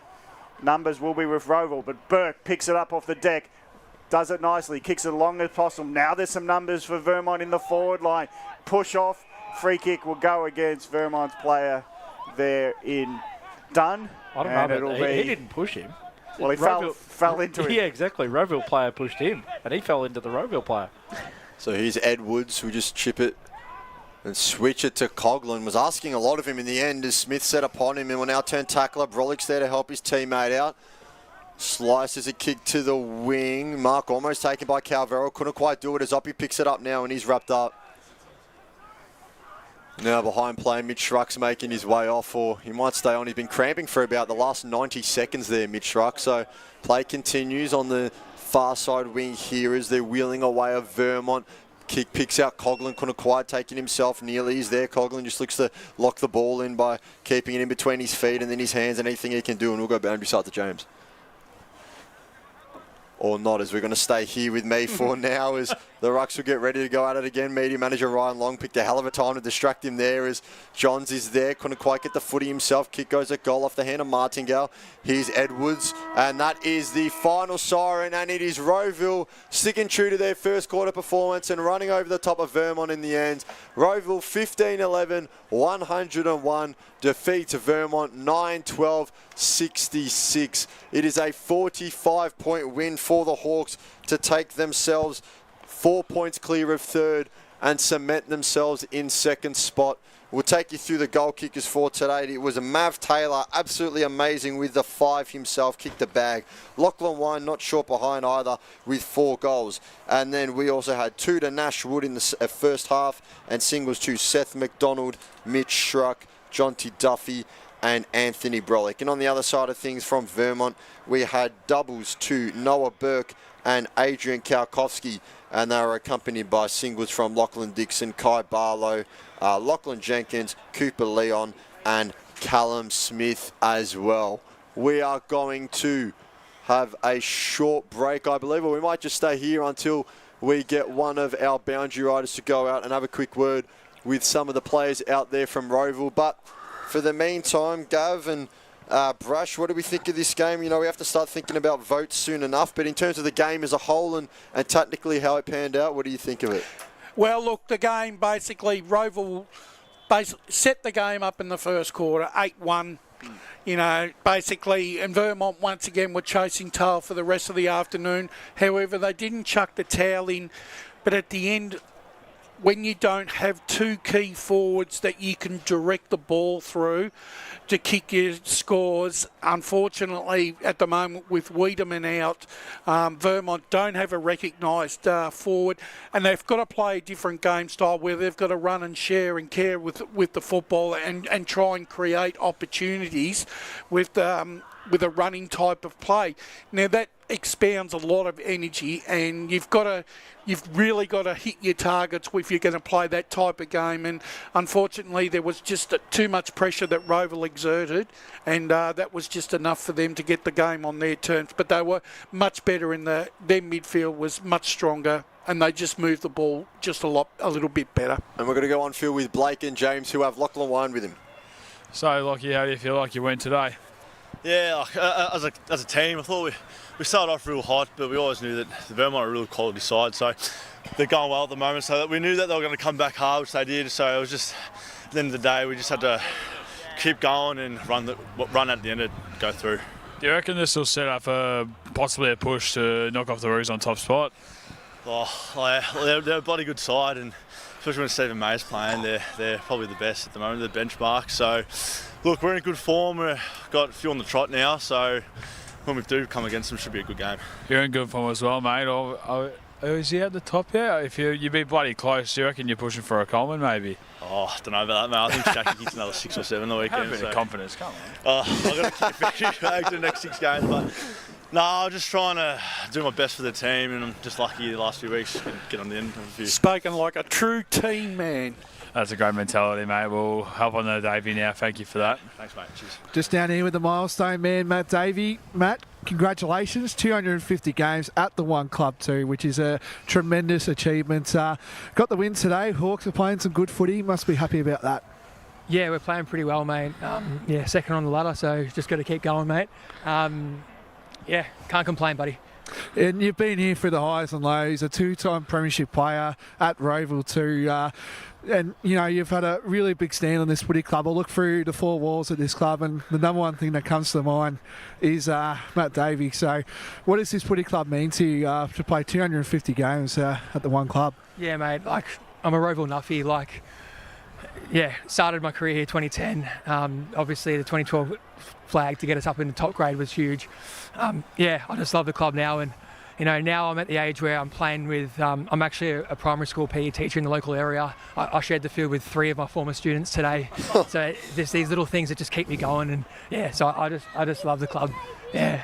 No worries. You got a standing ovation over here. I'll let you enjoy that. 2 of the blokes here. Well done on the win today. Thanks, mate. Appreciate it. And we see there Matt Davey will make his way through the Guard of Honour. A very touching gesture from both sides. He'll be chaired off by Schoenmakers and Brolick, as both sides can celebrate a champion of not only the club but the division and the competition too. Tell you what, his father cooks a mean hamburger. I tell you, food, mate. if I was going home every night knowing I was getting a hamburger of that quality on my plate, I'd be in heaven. That is time and place, Brash. Time and place. That said, Brash, having one of them every night, I think you wouldn't last too long. So good. I'd probably balloon out to an elephant, wouldn't I? So well done to Blake. Probably already halfway there now. Well done to Blake and James out there on our boundary. We'll get them back in the van shortly after and we'll get our tips going. But for now, looking forward to the next 3 for each side, and we'll run through them. Rowville going to the next 3 games. South Belgrave away, Blackburn away, East Ringwood at home. Are we penciling that down as maybe 1 and 2, 2 and 1? How are we seeing that run, Brash? Who's that, Rowville? Yep, so Rowville, South Belgrave away. Win. Blackburn away. Win. East Ringwood home. Win. Win. 3-0. Yep. Oh, very good. And what do you reckon? What do you reckon? You know, I'm just going to follow in the confidence of Brash. Win, win, win. Let's go. 3-0. Gee, okay, all right. And then we're going to look over to Vermont now. Let's go. Brash, I'll start with you. Baldwin at home. Win. Noble Park at home. Win. South Belgrave at home. Win. Any objections? What was the first one? Baldwin at home. You know, I'm going to back Baldwin. Oh, okay. Trust you. What is so this? 2 and 1. Nah. Hang on. Wait. Brash is giving me crap. That's not fair. That doesn't. Whatever. But Don't what is Baldwin's percentage? 81.26. Nah. Righto. So that is, of course, 3 home games. Vermont's run home. They only have 1 away game after this one. So. Well, they are. Look, Vermont beat Baldwin at Baldwin early in the season. I think they still showed enough today that they're going to be competitive. James Ross back hopefully as well. Yeah, and Wiedemann to come back into the side. So they've got a few to come back. And, you know, look, that 5th spot is still right up for grabs. You know, I think there's still 3 sides fighting for that 5th spot. I just think for those sides that are around the 4th, 5th and 6th mark, the top 3's out of bounds, I reckon. They're playing for 4th spot. Yeah, it's that locked away essentially with East Ringwood and Doncaster East, and of course Rowville as well. I see Josh Ward's on the wireless as well. Josh, a bit of a step back for you today, a bit of an outside perspective, but from what you saw of the game, what did you think? I thought, I mentioned it at half time, Rowville's ball movement inside forward 50 was simply magnificent. We saw it. We saw East Ringwood, the way they moved the ball against Blackburn, and Rowville were pretty much similar, and they were able to impact the scoreboard and were very efficient in that first half. Obviously dropped off a little bit. And credit to Vermont for finding a way back into the contest as well. I thought they did lift in that particular area of the ground and were able to get on top through the guys like Lachlan Dixon, Callum Smith, who's an exceptional talent, and defensively Henry Smith was also really good, and were able to stack up and restrict Rowville for a bit before they started to run over the top, and I think it was expected. Let's be honest, they always run over the top of sides, as Ray Baird says, and as was evidenced today. Their ability to finish games off strongly, and that's only going to hold them in good stead. That was what I was going to ask Em. I mean, obviously, Em, where you are, with your football nous, where do you think, when you see the way that Rowville run out the game, right, that really does, I know it it doesn't look like it's important now, but when we come to the finals, you actually want to see your side running the games out throughout the season so that you know that there's still plenty left in the tank, especially when it comes down to the bigger finals. So the thing that Rowville did really well was the tempo in between the fast breaks of play. I think what we're seeing across a lot of our divisions, East Ring would do it really well, North Ring would do it really well. We even saw it Upper Federal Gully in Division 3 do it really well, which is that nice chain hand pass through the middle of the ground, and a lot of that run and carry. It's the quickest and easiest way to move the ball from one end of the ground to the other, and Rowville do that very, very well, and they've got really great skill execution as well. But to sustain that for 4 quarters, as you're saying, Bash, that's the challenge. Rowville are able to go in between those two different phases of play when needed. So if they don't have the space, the capacity to run the ball forward and move it quickly, they can tempo. And that is what's allowing them to play out those games fully, because that's where all the other teams that I've seen, they start to fall short sort of towards that back end of the last quarter. It's becoming the norm, that sort of handball style, that forward handball. We see it at the AFL level with sides like Sydney and others as well. And you look at Rowville, East Ringwood, there are some sides that are more than happy to retain possession, like Blackburn, like Berwick when we saw them a couple of weeks ago. But if you have that strong forward handball style, it's only going to hold you in good stead. Well, the only downside to that forward hand pass game, and we've at Dragons we've looked at a lot of the Sydney way that Sydney moved the ball.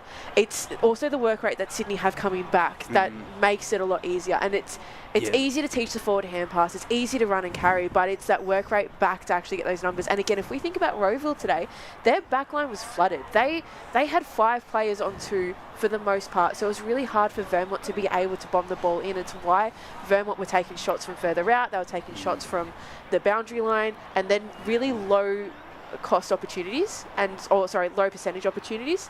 So that's a win for them as well, looking at where the teams are actually taking shots on goal.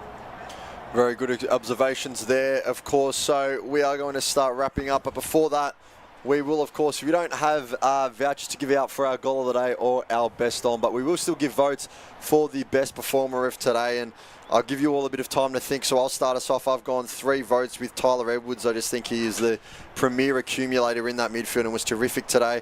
I've gone 2 votes to Mav Taylor for his 5-goal effort. I thought it was amazing up front. And then almost unluckily, I've gone Will Verrill with just a 1 vote. It's a little bit harsh by him that he had 2 other players in his team do so well, but he was amazing, not only in nullifying Lockie Johns, but also going the other way with the footy in hand himself. Yeah, I'll go next. Well, hang on. Who's actually doing the I got you. Blakey, Okay. put the pen down. Why do we get Em doing this? Em's always the person that always says this. So, Em, I reckon over to you now. I haven't been paying attention, so... No, it doesn't matter. You always say it. No, I'll do it next time. I'll do the North Ringwood one. I'm going to go one with Matt. I'm going to go one with Mav Taylor, 5 goals. I thought his contribution throughout the day was exceptional. I'm going to give 2 to Edwards, like you. The accumulator just happened to be in all the right places, runs to the right places, creates space, knows how to hit targets. 2 votes for him, and I think... is it Will Verrell? Yep. I think his job, anytime you can lock Johns down to under 20 possessions and have an influence yourself, I think that's worthy of being a best on-ground performance. All right. I had a couple of shout-outs to some people that are going to miss votes, Gamble being one of them. We've got Cal Verrill as well. Tulloch I also liked. Askew from Vermont I was a huge fan of, but I'm going to go 3 to win for the... I just really like the way that he moved the ball in the forward line. I like his marking ability. He scored a couple of goals. Rated him very, very highly. 2 to Will Verrill. I had him as 1, but I probably because I didn't want to be biased towards him because he's a player that I've coached before. But I'm going to give him the 2. I really like his work, even just going into the midfield and playing that defensive role and playing the team role. It was very good. Really loved it. And then I'm going to give Davey 1 as well. I thought he would stand out. 3 to Matt Davey? No, sorry, that's a 1. I started with 3. Okay. Yeah, I cooked it. Gav, we'll go to you next.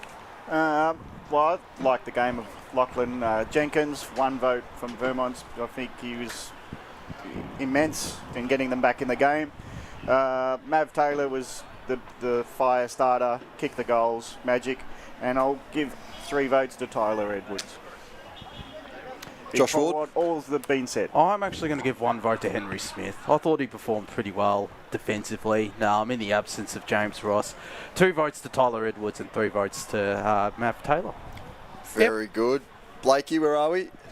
Come on, Blakey. I'm going to give 1 vote. I thought Lockie Jenkins was Vermont's best player, in my opinion. Agree. I'm going to give 2 votes to Will Varel. When you shut down a player that is Lockie Johns, we all know who he is. A superstar at the competition. Absolutely no impact he had, Lockie Johns. So pretty happy with Will Varel there. And I'm going to give the 3 votes to Matt Taylor. 5 goals in a game where the game was on the line. I'm going to give that to Matt Taylor. And finally, James, your votes. I'm going to shout out Lockie Jenkins and the Eagles. Give him 1 vote. He played phenomenally in a losing side. He was a key piece to that little comeback they had in that third quarter. I'll give 2 votes to Matt Taylor. He played absolutely phenomenally down forward for the Hawks. And then I think the only real option for 3 votes is Wingman Tyler Edwards. He was phenomenal today. You cannot go past him for the 3. Fantastic. So as we are adding this up, it seems that out of Edwards and Varel, a tie. So we have Tyler Edwards and Mav Taylor on 13 votes. Who got the most 3s, Chris? They both had 2. Well, I just overheard Spider say that Taylor was the best player on the ground. So we'll give it to Mav Taylor. Well, maybe we should go to our illustrious leader, who he thought best on ground was. Come on, Ryan. Was he actually watching the game? I probably wasn't watching enough to. I'll give mine to Mav Taylor for kicking 5. All right, so we'll give it to Mav Taylor, and we'll start wrapping up now as Ryan Long looks just about ready to call it. So Gav, alongside me, thank you very much for this call. Excellent stuff from you. Great being with you, Chris. Excellent. And the 2 in the specials, Chair, Brash and M, fantastic as always. Thank you very much. 2 on the boundary, Blake, but also James, terrific debut. Thank you very much. Appreciate special mention to James. Thought he did a terrific job, and hopefully can come to a few more games. So, very good. And Josh Ward, of course, and Spider flying around wherever they may be. Well done. Thanks, Chris. Great stuff from you as well, mate. Thank you very much. We're going to leave it there. Thank you for joining us today on this Sunday afternoon. In the end, it was Rowville running out winners over Vermont, 15-11-101 to 9-12-66.